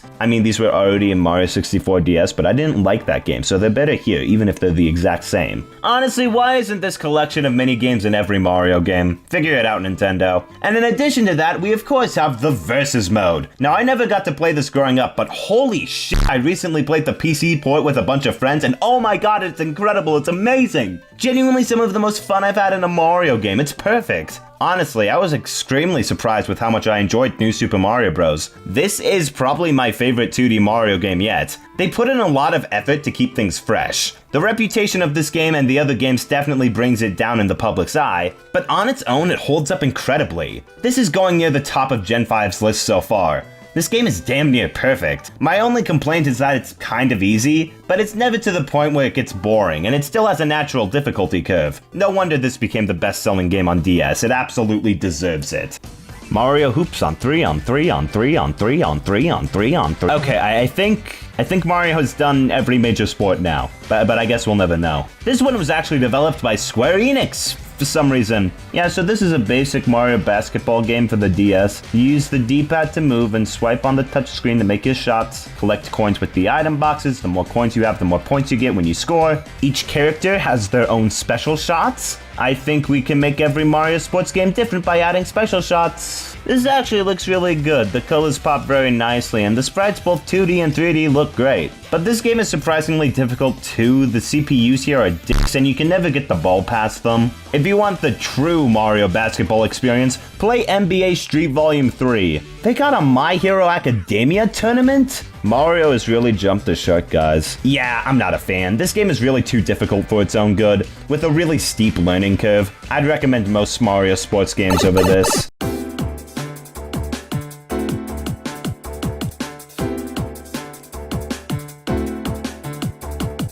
And that's Generation 5. And despite being by far the longest one to complete, I think this was the one I enjoyed the most overall. Sure, not all of these were great by any means. Mario Pinball Land especially really sucked. But the games that were good here, holy shit, were they good. Thousand Year Door, Mario Sunshine, Luigi's Mansion, and New Super Mario Bros. Are all-time classics. And even looking at the games from the middle to lower half of the list, I'd only consider like 3 of these to be actively bad. The rest of them range from acceptable to great. But now we move on to Nintendo's biggest creative decision yet. The Wii introduced motion controls as a staple in gaming, for better or for worse. So let's see how Nintendo handled such a change, and how it affected the most popular series. God, I am really hyping up talking about WarioWare's smooth moves right now, aren't I?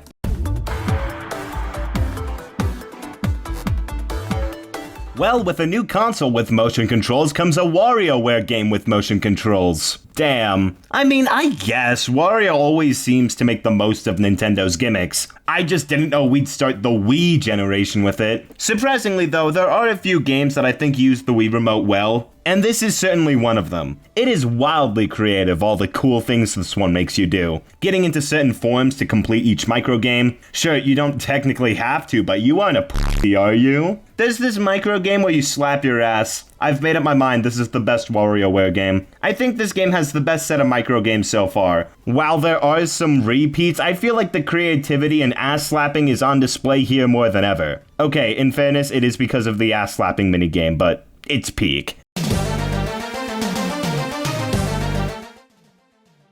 At this point, this is slowly becoming an every Wario game ranking video. I mean, it is also that, but... Surprised they didn't continue the Wario Land name here, and I'm also surprised that I've never heard of this game before, and with good reason, because this might be the absolute worst Wario game so far. Bro, I was shocked. I was appalled by how terrible this game is. First of all, it starts off with an overly long cutscene with plenty of dialogue to keep you bored. This game has so much fucking dialogue and cutscenes for a Wario game. And they aren't even fun to watch. Like, why would I care about the plot? Just let me fucking play. And after 10 minutes, the game starts and we get to play with Wario.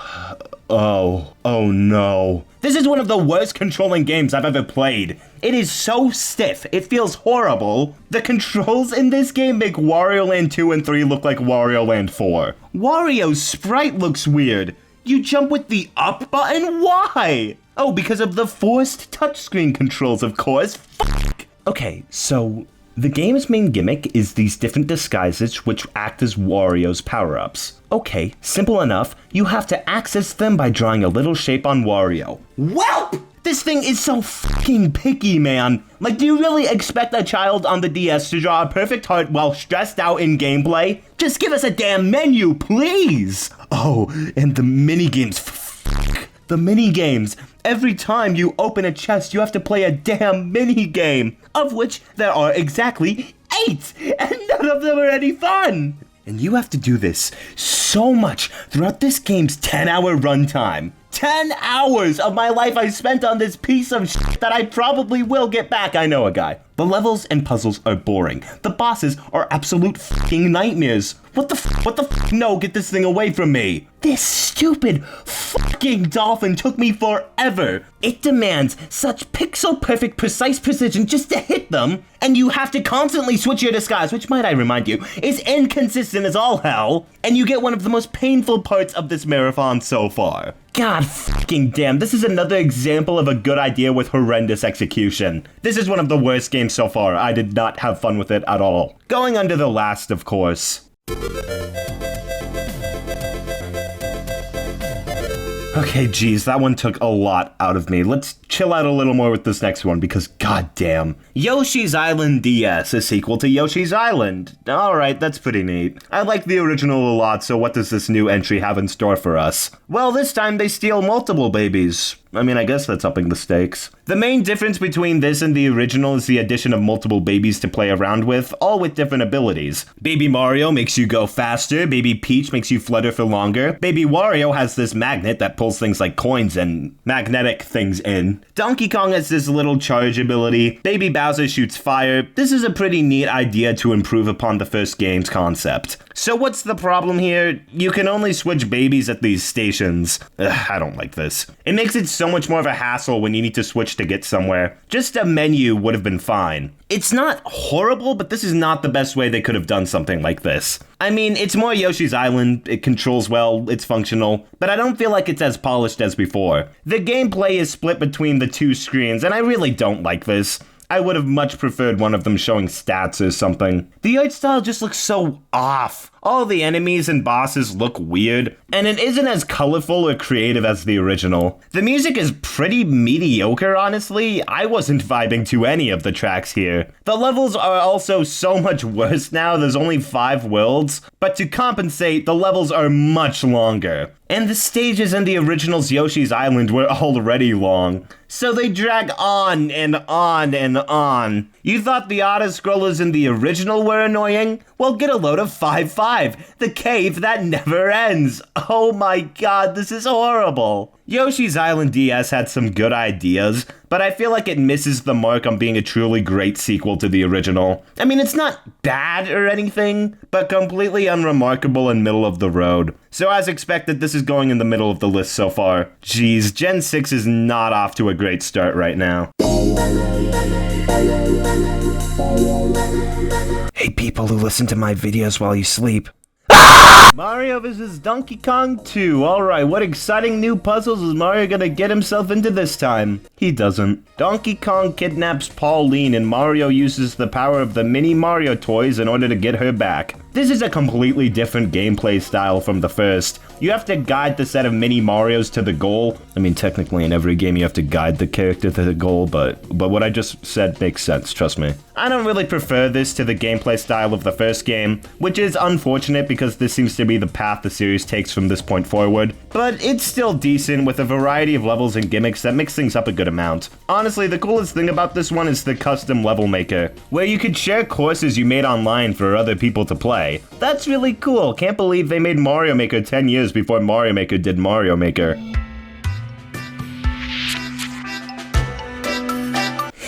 More like stupid Paper Mario.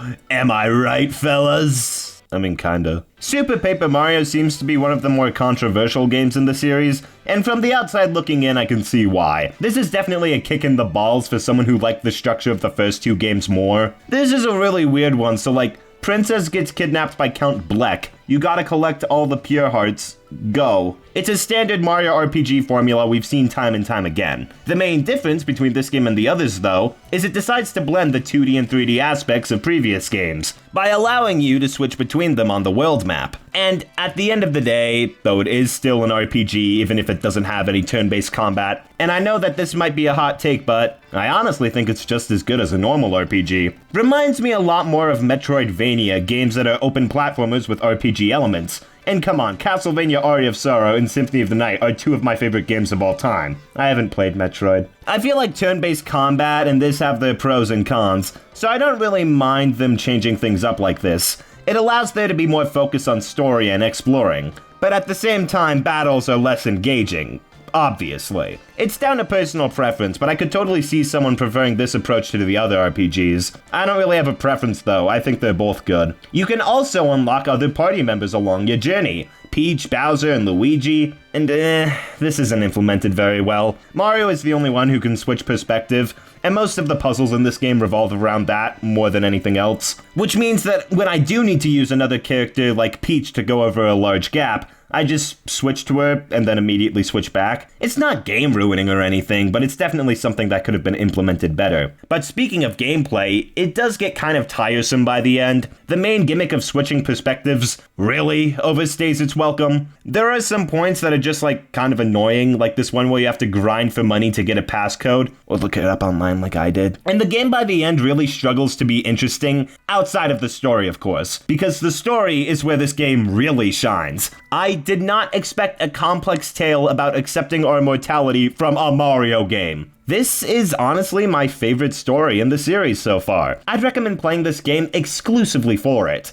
I'm not gonna spoil it because you all should experience it for yourself, but whoa! Super Paper Mario definitely has its downsides, but I thought it was really good for the most part. Like, yeah, it drags in a lot of areas, but the overarching story is the best so far. I don't think it's better than the Thousand Year Door, but I liked it more than the first Paper Mario. Is that gonna be controversial? I don't know. All that's to say, the dating simulator part was the best sequence in the entire series so far. Yeah, so how much money do you make?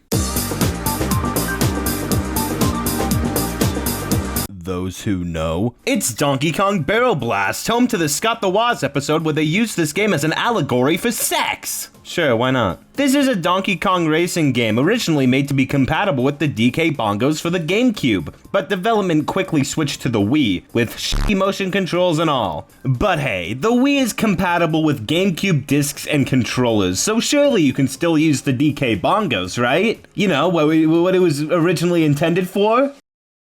No. Yeah, this game sucks. Why they decided to replicate the idea of hitting bongos for gameplay instead of, you know, letting us hit the bongos is beyond me. The game is genuinely tiring. Thankfully, you don't have to shake the Wii remote and nunchuck the whole time. You just have to get to top speed and then you're good. But getting hit means you have to get back up to speed, which is just a pain in the ass. The items are lame. Most of them are just ways to make your opponents lose bananas. The boost feature is lame. It could be fun, but most tracks are not made with it in mind. The courses are lame. There's 16 courses, but tons of repeats. This game is a mess. We're 2 for 6 with terrible games so far this generation. This is going above Wario Master of Disguise. Alright, fine. Mario Party 8 makes sense to launch on the Wii so early. I mean, come on. The Wii was made for more Mario Party. And this is the last entry in the series made by Hudson Soft. So let's see if they ended off things with a bang. And I mean, they kinda did. Mario Party 8 has the most bipolar map selection in the series. Some of the maps here are way too linear without many diverging paths, which leads to really lame gameplay. But then we get shit like Koopa's Tycoon Town, which is like peak fiction. This is genuinely my favorite map in the series so far. Instead of purchasing stars, you have to purchase buildings and renovate them while also trying to prevent other players from purchasing it. Why haven't they tried something like this before? This was such a good idea. Honestly, I could see myself coming back to this game exclusively for this map. It is peak. But I mean, we do have the other ones, which aren't very remarkable. A good chunk of the mini games are motion control based, which may or may not be a thing. But this is one of my favorite Mario parties based solely on the fact that it tried something different. And I mean actually different, not, oh, you can use the microphone now. I'll be putting it under Mario Party 6. While I think this one has higher highs, 6 is far more consistent throughout. But for the generation list, this is going under Super Paper Mario, but above WarioWare Smooth Moves. Okay, God, they made a sequel to DK, King of Swing. I guess you could consider this the DK series. Not Donkey Kong, DK. Donkey Kong Jungle Climber's intense plot is about a giant banana spawning on top of this mountain, and Donkey Kong would like to eat it. I think most people would consider this a sign of the apocalypse, but Donkey Kong sees it as lunch. The one and only. This is an improvement on the last entry. It plays about the same as King of Swing, but with an improved and quicker control method, which I found was easier to get the hang of. The level designs are much more creative, not the funnest thing in the world, but they're alright. And the main plot is about banana aliens. Maybe this is the best game of the entire ranking so far. I'm serious. I'm not serious, but the game is decent.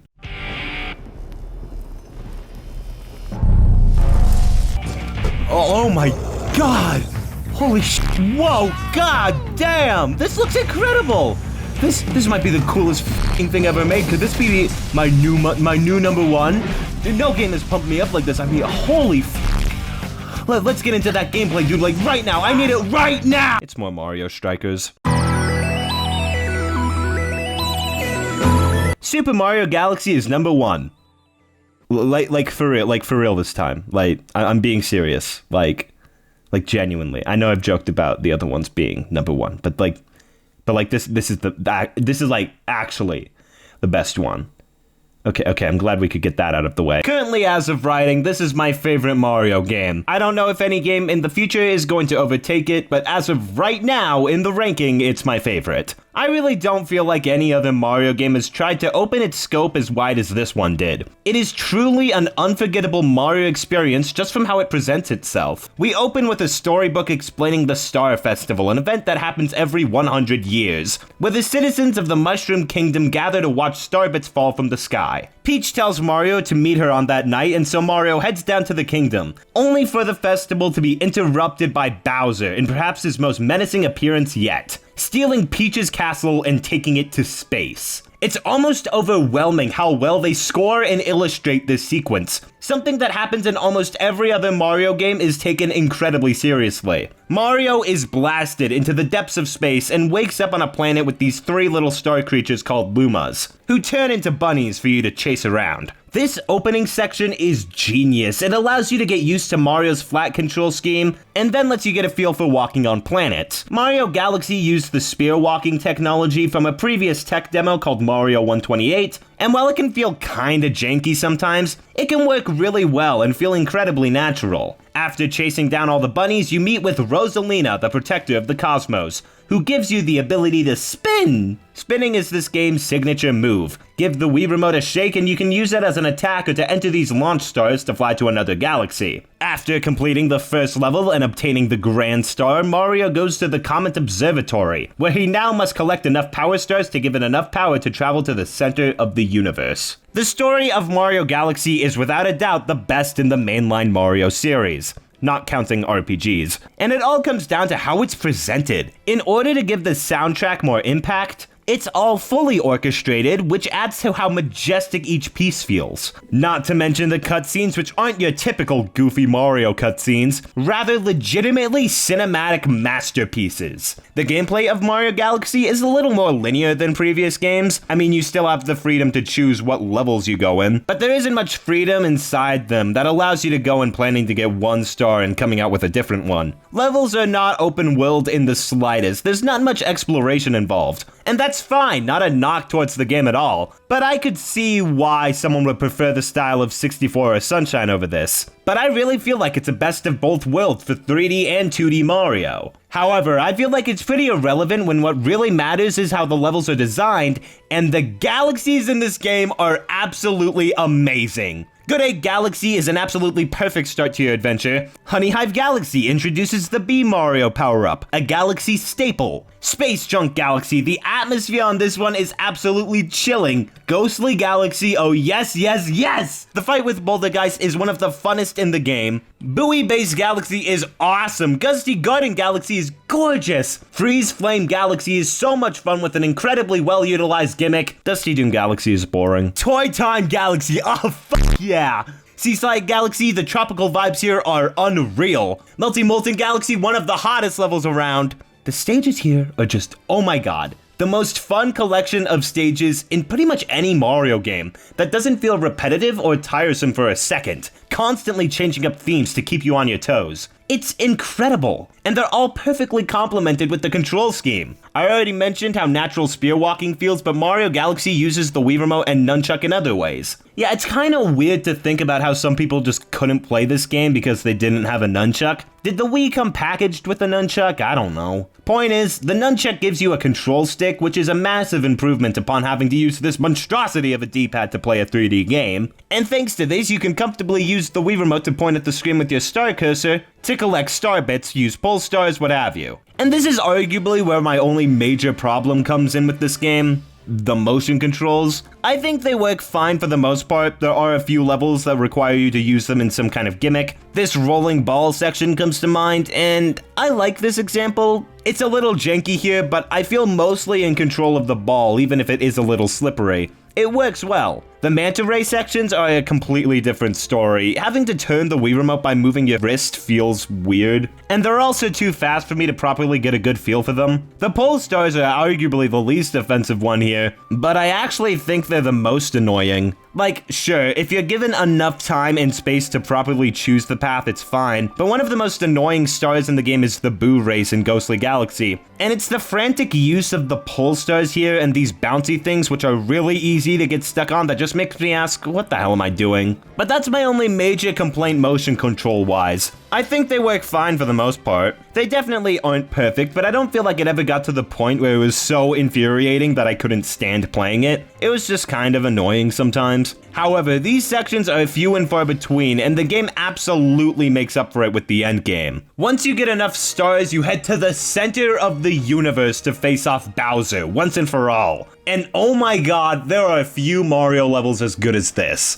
The final battle is a masterpiece in impact and memorability. And after defeating Bowser, you are left with an absolutely perfect ending, as the universe resets from a supernova and Mario is sent back home. God damn, man, it's beautiful. Oh shit, there's new stars? Yeah, after beating the game, 15 purple coin missions open up, and I guess I'll talk about the comment missions briefly. These have you go back to previously completed missions to tackle challenges in a new way, like the Daredevil missions only allowing you one hit. The speedy comments need you to finish the level under a certain time limit. Prankster comments have you race against this shadow version of Mario, and the purple comments require you to collect 100 purple coins in each respected stage, sometimes under a time limit, sometimes not. Mario Galaxy actually offers a ton of excellent bonus content upon the main story, and it's just the cherry on top to this masterpiece. The comments are an excellent way to change up the formula. Luigi's Purple Coins is one of the best stages in the game, frantically jumping from disappearing block to disappearing block, hoping you can get back to spawn before the timer runs out. Ooh, it's great. Lava Spire Daredevil 1 is one of the most tense stages ever.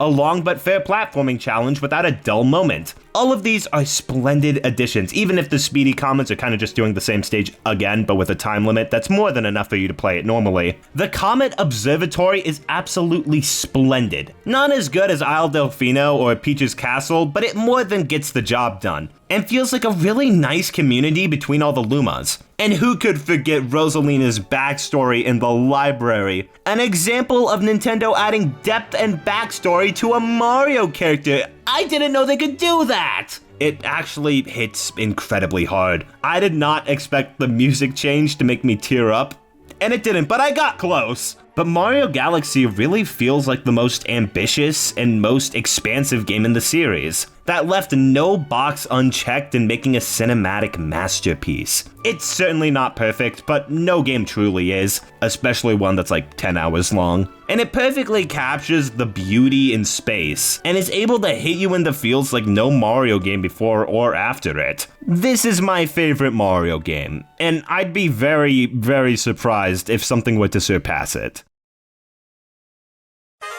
Super Luigi I guess this is an improvement upon Mario Party Advance, considering how this one is like actually Mario Party. Considering how I've played most of these games by myself, the thing about this game being single player doesn't really affect me. If you're frustrated by me not playing every multiplayer game with friends, then you can make a 7-hour long video about every Mario game. You can't call your friends up for everything, bucko. This really is good for a single player Mario Party though. There's enough to keep you occupied for a good while here. The maps are a lot smaller, probably to compensate for being on a smaller console, but I honestly prefer it considering how some of the boards in previous games could take way too long to traverse. There's only 5 levels, but each are pretty distinct and stand on their own. I do think this is a solid enough game, but I'm not gonna return to it because Mario Party is the kind of thing that's only really fun with friends for me. But you know, it's like, it's still good, I guess.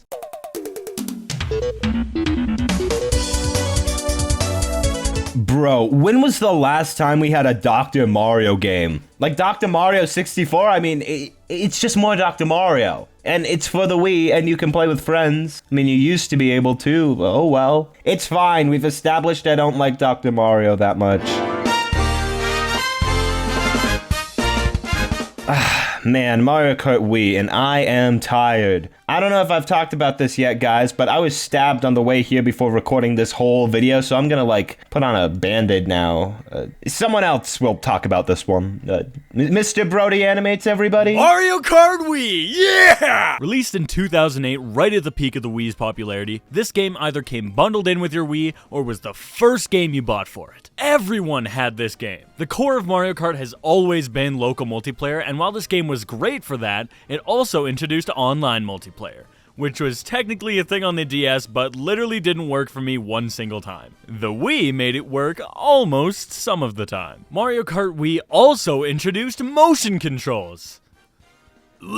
Okay, yeah, it's on the Wii. It's gonna have motion controls and they're gonna suck. They're completely useless outside of a few niche shortcuts as the benefits can't outweigh the cons, but as a kid, this was the sickest thing ever. Pop that Wii controller into a cheap plastic wheel and man, you felt like you were truly driving directly into the wall. The character selection is slightly bigger than Double Dash, excluding some characters and adding new ones, but most importantly, Funky Kong. By far, the funkiest Kong to ever do it. The kart selection is also top-notch. Each one of these karts is ingrained in my brain. They're all completely different, and it really gives the game such a whimsical style that is honestly lost in newer games like Mario Kart 8. If you grew up with this game like I did, you would know that the other games seem flat-out tame in comparison. These maps can be insanely unforgiving, by far the easiest Rainbow Road to fall off of, and oh man, the items? It's a non-stop flurry of explosions. Being in first place for more than a second is a death sentence. This can be crazy infuriating and make you want to hurl your Wiimote at your giant plasma TV, but it levels the playing field and makes it fun for anyone to play, regardless of skill. After all, nothing brings friends closer than the unification of pure, unbridled rage. The new items added here are admittedly hit or miss. The Mega Mushroom is cool but gimmicky, the POW block is just a worse lightning bolt, and the Cloud, well, it's kind of fun. Being able to mess with your friend by passing it off to them at the very last second is hilarious every single time. The track selection, I will say, is the best out of any Mario Kart game. Yeah, the older retro stages are mediocre, but some of them are brought back with glory, and the new ones are just amazing. Look me straight in the eye and tell me that other games have better tracks than Coconut Mall, Toad's Factory, or Maple Tree Way. Go ahead. I'll wait. Yeah, that's what I thought. The techniques in this game make it almost a Smash Bros. Melee of the Mario Kart franchise. An unbalanced, buggy mess that, if you understand it, can make it even more fun. In competitive play, only bikes are viable because of their inline drift and wheelies. And in really competitive play, only Funky Kong on a Flame Runner is viable, at all. And if you can't crank essential gap jumps in maps like Mushroom Gorge or DK Summit, you're gonna nowhere, buddy. Not to mention the fabled ultra shortcuts. The broken aspects of this game led to some of the most insane shortcuts and speedrunning tricks possible. Just look at this. Christian, you're gonna edit in like the Rainbow Road trick, right? Okay, just check. You're not cutting this audio out? Okay, cool. Thanks, man. Thank you. This game is so beloved and fun that even after the online servers were shut down, dedicated fans still keep it running on original hardware, which is just a testament to how timeless this game is. Overall, it's the best Mario Kart of the video. Suck it, Christian. Suck it, dude. Get back to your garbage games. Yes, sir. More Mario Baseball, and honestly this makes a lot of sense for a sequel on the Wii. I mean, come on, you can use the Wii remote like the baseball bat. And it does that! It met the requirement! Good job, Mario Super Sluggers for Nintendo Wii! I'm proud! It's fun, I definitely prefer swinging the Wii remote and hitting my monitor by accident compared to pressing a button. I do! I'll just be putting it above the last baseball game, just a wee bit over it, just a bit. Oh, okay.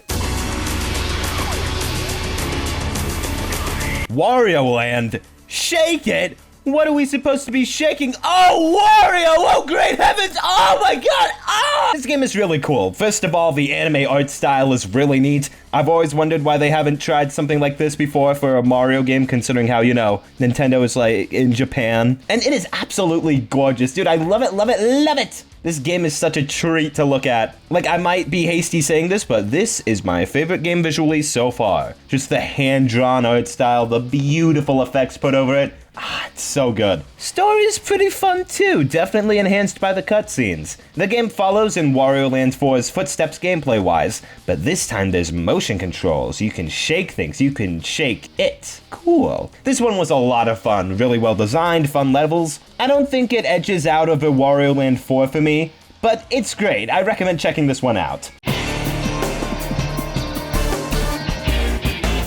Another Dr. Mario game? Are you fucking kidding me right now? This was exclusively sold as DSiWare for 500 DSi points. It's more Dr. Mario, who cares? It also only has 2 modes. This is a downgrade in every way. Why would you play this? At least the original game has some charm to it and a novelty for being so retro. Bro, I'm never gonna think about this game again once this review is done. Who gives a fuck? If you grew up with this game and have nostalgia for it, you are wrong! How dare you enjoy a game when I have the objectively correct opinion? How dare you grow up with it?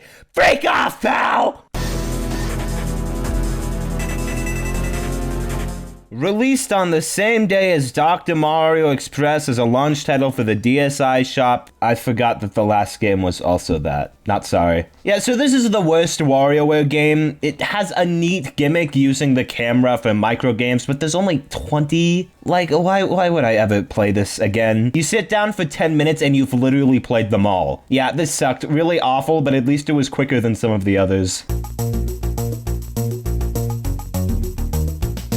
Alright, at least we're back to some good games finally. Unfortunately, this is another multi-hour long RPG, so I guess the suffering will continue. I wonder what this game is called. No, not again!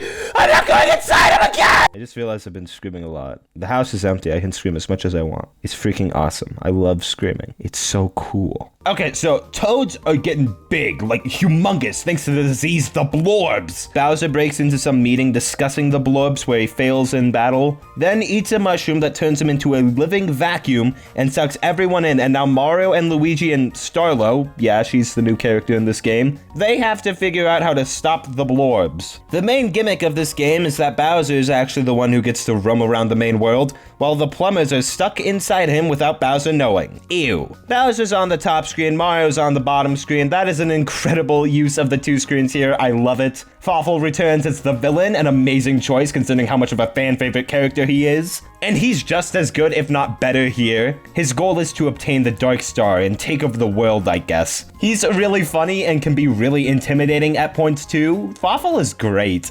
Absolutely unrelated note here, but why is everyone in this game fat? Like one of Luigi's main moves is him getting really fat. Mario gets fat, Bowser gets fat, the blorbs are just fat here. Someone definitely...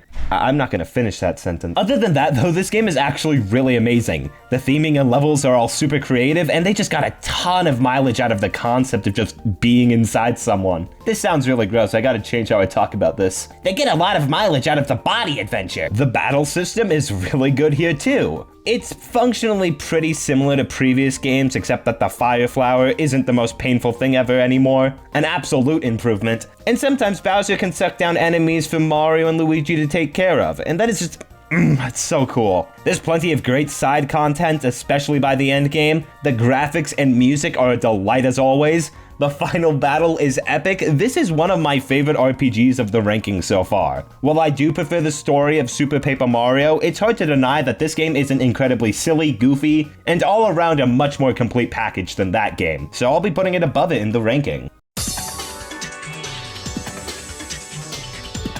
Okay, honestly, this is the WarioWare game I can get behind the most. The idea of making your own microgames is so fun and fits the DS so well, and being able to share them online must have been amazing and incredibly innovative, considering how this was before Mario Maker was released. It just occurred to me how we have only 60 games left. That actually just gave me a huge motivation boost. What the hell? That was completely unrelated to the game. Yeah, it's good. Not much more to say. I feel like some of these more recent reviews have been getting shorter and shorter, but I mean, there's only so many ways to call a video game good. We've gone through all the genres at this point.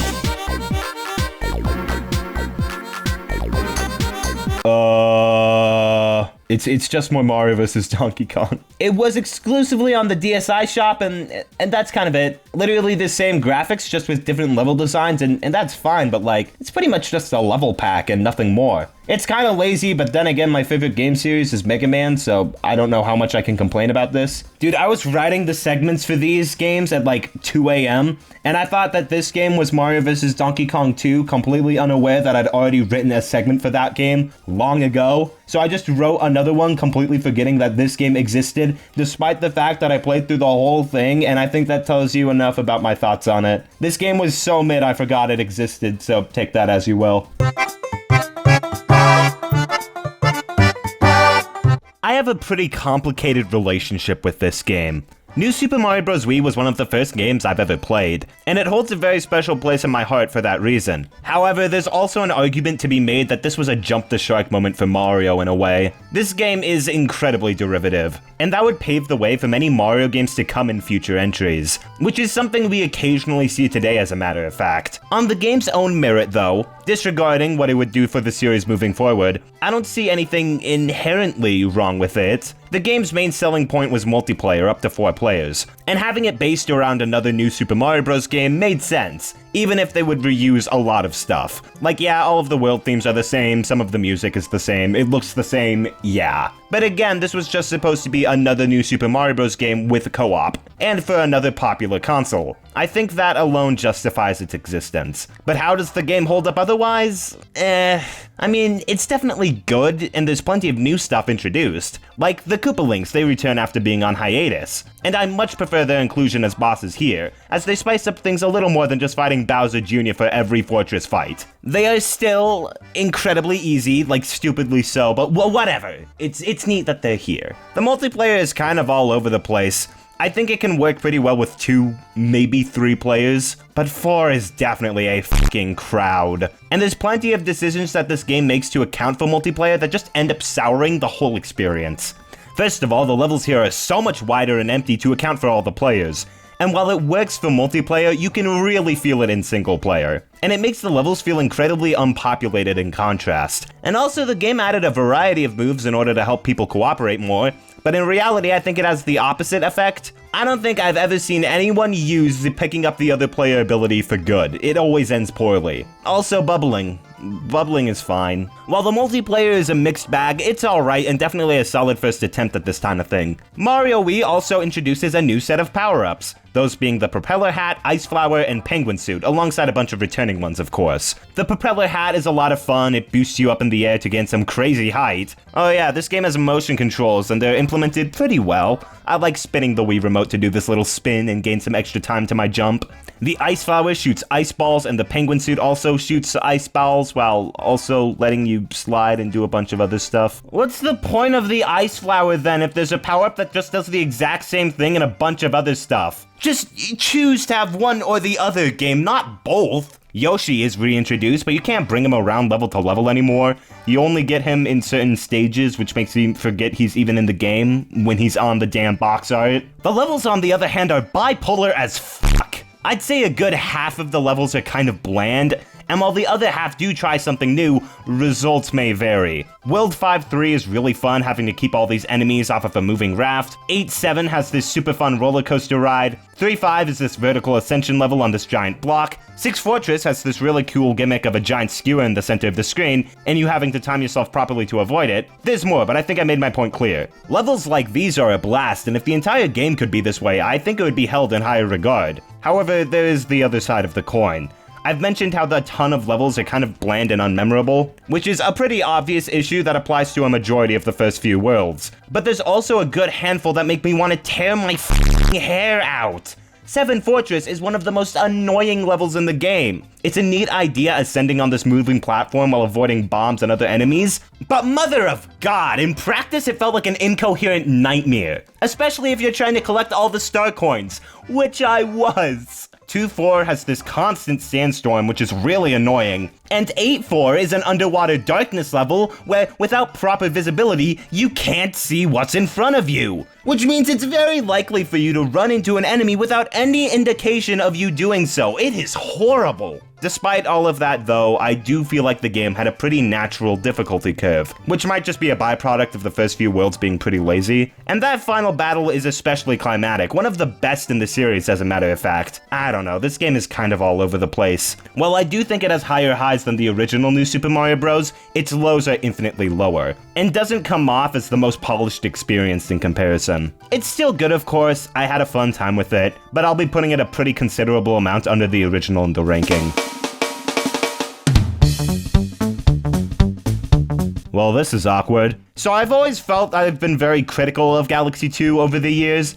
I've always prided myself as a Galaxy 1 fan, and I have gotten into actual arguments with friends over which one is better. Not like mean ones, by the way, like we only threw a few chairs at each other. But it was like an even amount of chairs, so it was fair. Unfortunately, despite all of that, I forgot one major thing. This game is so much fun! It excellently expands on the level design concepts from the original, and is an absolute explosion of new stages that are constantly exciting, constantly creative, and constantly mixing things up. I am not going to remember this game tomorrow! I feel like Galaxy 2's problem is memorability. While I do think it has some of the most consistently strong level design in the series, it's not surrounded by much. A lot of steps are taken backwards compared to the story and atmosphere from Galaxy 1. That's not to say there isn't any. The score is still incredible and, okay, that's about it.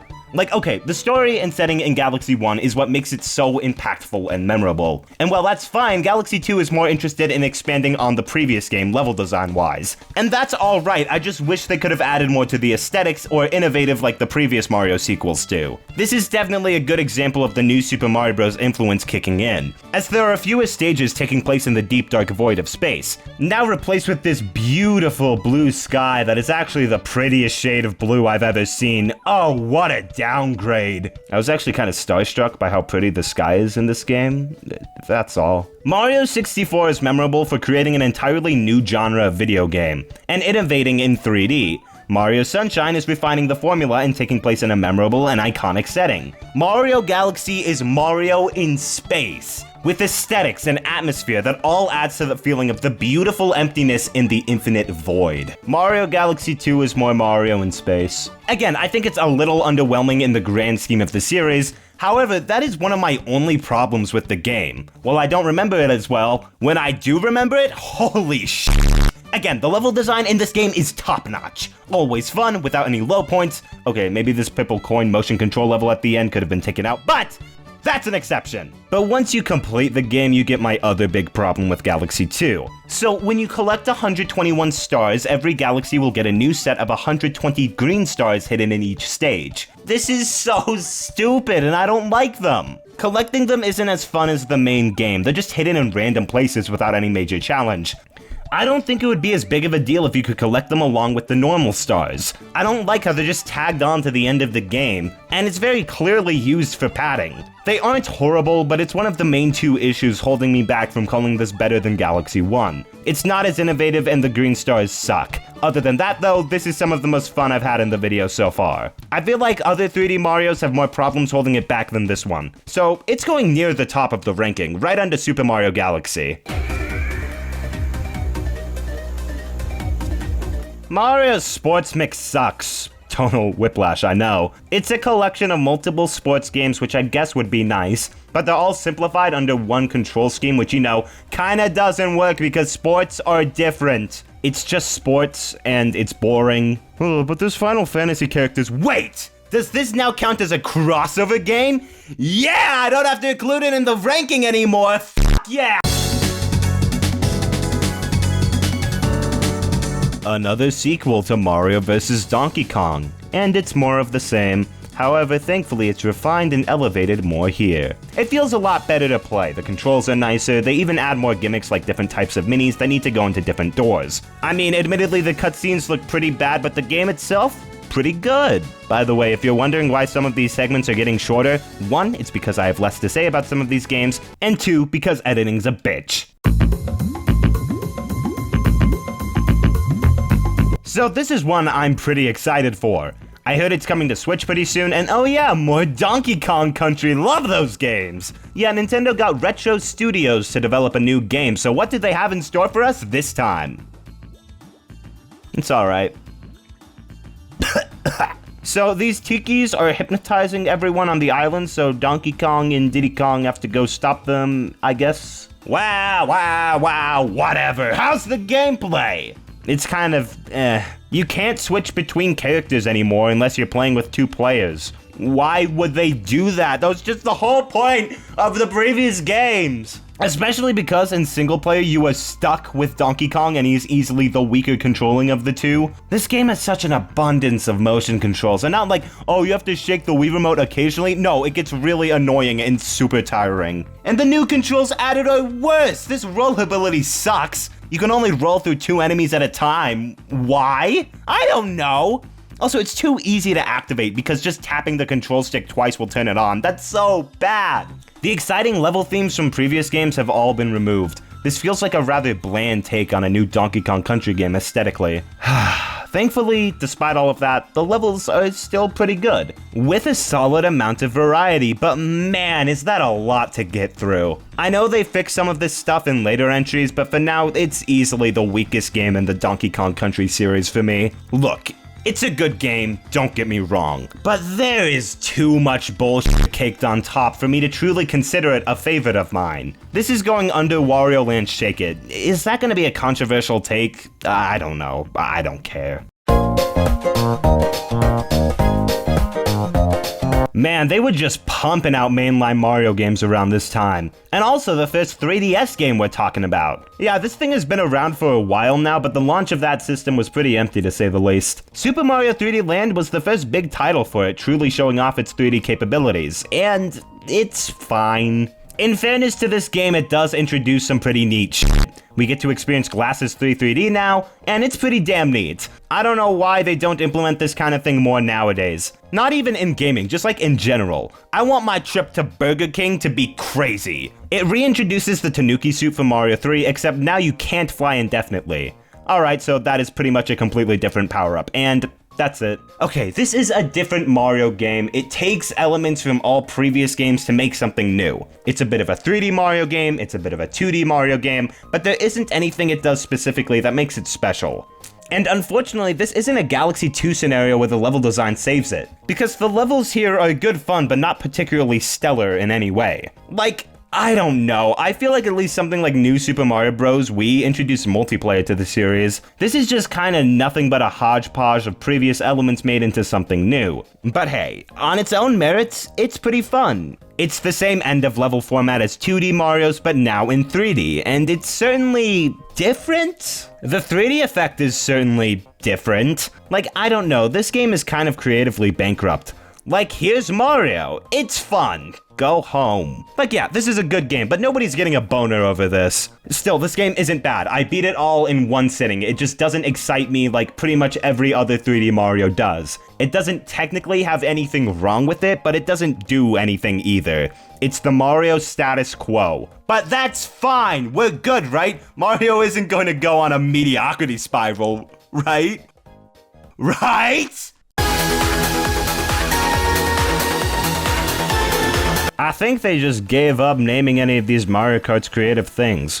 What about Mario Kart 64? Is that actually Mario Kart 2? I don't like this name. This is the one I always forget about. It's kind of stuck in between the two biggest games in the series, nor does it have anything particularly special about it. Mario Kart 7 is liminal. It introduces underwater and glider sections to the series, and honestly, these were an incredibly worthwhile addition. It felt odd in the earlier Mario Karts when you jump off a ramp and nothing would happen. But here it feels great, and would later be implemented in Mario Kart 8. Underwater sections definitely add a lot more creativity to the track design, adding more routes and paths for the player to take. It's great! It introduces vehicle customization, and I've never really cared for this too much. Like, yeah, it's neat, but it barely makes a difference in gameplay to me. I just use whatever looks funny. The track selection is really solid. Shy Guy Bazaar is a really fun one. It introduces a lot of Mii levels into the series from games like Wii Sports, which are a very welcome addition considering how these levels are great.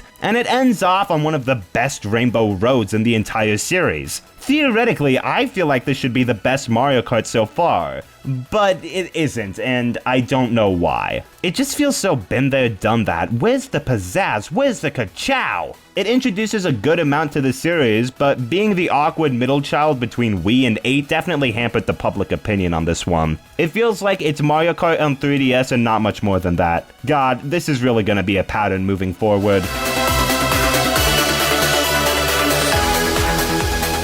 Okay, I see why a lot of people refer to this as one of the worst Mario Party games. Hudson Soft, who was responsible for creating all the good Mario Party games, was purchased by Konami. So Nintendo hired a different studio, ND Cube, to make the next one, who are known for making Wii Party and Tube Slider. Okay. Yeah, looking at the games they've made, they seem to make pretty much exclusively Mario Party stuff, with a few exceptions thrown in like Animal Crossing side games or Clubhouse games. Mario Party 9 changes up the gameplay by, instead of having everyone move individually, everyone is confined to a single car moving across the board. And instead the goal is to collect as many mini-stars as you can while you switch between drivers. I do like this idea a lot. It feels far more like you're going on an adventure with friends while still allowing for opportunities to screw them over. So where did they go wrong? I'm sure you're asking. It's kind of boring. And I think that's genuinely the biggest issue. Like, obviously the car mechanic isn't going to be for everyone, but I can get behind it. While there aren't really opportunities for strategy, remember how you could never pull off strategy ever in any Mario Party game? It becomes a lot more of trying to screw over your friends by making them land in bad spaces. I like collecting mini-stars because losing some of them isn't the end of the world. And it makes the game feel so much less luck-based than the others in the series. I know there's gonna be a lot of comments telling me I just suck at Mario Party, and they're right. But in addition to that, the minigame selection here is without a doubt the best in the series. There are absolutely no duds here. Come on, there's a reason that a minigame compilation of all the games is the most viewed Mario video on YouTube. What? Why? Mario Party 9 is going under Mario Super Sluggers.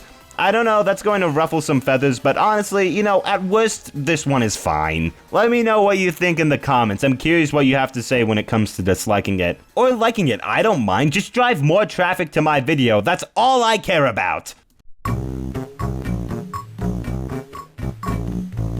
can't be the only one who feels like it's been a while since we got a Mario Tennis game, especially on the Wii. Like, wouldn't that have been a no-brainer, right? No, we're getting one on the 3DS. And you know what? It's more Mario Tennis. It doesn't really introduce anything new. The courts are pretty neat, I guess. I kind of didn't pay attention that much while playing this one. It's fine, but one of the weakest Mario Tennis games so far. It's going under Mario vs. Donkey Kong 2 March of the Minis. It's once again, nothing special. Oh that was game number 150? You know, if you care, I don't. 50 more to go, I guess. New Super Mario Bros. 2. Are you kidding me? Dude, the past few games have just been copy and paste Mario bullshit. What the hell is New Super Mario Bros. 2 going to do to distinguish itself? Wait, I actually like this one. Yeah, I wasn't expecting that. Okay, so from face value, this seems to be the New Super Mario Bros. Game that changes the least between games. And while I'd get that, I think that's actually wrong. It's the game in this series to not reuse the same exact set of worlds. The beach and forest worlds are both smashed into one location, and the cliffside world no longer exists to make room for two special worlds, World Mushroom and World Flower. These don't have any specific theme from level to level, which definitely makes things more interesting. It reintroduces the Tanuki suit, which yes, is just more nostalgia baiting, but at least it's something that the other games don't have. And more importantly, the implementation of coins being everywhere. It's a simple change that did affect how I played the game, just by adding a global coin counter. It's pretty fun, and the additions the game makes to maximize the amount of coins you get can be so satisfying. Like, the golden flower and the coin block are just brilliant. But in addition to that, I also think that the levels in this game are surprisingly good. The highlight being this one where you're Mini Mario and running on water the whole time. That's really cool, something they would have done in Mario 3. It's kind of hard to come up with cons for New Super Mario Bros. 2. I really enjoyed it for the most part. The levels are very tight and concise, the coin gimmick can be a lot of fun, and yet despite all of that, this always seems to be the New Super Mario Bros. Game thrown to the wayside as the weakest in the series. Which I might agree with if the next game did anything to distinguish itself like this one did. New Super Mario Bros. 2 is good. I'm putting it under New Super Mario Bros. Wii just because I have more nostalgia for it. It's my list, I'm allowed to be biased. But I think we can all agree that this is where the series was starting to get tiring, derivative, and safe. A trend we'll unfortunately see in the coming entries. Alright, Paper Mario Sticker Star is often considered to be one of the worst Mario games of all time. And I mean, come on, all the other Paper Mario games certainly had their issues, but none were flat out horrible. How bad could it possibly be? Class, in my 16 years of playing video games, no game has truly broken me like Paper Mario Sticker Star. It is truly the most abominable piece of fiction created by the Paper Mario series. And it's not even a contest. It strips back everything that the original games had going for them in order to appeal to, I don't know, toddlers. Paper Mario Sticker Star is a game made for toddlers. The story is painfully boring. All the ideas for interesting or unique characters were taken away and replaced with generic stock Mario characters we've seen time and time again. The battles have been made more simplified, even if Paper Mario was already one of the simplest RPGs ever made. The only way you can attack in this game is by using stickers. In battle, you can run or use your stickers, and you can only use them once before they're gone. And your reward for fighting enemies is coins, so you can rebuy the stickers you just used. So, why would you fight any of the enemies in this game when there are no consequences for running away? Why? For experience, of course, so you can level up and become more powerful. No, Sticker Star doesn't have experience points.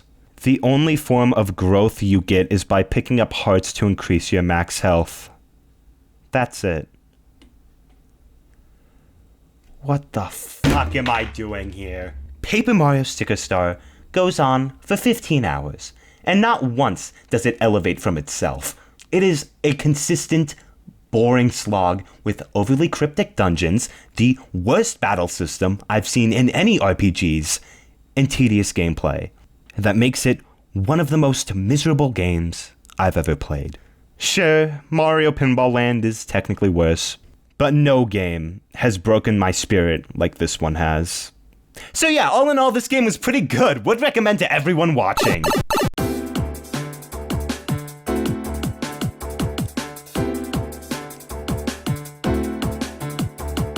Despite the sour note we ended on, Generation 6 once again holds some of the best and worst games of the franchise so far. But then again, it's getting really difficult to summarize a whole console generation into one statement of quality. The mainline games here were all really good, even if by the end they started to get a little more mundane and generic. And the spin-offs were once again all over the place, naturally. But after the success of the Wii, Nintendo launched what would become their worst performing console, the Wii U, which I may be biased towards since it was the first console I ever owned, but we'll get to that later. Point is, if there was ever a dark period for Nintendo, this would definitely be it. But hopefully, it won't affect the creativity and innovation of the games too much, right?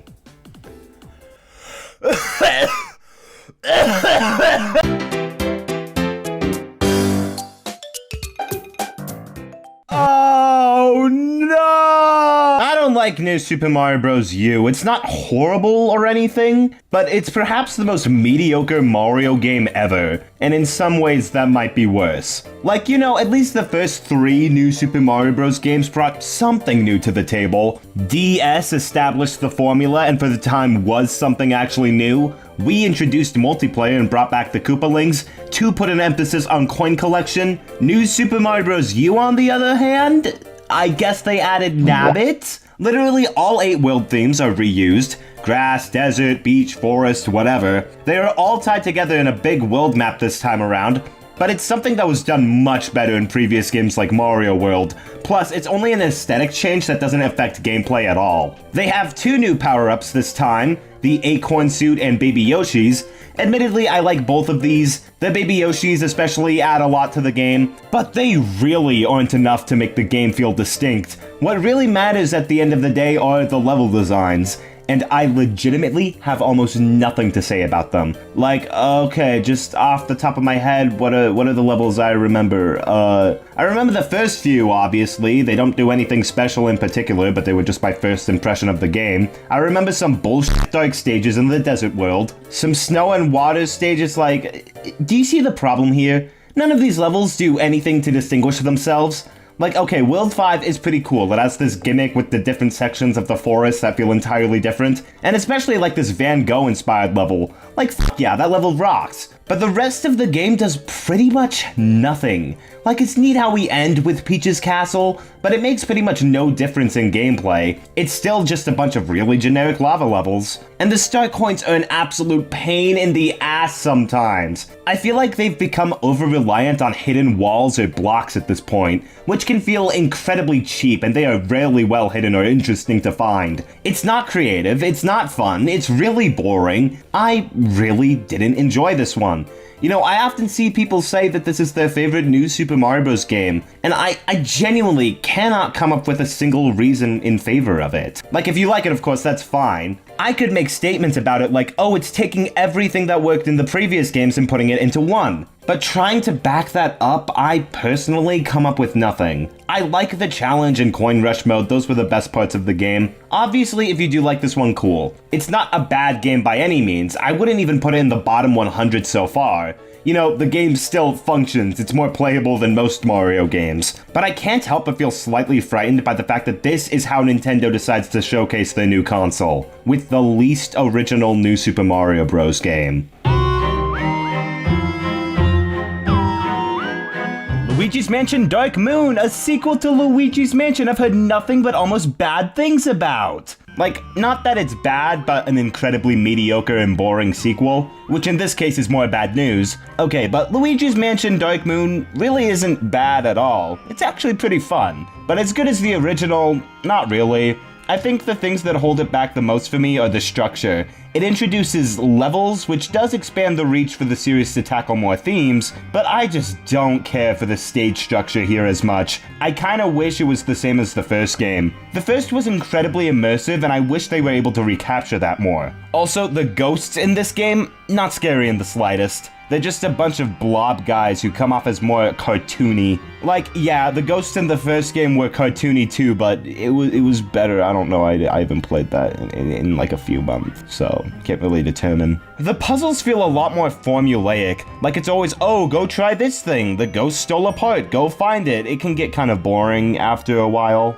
That or something like the Dark Light, which are also really obvious when it's being used. I do prefer how this game controls though. The vacuum feels a lot nicer in the game than before. Aiming up and down on the D-pad feels great. Also, this charge-up ability with the ghost, making you pull more health out of them, is really satisfying to pull off. Bosses are kind of whatever. Like this ice one where you gotta hit the parts of its face is really annoying. The rest aren't really memorable, but I liked the final boss having to lead King Boo into his own projectiles from his sphere of light. Honestly, the best part about this game was the cutscenes. Just watching Luigi be a lovable p*** was entertaining. And the dog Polterpup doesn't really do anything, but I like him. All in all, Luigi's Mansion Dark Moon is a fine sequel, and as a standalone game, it's good. It's just got a lot of elements missing that I preferred from the first game. It's got a lot of ups and downs. I wouldn't say it's the better game by any means, but bad or even mediocre? No. I'll be putting it under Mario and Luigi Partners in Time. You know, it's decent.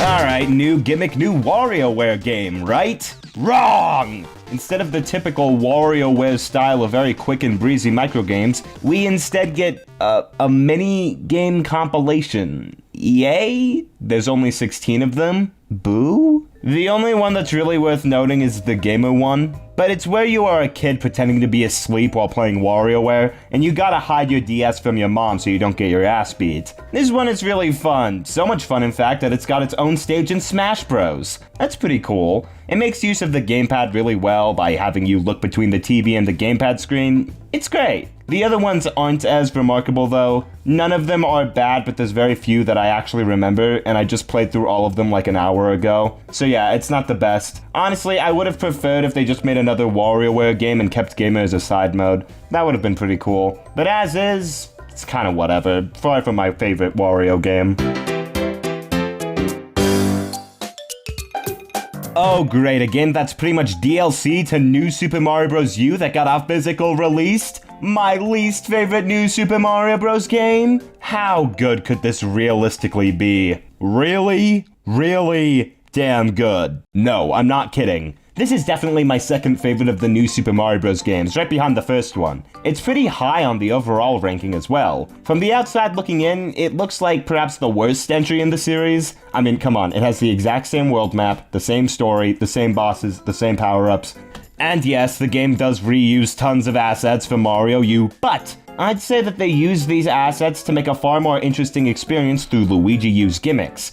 First of all, you only have 100 seconds to complete each level, and I mean like actual seconds. Mario games for some reason don't use actual seconds. Instead, every 100 seconds there is about a minute. Here, it's actually a full minute, 40 seconds. F my brain, no more math for the rest of this video. This alone completely changes how I play the game. There's less time to collect power-ups, less time to look for secrets, and less time to piss around with your friends, completely changing the gameplay style to be more fast-paced and bite-sized compared to the other games. Luigi also controls differently, being far more slippery and jumps higher. This alone would make any of these games feel different, but the level design complements these gimmicks brilliantly, as well as just being really good in general. Genuinely some of the best, most unique level designs in the franchise. It is so much fun to rush through by yourself or with friends. Speaking of friends, I don't have any. But New Super Luigi U introduces Nabbit as the fourth playable character since Mario is gone now. He can't collect any power-ups and also can't be hit, which balances out against the other players as Nabbit plays completely differently to everyone else. And when you're under such a strict time limit, you don't want to be tripping over your friends. So while this may be a little sibling mode, it's got a ton of practicality. My only major critique of this game is that a lot of the secrets are still really shittily hidden. Like, I can't f***ing stand when they use this hidden block ground pound trick. It's so shit. But other than that, this is not only one of the funnest New Super Mario Bros. Games, but it's one of the best games in the Mario series so far. It took a tired old formula and made something new out of it. Nintendo really should have just released this game instead of Mario U. Perhaps the NSMB series would have been looked back upon more fondly. But anyways, this is going at the top of the list. I don't know what the general consensus is on the Mario and Luigi series. I've gone into all of these games completely blind and I have no knowledge of other people's opinions on them, so I'm really sorry if you like this one or if it's the consensus that I'm supposed to like this one. But I kinda hated Mario and Luigi Dream Team.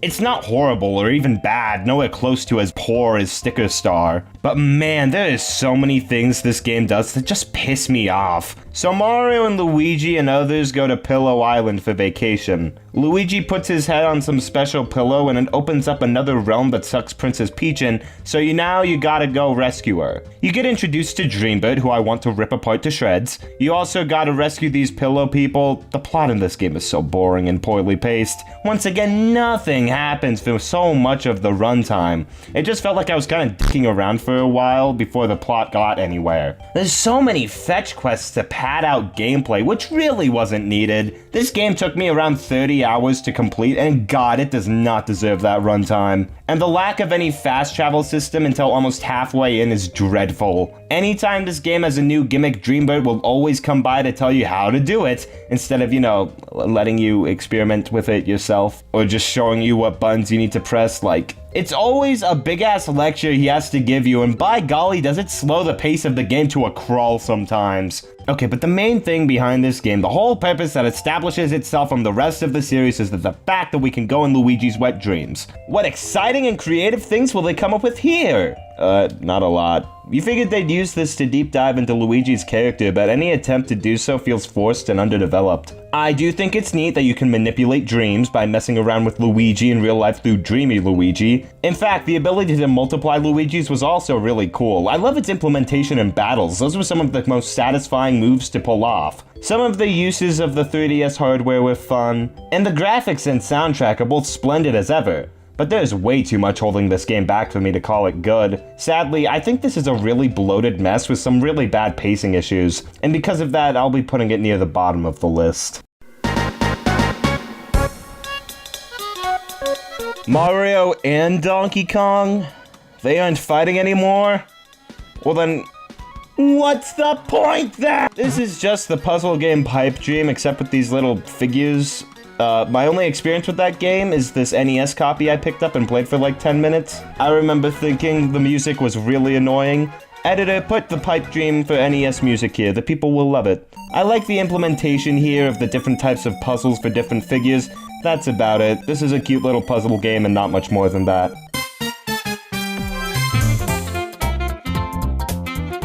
Super Mario 3D World, the first video game I ever owned. I remember I got the Wii U with this game and Nintendo Land in a little bundle. Yeah, that was a good year. I still have that original copy, by the way. It's seen better days. Look, I was 7. I've done unspeakable things to my game. So, needless to say, we're playing the Switch version. There's a few changes, like the characters being faster and some general quality of life stuff. Shouldn't affect the review too much, though. But yeah, I was really excited to return to this one, even if it seemed pretty underwhelming at this point in the series. I mean, it basically seemed like 4-player 3D Land. And god, people were so tired of basic-ass Mario at this point. And yeah, 3D World seemed like it would be more of the same. But that's where they are wrong. Super Mario 3D World is one of the best games of the entire series so far, and without a doubt the one with the best multiplayer experience. Every other multiplayer game in the series has something holding it back from being truly great, but 3D World functions perfectly. 4-player co-op isn't absolute chaos if you work together thanks to the added space from the third dimension, but it can also be absolute chaos thanks to this silly little crown. I've genuinely lost friends over this crown. That does nothing. It is amazing. It's the best mainline game for multiplayer, easily. Also, 4 playable characters return for Mario 2. Mario, Luigi, Peach, and Toad. I'm so glad we're past that silly yellow and blue Toad bullshit from before, and once again, all of the characters have their own advantages to playing as them. Also, Rosalina is an unlockable character now. That's pretty cool, and the Mario Galaxy references near the end of the game were greatly appreciated. And they are all more balanced than ever now. And thanks to the different stamp buttons that can only be accessed by certain characters, there's incentive to switch between them, even in single player. Every level has a stamp, 3 green stars, and the top of the flagpole all count towards 100%. It's so much fun to collect everything here, and they are once again really well hidden. You can't use the stamps for Miiverse anymore considering how it's dead, and with good reason, but they're colored in the Switch port, I guess. Whatever, they're just a thing to collect, so do it. You don't need a reason. I mean, there's still a reason. You needed to access some of the special levels in the end. Oh my god, I completely forgot to mention any levels. This game constantly switches things up. While there are world themes, there isn't. Like, the first level typically matches things, but the rest of them, I don't know. It's the same approach as 3D Land, really. But the difference between this and 3D Land is that the levels here are actually really memorable. Like, yeah, they're with different themes, but I've forgotten most of 3D Land. Just off the top of my head, though, there's a level with a bunch of ants, one climbing up this kind of Asian tower, auto-scrolling military brigade, levels taking place in a circus, and even a few that use the 100 seconds gimmick from Luigi U. That's really cool! And the new power-ups this game adds immediately became mainstays in the Mario series. The cat power-up allows you to pounce and jump around walls, the double cherry devolving into multi-Mario madness. It introduces these box power-ups also, like the cannon box and propeller box. These are cute, they even bring back a few classics like the Tanuki suit and Mega Mushroom. Super Mario 3D World is absolutely fantastic! While it is a little derivative in some places, take the best elements of previous games and combine it with some of the most creative new levels and power-ups, and you got the highlight of the Wii U generation and one of the best Mario games ever. Oh yeah, I kind of forgot Dr. Mario existed. Well, it's Luigi's turn, I guess. It's just another version of Dr. Mario, except there's an extra mode called Operation L, where all the pills are shaped like L's. Wow, this definitely warranted another entry in the series. Also, Virus Buster, which uses the touchscreen to place blocks. Fascinating. What a way to end out the year of Luigi, aka Nintendo's worst financial year. What do you want me to say? I already talked about Dr. Mario. I mean, it looks nice. I guess it controls about the same as usual. Whatever, let's move on. What if Donkey Kong was cold? Retro Studios is at it again with another excellent entry in the Donkey Kong Country series, and I gotta say, it's more of the same. But that's hardly a bad thing. Again, I remember thinking Donkey Kong Country Returns was kind of subpar compared to the original trilogy. Like, it was still really good, but far from my favorite entry in the series. Well, I'm comfortable saying that Tropical Freeze is absolutely deserving of standing with the originals. Firstly, it reintroduces Trixie as a playable character, no longer having that 2-player per game BS, as well as adding Cranky Kong, the first time in the series he's been playable. Neat. Glad they chose him instead of that weird wipe that was Kiddy Kong. Although I would have loved to see him return because look at him. I fucking hate him. You don't have to play with motion controls, let's fucking go! The levels are immensely satisfying. Clearly there was some intention for you to be able to speed through them thanks to the time travel mode, and it shows because it makes mastering them here an absolute blast. Each world is creative and new, a major improvement upon the last game. Juicy Jungle is themed around making this jelly substance that slowly gets more and more integrated into the level design. It's so cool. This is another fantastic addition to the Mario franchise, and that's not even to mention the Switch port introducing a new funky mode. Oh hell yeah! If you were a fan of the original Donkey Kong Country games, or even a fan of 2D platformers in general, I highly recommend checking this one out. It's going under Super Mario 3D World in the ranking. So this guy Christian Complains wanted me to complain about Mario Party Island Tour. Mario Party Island Tour is my least favorite Mario Party game, which is something weird I say because I know I have some nostalgia with this game because, truthfully, this was the only game I played for like a lot of 2013, like end of 2013, early 2014 on the 3DS. I don't know why, it was just something that happened. And so I thought, you know, maybe I'll have like enjoyment with this game just because of pure nostalgia factors. No, this game sucks. It just fucking sucks. Island Tour is kind of more similar to the Mario parties before 9 and 10 than it is to 9 and 10, but has kind of the aura and 9 and 10 just like if to it. Where yeah, it is technically closer in gameplay to those older Mario parties. It really isn't, and it's just this weird in-between between 9 and 10 and Glory 1 through 8.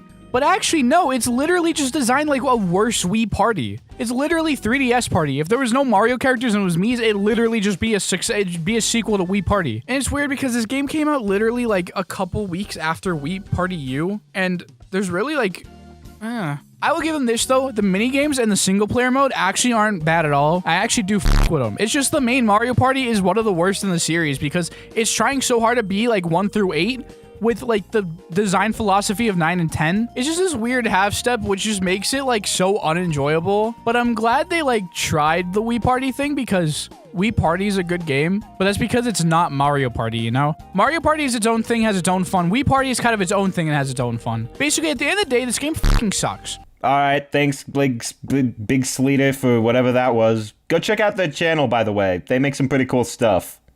Yeah.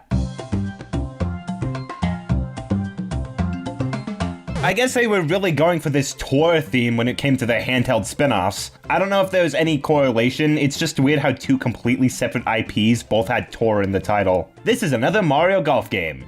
I don't have a lot to say. It does bring back having a story mode, however. I thought this one was really basic, and had nowhere near the amount of intrigue behind the Game Boy Color or advanced ones. There's 16 courses, that's cool I guess. It's still just golf though, so I have yet to really care about any of them. I like some of the character-specific moves, and Kamek making an appearance was kind of weird, and that's about it. It's okay.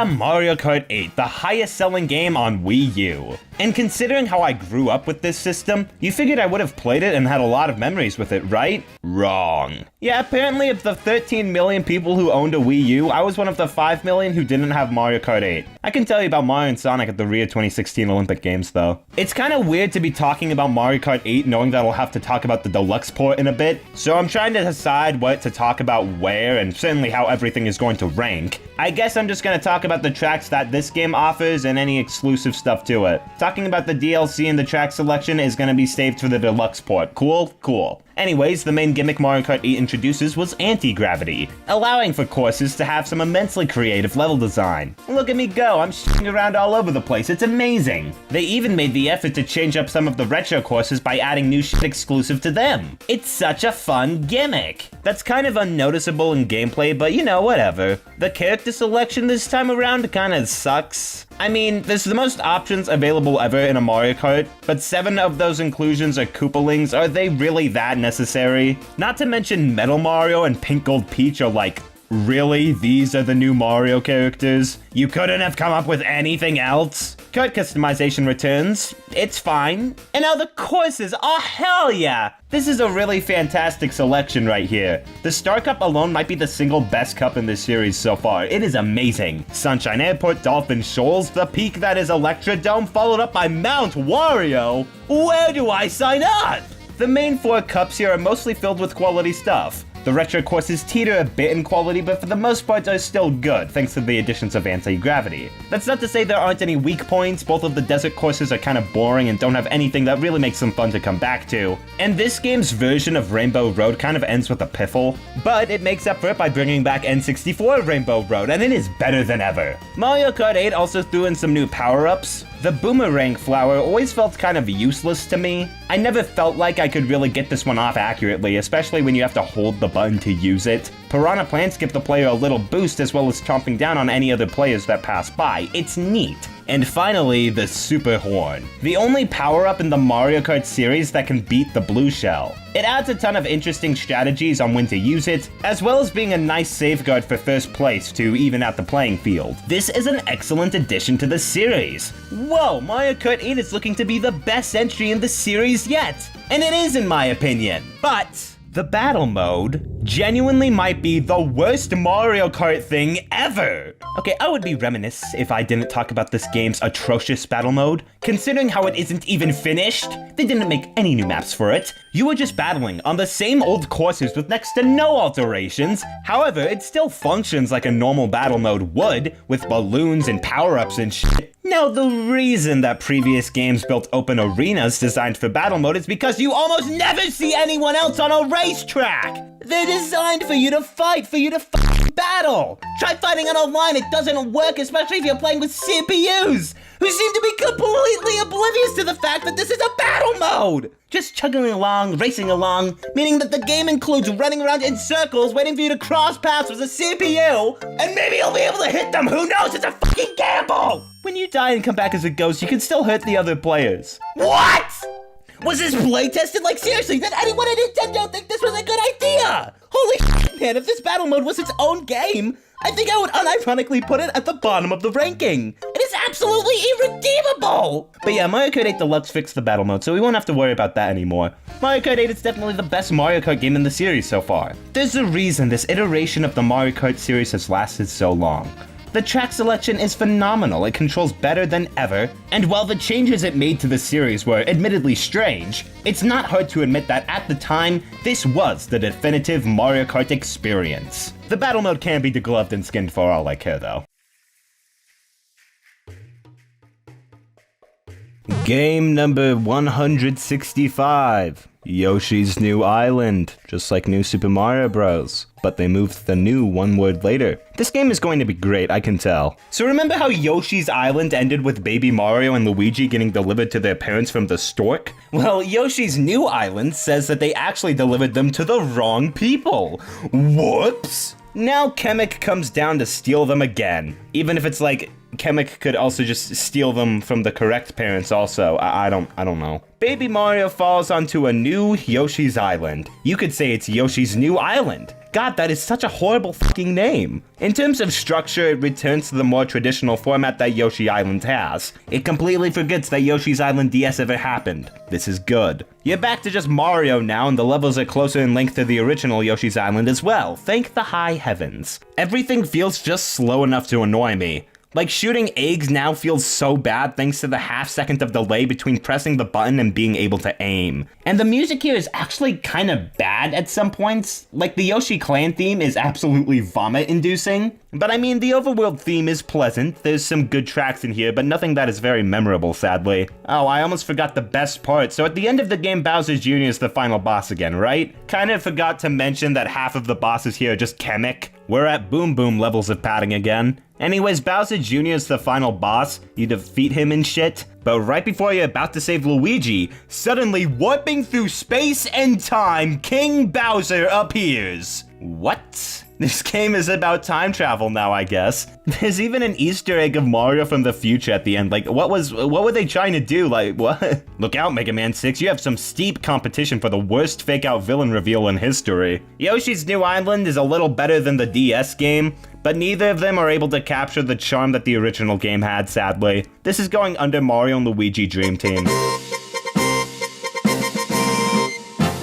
Have I even mentioned Captain Toad in this entire marathon? I doubt I had even considered how much of a minor character he is in the series. Okay, so Captain Toad, he's a minor character in the Mario series. He's a Toad. That's a captain, I guess. I think he appeared in Mario Galaxy. But in 3D World, he got his own little adventure stages that were like having to obtain 3 green stars without jumping. So it was a lot of puzzle levels, and Captain Toad Treasure Tracker seems to be more of that. Why was this ported to 3 systems? I completely forgot this game existed despite growing up the Wii U era. And after replaying it, I have come to my final conclusion. It's fine. Toadette gets kidnapped by this bird, so you gotta go save her. You cannot jump, and you gotta solve all these little levels by collecting the star. There's also 3 secret gems in each stage that you need to collect in order to progress. There's some pretty creative set pieces here, and I do think that this is a pretty excellent puzzle game. These levels expand on the concepts presented in the original Captain Toad levels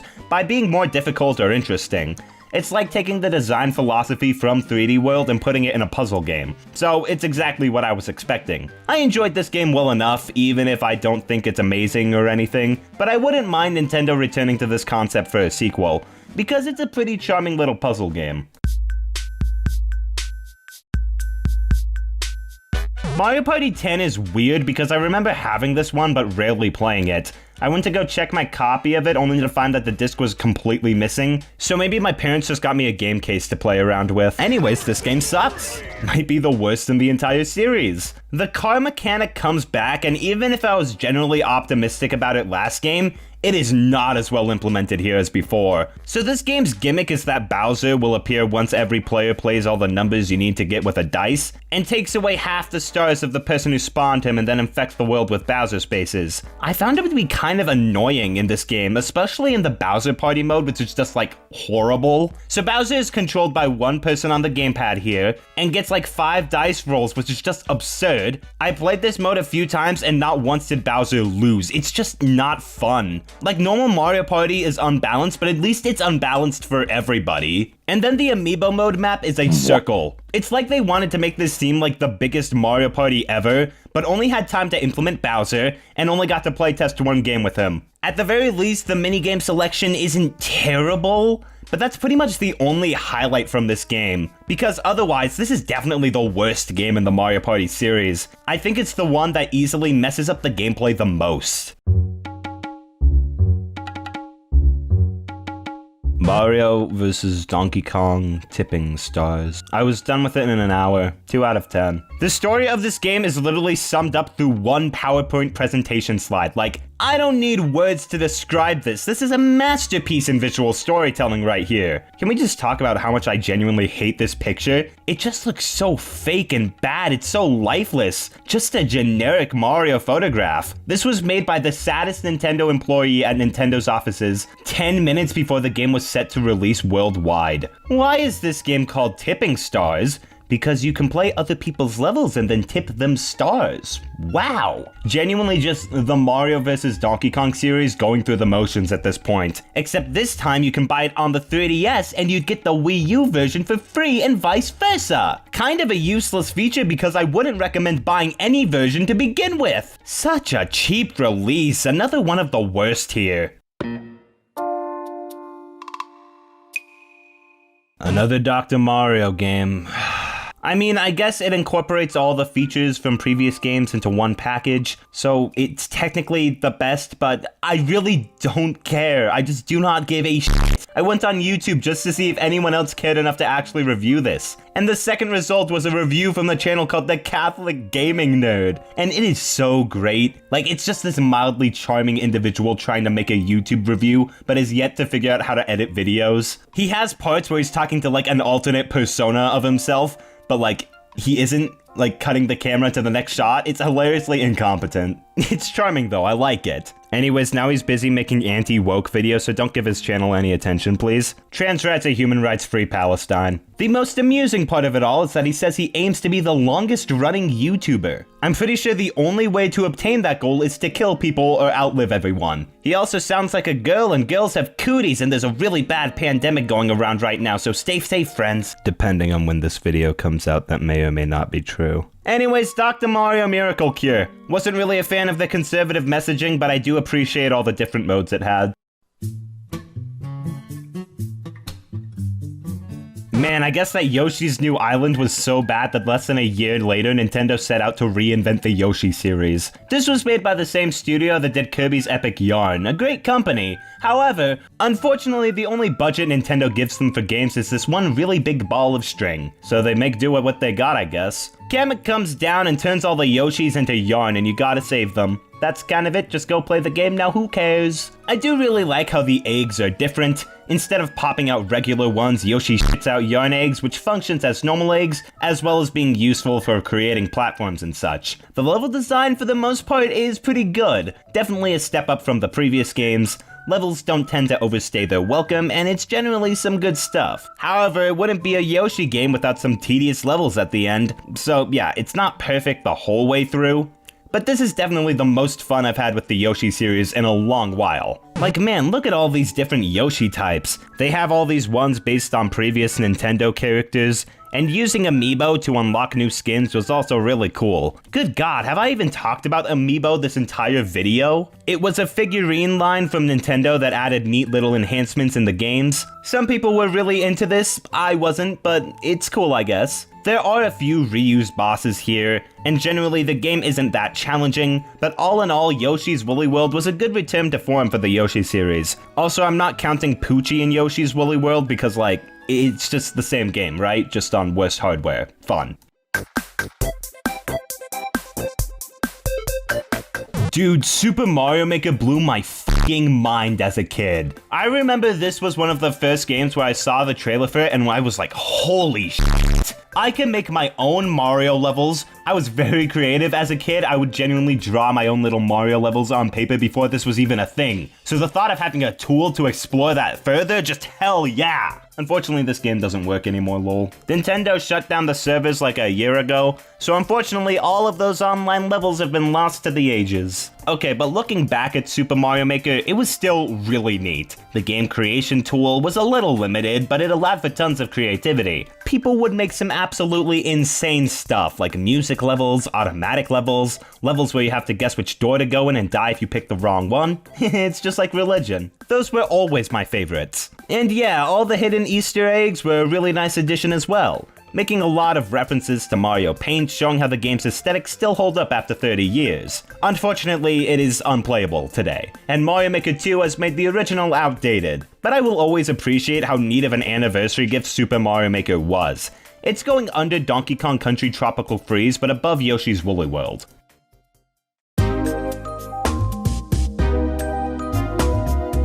Oh boy, it's the long-awaited crossover between Paper Mario and Mario & Luigi series. Wait, were people asking for this? Look, I know I said I wasn't gonna do any crossover games, but when I said that I meant with like other video game franchises. Inbreeding is okay though. So Luigi accidentally stumbles upon a book that lets out a bunch of paper shit onto the world. And then normal Mario and Luigi get to meet Paper Mario? Whoa! Where's Paper Luigi? Did they just forget about him? Like, the 3DS has 4 buttons. You did the same thing in Partners in Time. It was fine there. What the hell, Nintendo? So Paper Bowser and normal Bowser kidnap both Peaches, and you gotta go save them both. Double the trouble? I know. This is actually a really neat concept for a crossover Mario game. This had the potential to be great. Unfortunately, I found Mario & Luigi Paper Jam to be a horribly pandering heap of fan service and nothing more. And the thing is, it doesn't even fully devote itself to it. What I just explained to you with the story and such may have sounded really cool, but the rest of the game does absolutely nothing to hold your attention. They put all their eggs into the tiniest of baskets, thinking that very light sprinklings of references would be good enough. This could have been an excellent celebration of the series for Mario's 30th anniversary, but no! There are no unique characters. Even the henchman characters who are exclusively dedicated to this series, gone. What do we have in place of those? Why, the excellent gameplay, of course. Travel through some of the most unique areas in Mario games, such as grass, desert, winter, beach, and everyone's favorite, forest. How thrilling. At least the combat is still decent enough. Very little has changed between games besides the additional character, and it can still be fun, especially with Paper Mario's copy move. That one is cool. There were some good quality of life improvements like the dash boots and being able to fast forward cutscenes, and I also liked some of the papercraft battles. Those were a nice addition, even if they felt like an odd distraction from the main game. I don't know, I had fun with them. Really, this game wasn't bad, but very, very disappointing. It doesn't lean into the fan service far enough to be engaging, and there is almost nothing here to stand creatively. It's also remarkably shorter. This one only took me around 20 hours to finish, which, you know, I could do that in one sitting. I'll be putting it just under Mario & Luigi Dream Team. Both games have their pros and cons, but looking back, I think I enjoyed that one just a bit more. Mario Tennis Ultra Smash is literally nothing. It is absolutely without value. It feels more like a demo than a full-on experience. The only thing this game added was the addition to grow big sometimes. That's it, that's all. The Mega Battle is such a stupid fucking gimmick. You just grow big and are pretty much guaranteed to win for that round, unless your opponent hits you. It's stupid and broken and dumb, and I hate it. The rest of it is the most generic tennis you could possibly ever play. The presentation is absolute garbage. Everything takes place in this one court. That is literally the only background asset they made for this game. Oh, my bad. I'm sorry. They changed the ground for some of them. Oh man, this was totally worth my $50. Like literally every other sports game had something going for it. I didn't like them, none of them were really my thing, but it was clear there was effort behind them. With the new characters introduced, the in-depth gimmicks, these cutscenes to start every game off. Hell, the handheld ones were full-ass RPGs, of course there was effort put into them. Mario Tennis Ultra Smash is none of that. It is literally just a demo of a game being slapped onto store shelves for $50. Without a doubt, the worst sports game in the Mario series. It's going at the bottom of the list. There's genuinely no reason to return to this one ever.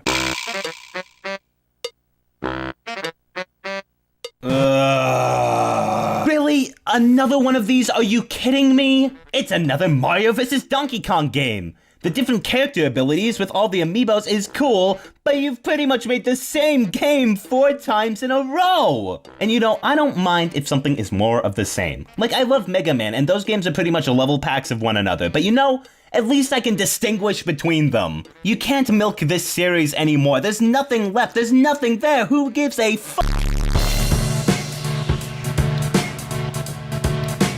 Oh my god, Nintendo is on a horrible losing streak right now. I really hated Paper Mario Color Splash. It's not nearly as bad as Sticker Star, but it's like the mildest of improvements. And it's bad for very different reasons. Admittedly, there were parts I enjoyed. This game has actual characters compared to Sticker Star's toads. And they can all be pretty funny as per usual for the series. It's clear that the people translating this were having a lot of fun. I was shocked at the kind of references they were able to make here. While there is a Sticker Star-like world map, generally it feels a little more lived in, with more unique locations than grass, deserts, and ice. So what's wrong with this game? Pretty much everything else. The battle system is so fucking bad, man. While Sticker Star had the problem of not wanting to do battles because they were a waste of time, Color Splash thankfully fixes that. Enemies now drop hammer scraps, which increase the maximum amount of paint you have. Cool. Unfortunately, now I don't want to get into battles because they are so fucking tedious. You know how in previous Mario RPGs, hell, RPGs in general, you select an attack command, pick which enemy you want to hit, and bam, you just attack them. In Paper Mario Color Splash, you gotta scroll over to your lesser cards on the gamepad, you select one of them, drag it over into this little box, you click cards ready, touch to paint. Once you're done with that, you click done painting, then swipe the card up in order to use it. We've gone from 2 button presses to fucking 18! Wow, thanks Nintendo, you fixed my problem with Sticker Star, you dumbasses! Not to mention that the game is also shockingly easy, so really, I didn't have to fight very many battles to begin with. So like 90% of the time, I just outright avoided every battle that came my way, and I don't get penalized for it. There's no fucking point again. Also, when you are in battle, there's pretty much no reason to use any of your cards but the basic weak ones for most of the game, because most enemies die anyway, and the auto-targeting makes actually planning out what cards to use impossible. Just spam the same old cards over and over again, you'll be fine. Ugh, my god, Paper Mario Color Splash didn't drain me as much as Sticker Star. There were at least puzzles in this one I found mildly amusing, and again, the humor was still pretty good, but otherwise it's another stain on the Paper Mario series if you ask me. It's going above Mario Party 10.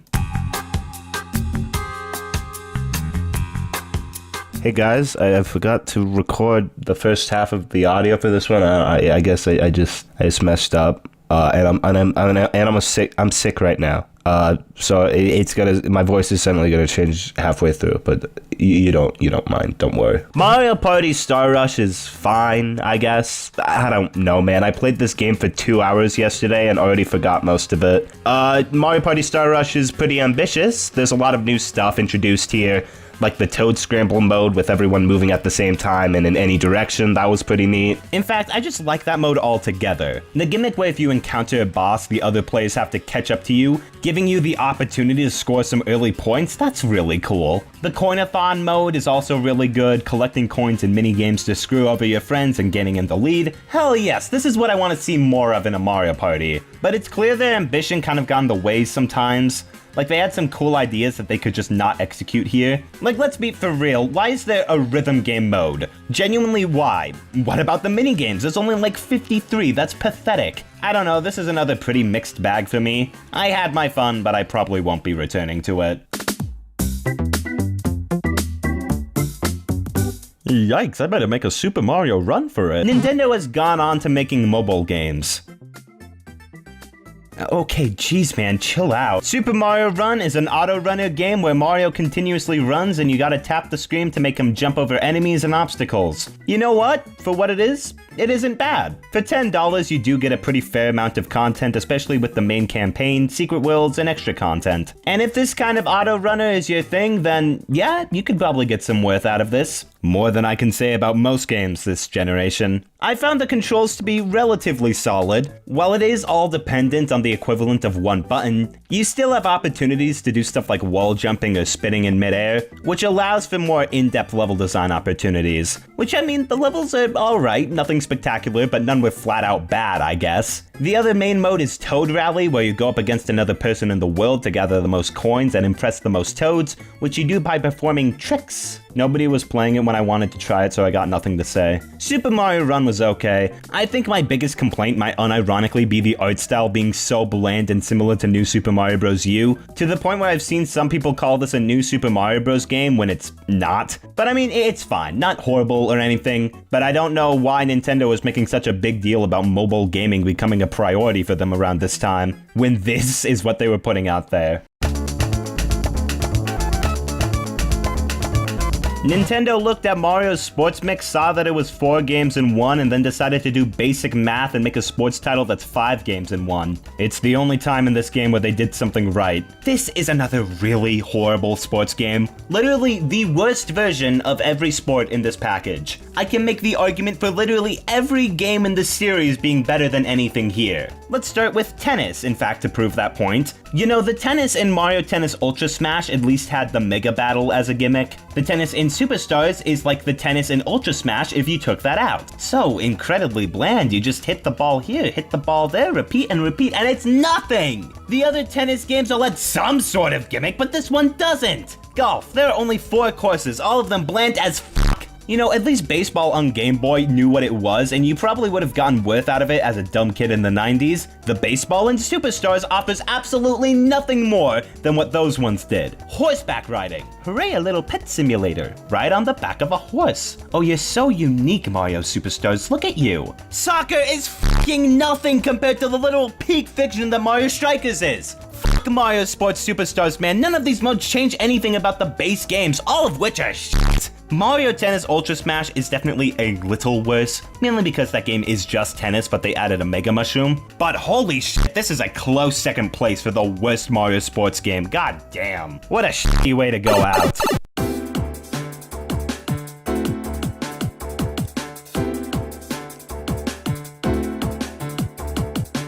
Jesus, man, that second half was a slog. It was incredibly clear that Nintendo had just given up on the Wii U at that point. Like, there were already some titles in the first half that were mediocre, but damn, there was nothing here. Saying that, there were a good handful of titles that I thought were pretty good, and definitely nostalgic for me to come back to since I grew up with them. But this has been one of the weakest console generations for Nintendo as a whole. There was not a lot to be excited for here. However, on the complete opposite side of the coin, there is a ton to be excited for, because we are entering the generation of the Nintendo Switch. Console and handheld gaming combined. So what did they have in store for their biggest console yet? Let's find out.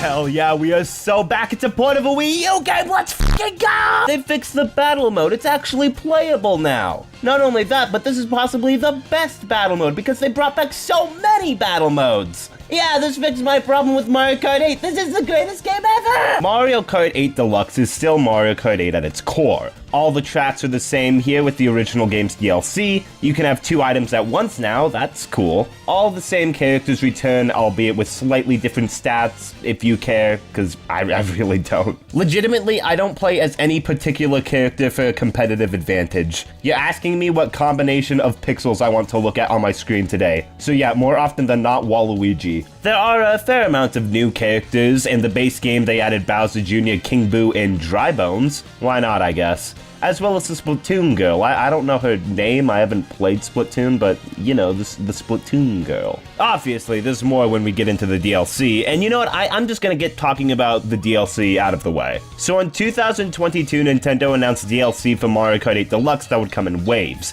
If you had Nintendo Switch Online, though, you'd get all of it free of charge. This included a set of new characters: Kamek, Wiggler, Petey Piranha, Birdo, Peachette, Pauline, Diddy Kong, and Funky Kong! These are decent little additions. There aren't any I'm necessarily against being in here. I'm just glad there's Funky Kong, considering how much of a fan favorite he is, and for good reason. But of course, with the new DLC, Nintendo handed out 12 all-new cups for the Booster Course Pass, which is pretty much an entire other game's worth of content. It's kind of insane to think about. Now yes, this was reusing a lot of tracks that were already in Mario Kart Tour and just porting them to Switch, but, well, there's no but. They're all nice to have, even if they don't look the best in some places. I appreciate having them, it's better than nothing. Now with the additional 8 cups, that brings Mario Kart 8 Deluxe's track total to the highest in the series with 96 courses. Now how irresponsible would it be for me to go track by track and rank each one from S to F? Pretty irresponsible. Good thing I would never do that.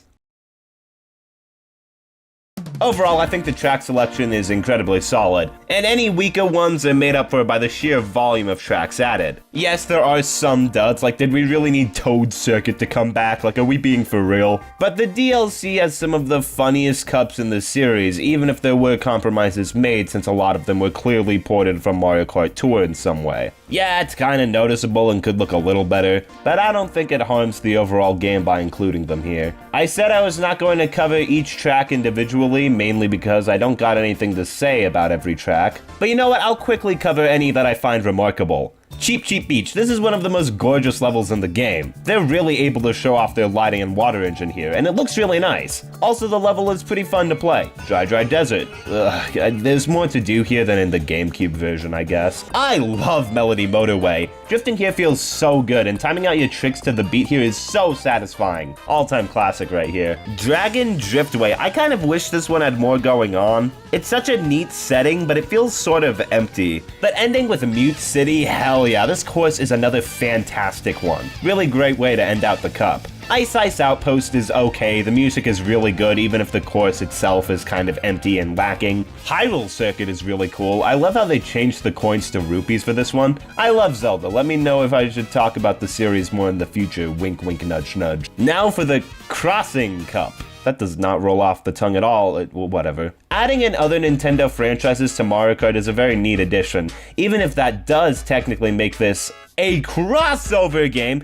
I don't have to include it in the ranking, let's fucking go! Cheese Land is kind of ass. Wild Woods is absolutely gorgeous though, I love this track's vibe. I like a lot of the city maps they brought over for Tour and DLC. However, surprisingly enough, I think Tokyo Blur is the weakest of them. And yet Nintendo is literally located in Tokyo. You'd think they'd put more effort into giving the city they live in, nay, the biggest city in the world, some better representation. Calamari Desert feels so much clunkier than usual. I don't know how to feel about the third lap taking you into a tunnel with the train. Like, it's kind of a pain in the ass to avoid. Rock Cup? No, Rock goes in bowl. That is the stupidest fucking thing I've ever wrote. London Loop is mid. I don't care if the Chain Chomp is supposed to be the Queen's Corgis. The Queen is dead! Get over it, London! I don't know why they chose to end the roster with Wii Rainbow Road instead of 3DS when it's so much better. Squeaky Clean Sprint is definitely a highlight of the Booster Course Pass. This level is so fun and creative. I love all the sections where you go into the plumbing of the bathtub and shit. Probably nasty as fuck down there. Sunset Wilds is really garbage though, like Nintendo removed the one thing the course is actually supposed to do, which is Sunset Wild. I don't have anything else to say. Mario Kart 8 Deluxe is cool and the best in the series. Let's move on. Super Mario Odyssey is another one of the greatest games in the Mario series. Dude, I can totally see why Little Me was so fucking hyped for this game when it came out. I got it with Breath of the Wild on Christmas of 2017. And to this day, those are still the two games I think of when I think of the Nintendo Switch. They were easily the strongest titles Nintendo could have launched with that year. But enough rambling, Bowser returns to kidnap Princess Peach once again, where Mario gets knocked off the ship, losing his hat and being stranded in the Cap Kingdom, where he meets Cappy, his companion for this journey and the main gimmick for this game, allowing you to capture enemies and obtain their abilities. So now Mario and Cappy must band together to save Princess Peach and Cappy's sister Tiara from the clutches of Bowser. Yeah, it's a Mario story, but that's not what makes this game special. It's a return to the open-world format of Mario 64 or Sunshine, traveling from kingdom to kingdom, collecting power moons in whatever order you want. After defeating the first of your Broodals in the Cap Kingdom, who's basically just this game's version of the Koopalings, except these guys are different, so they're better. Like seriously, that's the only reason why they're better. You have to travel to the Cascade Kingdom, which is a whole new world to see. There's definitely an emphasis on exploration here that wasn't really here before. The game really encourages you to check every nook and cranny of these levels to find another moon. It makes them really addictive to collect sometimes. However, unfortunately, the amount of them serves their own problems later on, but I'll get to that eventually. But I guess real quick, I'll do my level ranking like I have for the previous 3D Mario games where it was reasonable to do so, like 3 hours ago. But with a 3-way tie for last place, we have Cloud Kingdom, Ruined Kingdom, and Dark Side. Yeah, unfortunately, not all kingdoms are created equally in this game. Cloud Kingdom and Ruined Kingdom especially have like 10 moons each, and that's it. And while Dark Side has more, I find them to be a little more tedious and repetitive, rather disappointing for a final world. Oh yeah, I'm not counting Darker Side because while that is its own world, it's only like 1 moon, but it's a really fun moon, so I have no idea where I'd place it. But yeah, switch those bottom 3 in any order you want, and I really wouldn't care. They're all kind of the same to me. Next up, we have the Cap Kingdom. While I do think this is a solid start to the game, I find it kind of underwhelming as an overall world. The aesthetic is neat, but I kind of got all I got out of this one when I first left it. At least it's over and done with fairly quickly. Followed up by the Mushroom Kingdom. While this is a really neat thing to unlock after the main game, a lot of the moons here are either reused or just achievements you get from Toadette, which isn't that special, honestly. Lake Kingdom. I just don't think I like swimming around that much here. While swimming is fine to control in this game, it's just inherently slower than every other Mario game, and of the 2 water levels in this game, this is the one I prefer less. Snow Kingdom, this one is really cute. I love these snow guys, they're adorable. However, the world feels so segmented off from everything else. Like the town is completely separated from the main world, the racetrack is so separated from the town, I wish they could have intertwined more. I think the Moon Kingdom works so much better as a finale than an actual world.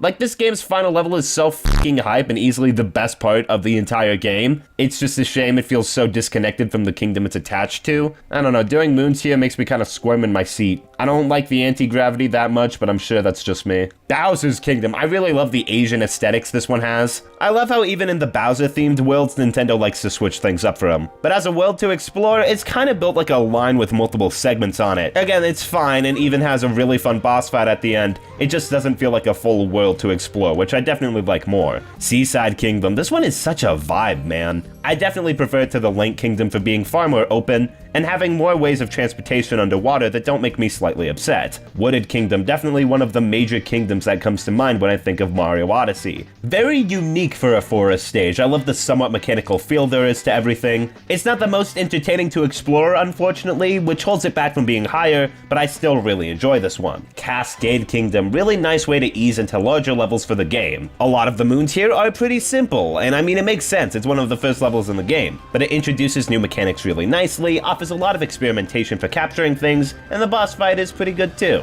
Luncheon Kingdom, yeah, this one is so much fun. Love the food theme, it's something Nintendo has done before, but it still feels fresh here. Sand Kingdom, I don't usually care that much for desert levels, but they managed to fill this one with so much life and personality, and the whole mystery about the desert being frozen over at the beginning is really cool. There are some parts that can feel kind of empty, which prevents me from putting it higher, but this is still one of my favorite stages in the game. Second from the top, we have the Lost Kingdom, just a blast all around. There are so many fun moves smashed into this relatively smaller course. I love all the unique captures it has, its use of somewhat outlandish Mario enemies, absolutely brilliant. And of course, number 1, Metro Kingdom, New Donk City. I mean, come on, I just had to give it to this one. Yeah, this is the magnum opus of the game, it's where Jump Up Superstar is. So many secrets and hidden levels, as well as feeling like a genuinely lived-in city with a heart and soul, makes this one of the most memorable locations in a Mario game, period. It is easily the highlight of the entire game. All in all though, the course selection here is fantastic. It really feels like you're going on a journey throughout the whole world. Or I guess I should say, an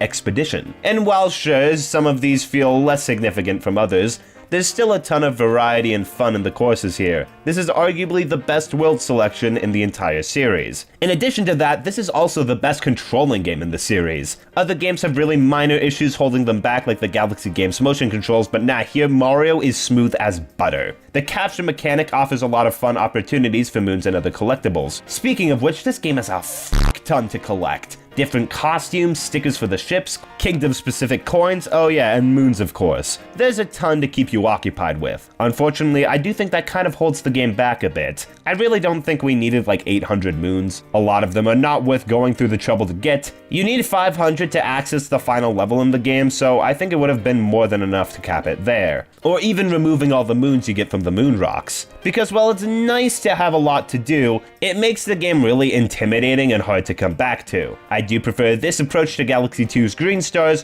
which really felt like padding compared to this. I don't think it's bad, as I do prefer the gameplay loop to searching for moons compared to the green stars, but I do think it holds the game back from being the best it can be. As a whole though, Super Mario Odyssey is another phenomenal entry. One of the all-time best right here. This has definitely revived Mario from the somewhat disappointing rut it found itself in with the Wii U generation. Let's see what they've got next. Yeah, I spoke too soon. This is the worst Mario Party. Okay, so Mario Party The Top 100 sounds cool. It's a game that compiles the top 100 minigames from previous games in the series, which sounds like a really cool concept. But that's all it is. It's a collection of minigames, and without proper boards to play it on, it's going to be really fucking boring. This game has one board to play on, and it might be the absolute worst board in the series. Everyone moves at the same time and it randomly plays minigames. And also, it's 100% luck-based. Oh, you know, worst of all, you can't even play this one with friends. So do you want to be lonely and just play a couple of Mario Party minigames by yourself? Yeah, absolutely not. Almost every other game in the series could be fun with friends, even if it's just laughing at how bad the game is sometimes. This is just nothing. A really cool idea with absolutely substanceless execution. There's definitely an argument to be made that Mario Party 10 is worse, but if you ask me, there's actively no reason to return to this one ever again. At least Mario Party 10 tried to have unique modes or something. They fucking sucked, but it tried. Not even the minigames they chose felt like the best options. Some classics returned, but the selection honestly feels like a lot of filler. Really horrible game, so riddle me this! Where do you think it'll be ending up on the ranking this time? Could it be here, or maybe here? Leave your guess in the comments below, guys. Completely unrelated, but I remember around the time the Switch was coming out, little 10-year-old me was really getting into Scratch. And I remember making a really shitty animation that was like a shot-for-shot copy of some other animator's video about the Nintendo Switch, but instead for Mario Tennis Aces, which is a game I definitely cared about. I think there was some punchline about using an actual tennis racket or something. I don't know, it was really shitty. I don't know if I could find it now. There's like a 99% chance I deleted it, but if it's out there somewhere, I would love to see it. Anyways, Mario Tennis Aces, that's all I really have to say about it. It's another tennis game, this time with some cool different modes and a campaign that was pretty neat. The world maps looks really shitty, but it plays fine, I assure you. Certainly an improvement from Ultra Smash. There was actually stuff to do here, but nothing particularly spectacular. Okay, admittedly I didn't play this one for very long because, look, I'm not going to shell out $50 to purchase this Mario Tennis game I will never play again, and so I played it through legal means, just like every other game in this video. I assure you, I swear. Damn, we're also getting hit with the best WarioWare game? You know, besides Mario Party The Top 100, Nintendo has really been bringing out their A-game recently. The cutscenes with voice acting is so fucking jarring, but I love it. Also, a bonus mode where you can dub over them yourself is just as hilarious. But this really has the best selection of micro games in the series as well. This is like Mario Party The Top 100 done right. Tons of classics from previous games return, as well as a few really creative new ones. There's also plenty of extra modes and collectibles, which really helps this one come together as the best in the series. This is going above the previous.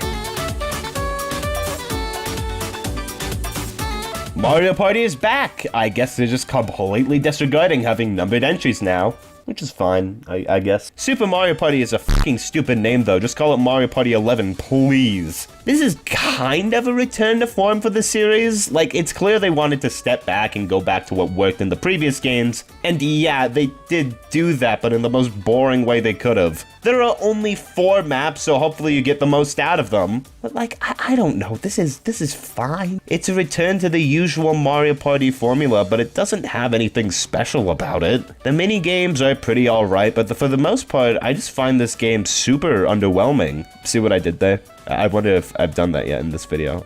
I probably have. This is far from my favorite Mario Party, but it's not anywhere close to as offensively bad as some of the previous ones have been. Probably going somewhere in the middle of the list.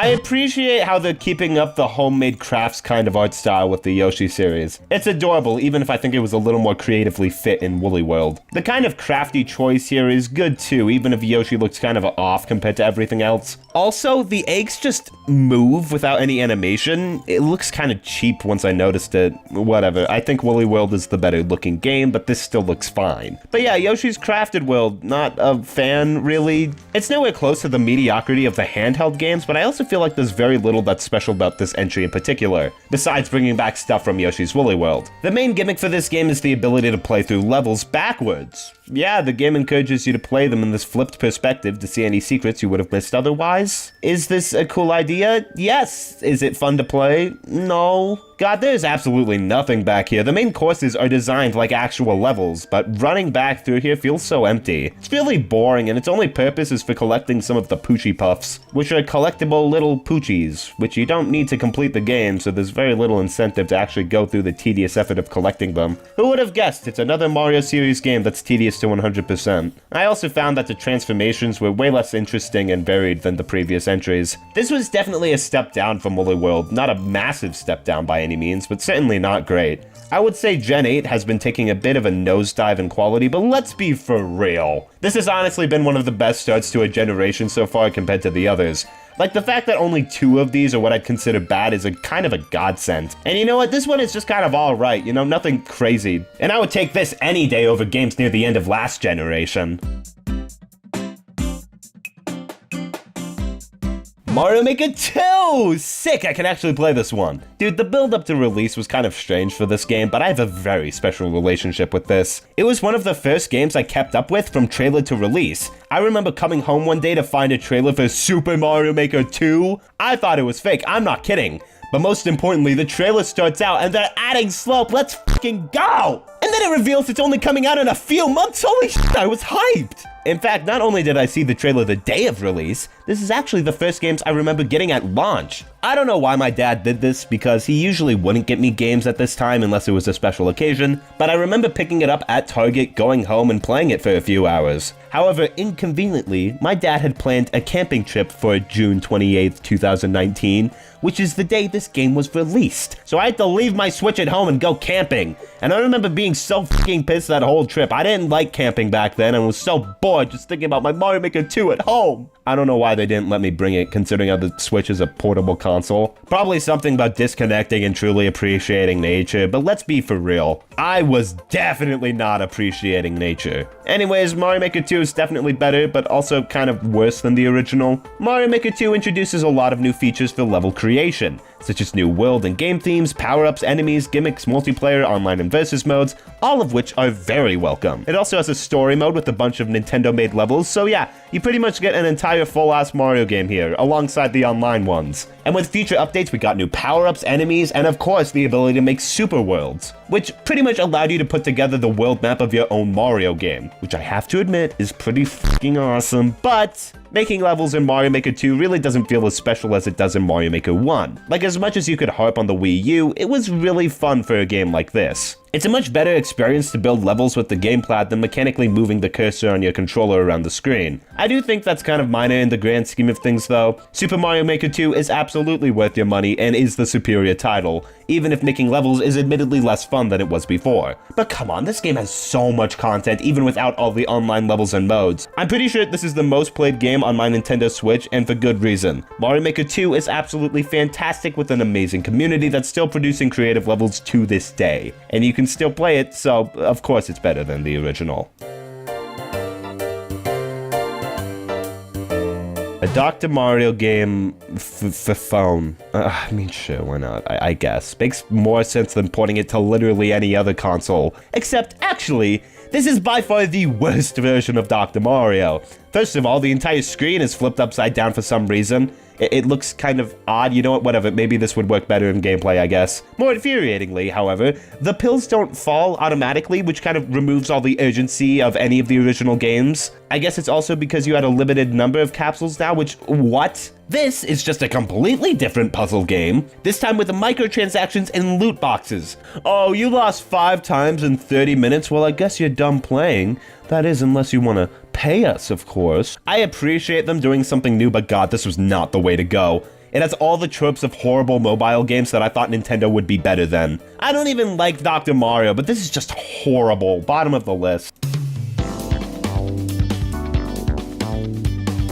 Another mobile game? Oh boy! Mario Kart Tour is really quite interesting because it's really impressive. This game has 446 tracks, 265 characters, and missions and daily challenges to keep you coming back to it. Like, holy shit, this much Mario Kart content has been right under our noses. The downside, well, the controls are really simplistic and uninteresting. Probably because we're playing on a phone screen, and the unfortunate use of more gacha mechanics and loot boxes really brings down the experience. There's no way in hell you'll actually be able to play all of those tracks and play with those characters, because so many of them are only available for a limited time, and are also just a pain in the ass to get in the first place. I imagine if you really dedicated yourself to this game from launch, you might have gotten more out of it, but sorry, I'm not going to play this game for over 1,000 hours, especially when I don't like the gameplay that much to begin with. It's mediocre. I think it was a smart move to have a Mario Kart for mobile devices, but you gotta devote way too much time into playing it to truly get anything out of it. Also, there was that debacle of Nintendo using fake players and CPUs for the online mode. Why the f*** would they try to get away with that? This might be a new low for this company. Yeah, this is definitely the weakest Mario Kart game. It could have been really good, but unfortunately mobile game greed holds it back from being anything special.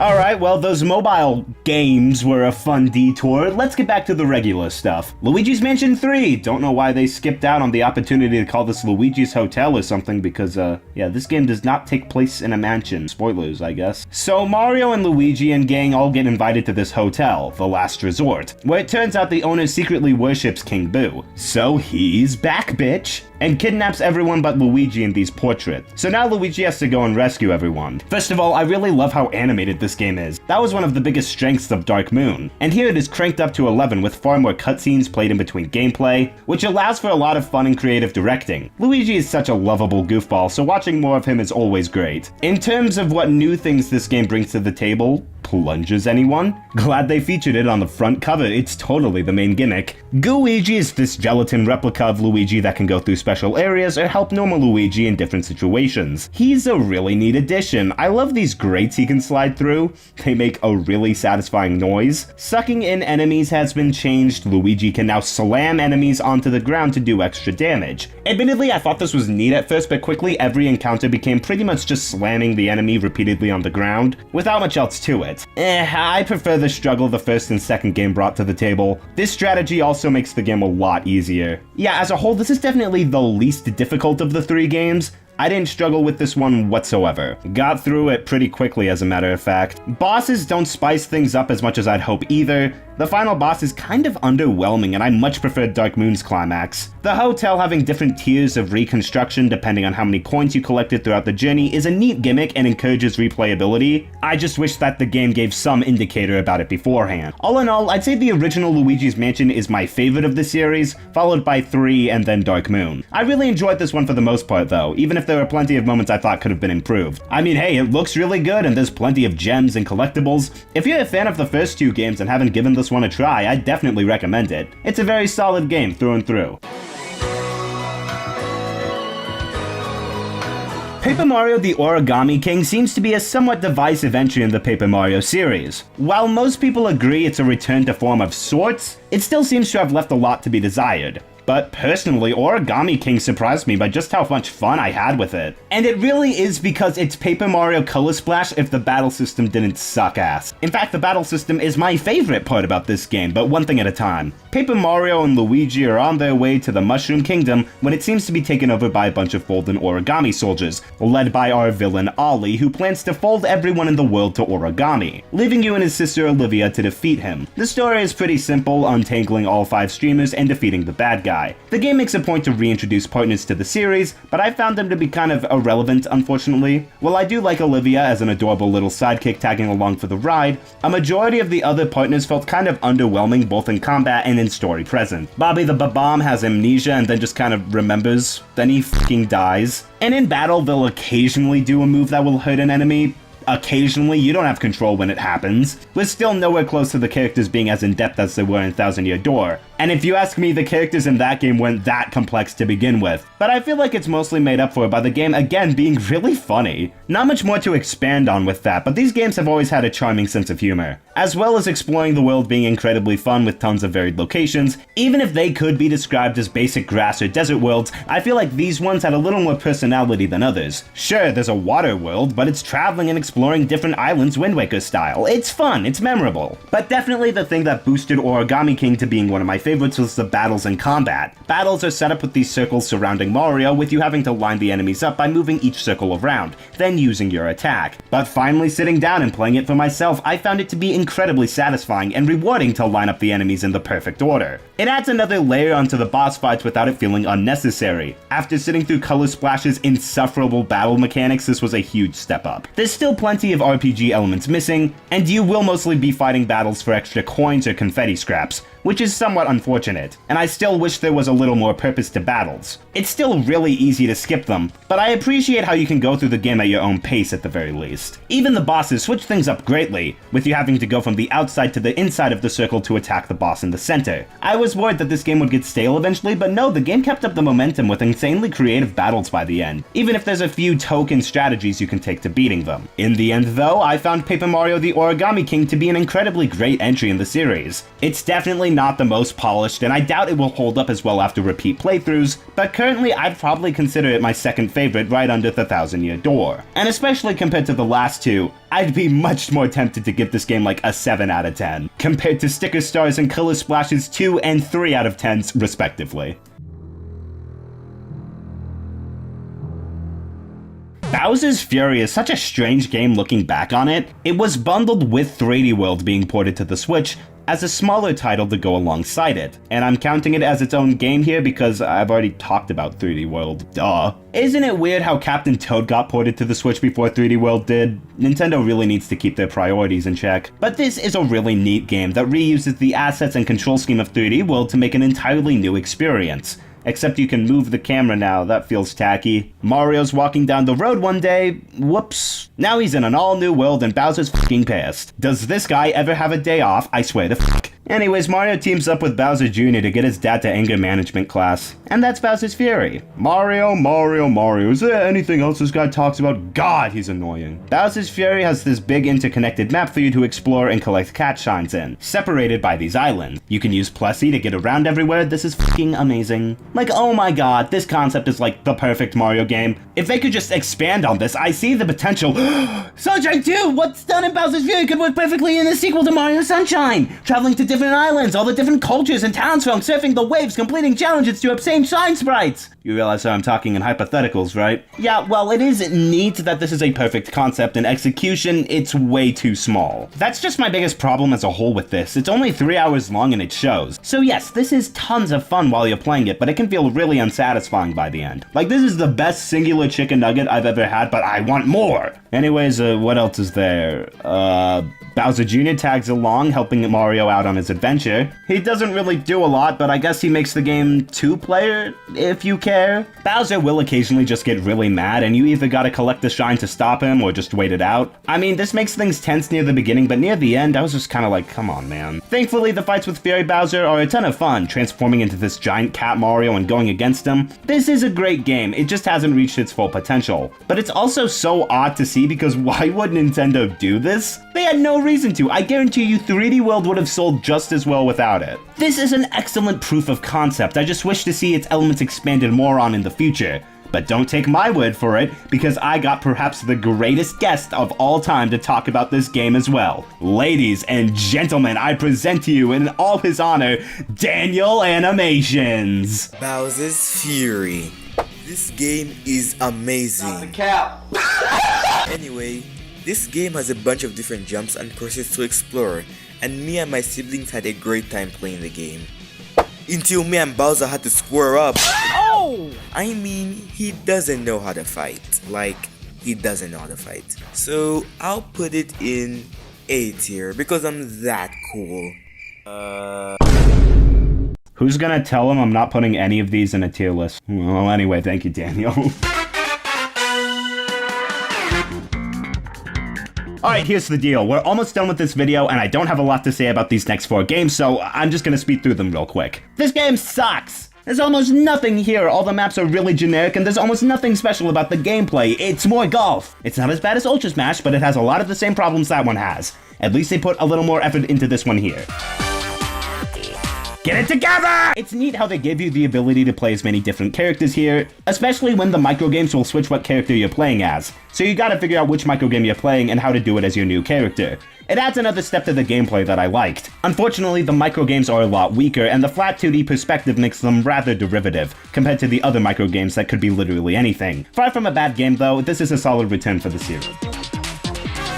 Oh they made a good Mario Party game? How long has it been since the last one, 2007? I'm gonna stop talking really fast as it's getting irritating. It's like Mario Party the Top 100 done right, bringing back boards and minigames from the previous entries. That's right, boards and minigames, we are so back! There's still only 5 of them, which isn't a lot, but that doesn't stop the fact that this game is fun as hell, taking the best elements of previous games and combining them into one here. I still think 6 is a little better, but this is still a great party game.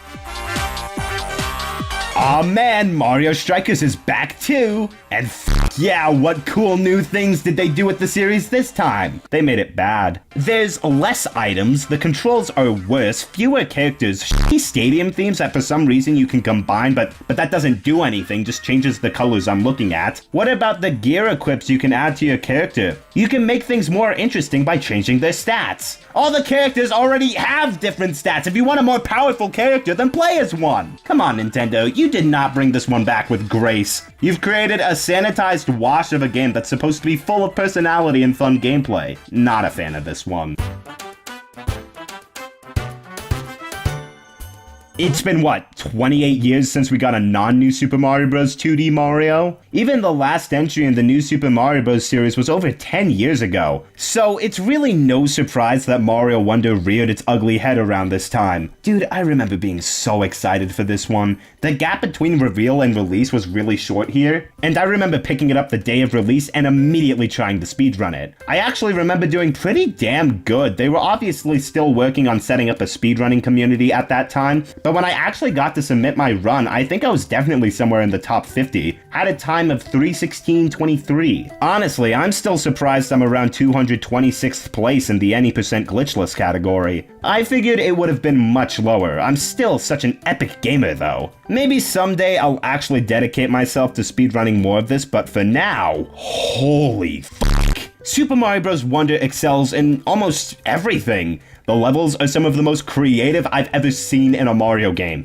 thanks to the game's Wonder Flower gimmick radically changing the gameplay. There's multiple with a bunch of singing piranha plants, levels filled with a bunch of hoppos, a bull rush dash, this incredibly fun speedrun course at the end of World 3. In the dark levels that are actually good because it doesn't limit your visibility, it just turns everything into a silhouette. You wanna know what's crazy about me listing off all of those examples though? I wrote those down before I even replayed this game. There are tons of amazing opportunities for transformations and different level gimmicks, and it is consistently tight, polished, and fun thanks to the game being the best controlling in the franchise. There is legitimately nothing wrong with how Mario controls in this game. It is f***ing flawless. Mario just melts into your hands. He has just the right amount of weight, stops when you want him to, without a second that feels like filler in his moveset. It really helps to make every victory satisfying and every death feel deserved. There really aren't any moments of cheap bullshit at all, and the game remains wildly enjoyable all the way through. If I could nitpick a few things, multiplayer is a little hard to get used to, one player is kind of randomly selected as the leader, and the screen doesn't expand to allow room for others. And most of the time that's fine, but there are a few sections, like these badge challenges in particular, that can feel like a real pain in the ass with other people. I mean, hey, at least they removed picking up and throwing people, an objectively good change on their part. And Bowser Jr. is a little too reoccurring of a boss for my liking, but at least each of his battles remain distinct with different ideas. I'd take it over the Koopalings, who are mostly just copy and paste versions of each other with very little changes. This is just such a fantastic game, man. The 3 purple 10 coins and Wonder Seeds are all fun to collect and go for, without any placements feeling impossible to find or unfair. The badges are really fun to try out, even if I did find myself relying on the parachute cap for most of my playthrough. I mean, it is the most helpful. There's just so many playable characters that allow for a nice balance of difficulty options for newer players. And the art style is gorgeous, the music is some of the best in the entire franchise. This game is another freaking masterpiece. I think it goes without saying, but it's ending up very close to the top of my ranking. It's easily my favorite 2D Mario game. Move It was a pretty nice improvement on the last entry. It has the same style and format as the rest of the series, but it definitely feels really refined and creative here. Admittedly, it is hard to tell which of these games are going to stick with me the best here, considering how I'm playing these back to back to back, but Move It is definitely one of my favorites. I love a lot of the mini games it introduces, especially this one that uses the IR camera on the Switch Joy-Con. You know, it's kind of creepy to think that this thing probably just films a bunch of crouches. It's neat to see Nintendo try another attempt at a Princess Peach game, considering how I enjoyed Super Princess Peach a fair amount and saw potential for a sequel. But nah, they kinda dropped the ball on this one here. Far from outright bad, but I feel like it's kinda middling when you take everything into account. Princess Peach wants to go to this play, but of course things go wrong when the evil Grape comes in to ruin the day. Bro, who the f names an evil villain Grape? Grapes are awesome. Oh, like grapes and peaches. They're both fruits. Grapes aren't evil. Have you ever seen an evil fruit before? Have y'all heard of a pear? So our little companion Maggie Simpson comes in saying you gotta save all these different stage plays, so do it. Each level has a different costume for you to take, all with different play styles. And you know, this was neat. There's a nice amount of variety here, and all of these are pretty fun in their own right. Except for the mermaid one, but you know, whatever. But then you get into the second level of the gimmick, and it's kind of just more of the same, and then the third level is kind of just more of the same. All the costumes peak right at the beginning, and they're fun to learn, but in terms of ramping up the challenge or keeping things interesting, this game really falters. This is one of the easiest games I've ever played. Like, if you want a good beginner's video game, this is not a bad choice. There's better ones, but it's not bad. Yeah, by the end, I was feeling mostly apathetic towards this one. There are some performance issues that can slow down the gameplay sometimes. I really like the bosses though, they were all fun. I like a lot of the gimmicks the game has, these ninja and robot ones especially, but they can get boring and I don't really feel the need to try any of them again. It's also really short, like only 5 hours, which isn't that satisfying. That's what really held me back from liking this game. It just became kind of a slog after a while. This is going under Yoshi's Crafted World. Yeah, this is the best Mario Party game. Glad to see ND Cube has finally gotten out of their growing pains to deliver a game that's actually a ton of fun. 7 boards, all with unique gimmicks and themes, a fantastic set of mini-games, which somehow all manage to be fun and distinct despite being 13 games in. And the minigame voting feature is amazing. I have no idea why they didn't incorporate this into a game sooner. The allies system is a little broken sometimes, but that's my only major complaint among a cavalcade of greatness. The items are so good, they actually make strategizing when using them worth a damn. There is the most characters in any Mario Party ever. This is a fantastic party game, and while it may have taken Mario Party 15-ish games for me to truly get it, I have come to accept it as a franchise. Now that's what I call character development.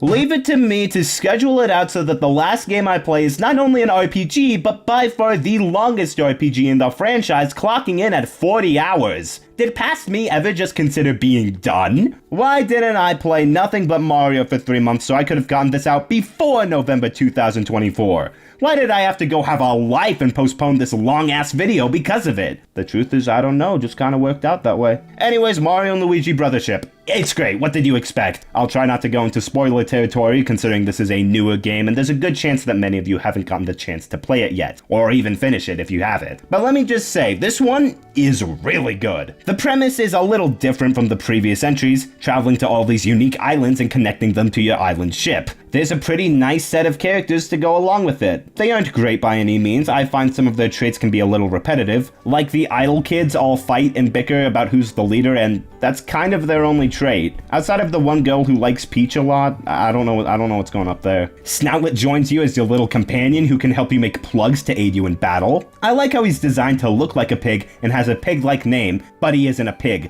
And he goes on to make a bunch of pig puns. Are you fucking kidding me? Come to think of it, I like a lot of the character designs in this game. It's another really colorful cast, and a lot of the little details help to make the characters and enemies distinct. Like Connie's little plug pins being used as hair, like that's fucking adorable, I love that. The battle system is strong, I love the boss fights in this game. I love all the Luigi logic segments that add a ton of spice to gameplay, and the enemy tells in this game are just perfect. They're incredibly creative and ask you to keep track of certain elements you never would have expected before. They're just really solid and fun, these were a blast. Also, this game is not 40 hours long. I mean, it can be. I don't know how the internet got that statistic. It's a long Mario and Luigi game, but just going through the main story only took me around 30, which is the same length as Dream Team. I don't know why they wanted to scare me so much with that, but honestly, my biggest complaint is once again the pacing. It takes too long for things to really get going, you get new abilities kinda slowly, and the characters don't really shine until the end. But it definitely makes up for it by the ending. Again, I won't spoil it, but the game is a slow start with an excellent finish. Either way though, I really enjoyed my time with Mario and Luigi Brothership.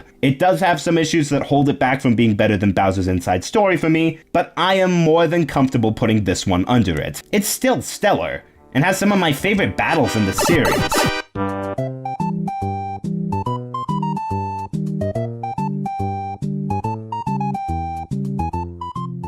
Really glad that we were able to end on such a good note. The Nintendo Switch really is Nintendo's strongest console if you ask me. Yeah, they have definitely made a few mistakes over the console's lifespan, but at its best, it has some of their strongest games ever, and that certainly applies to Mario. If you ask me, Generation 8 easily has the series' highest highs. There are a fair amount of lows, Dr. Mario World my bitch.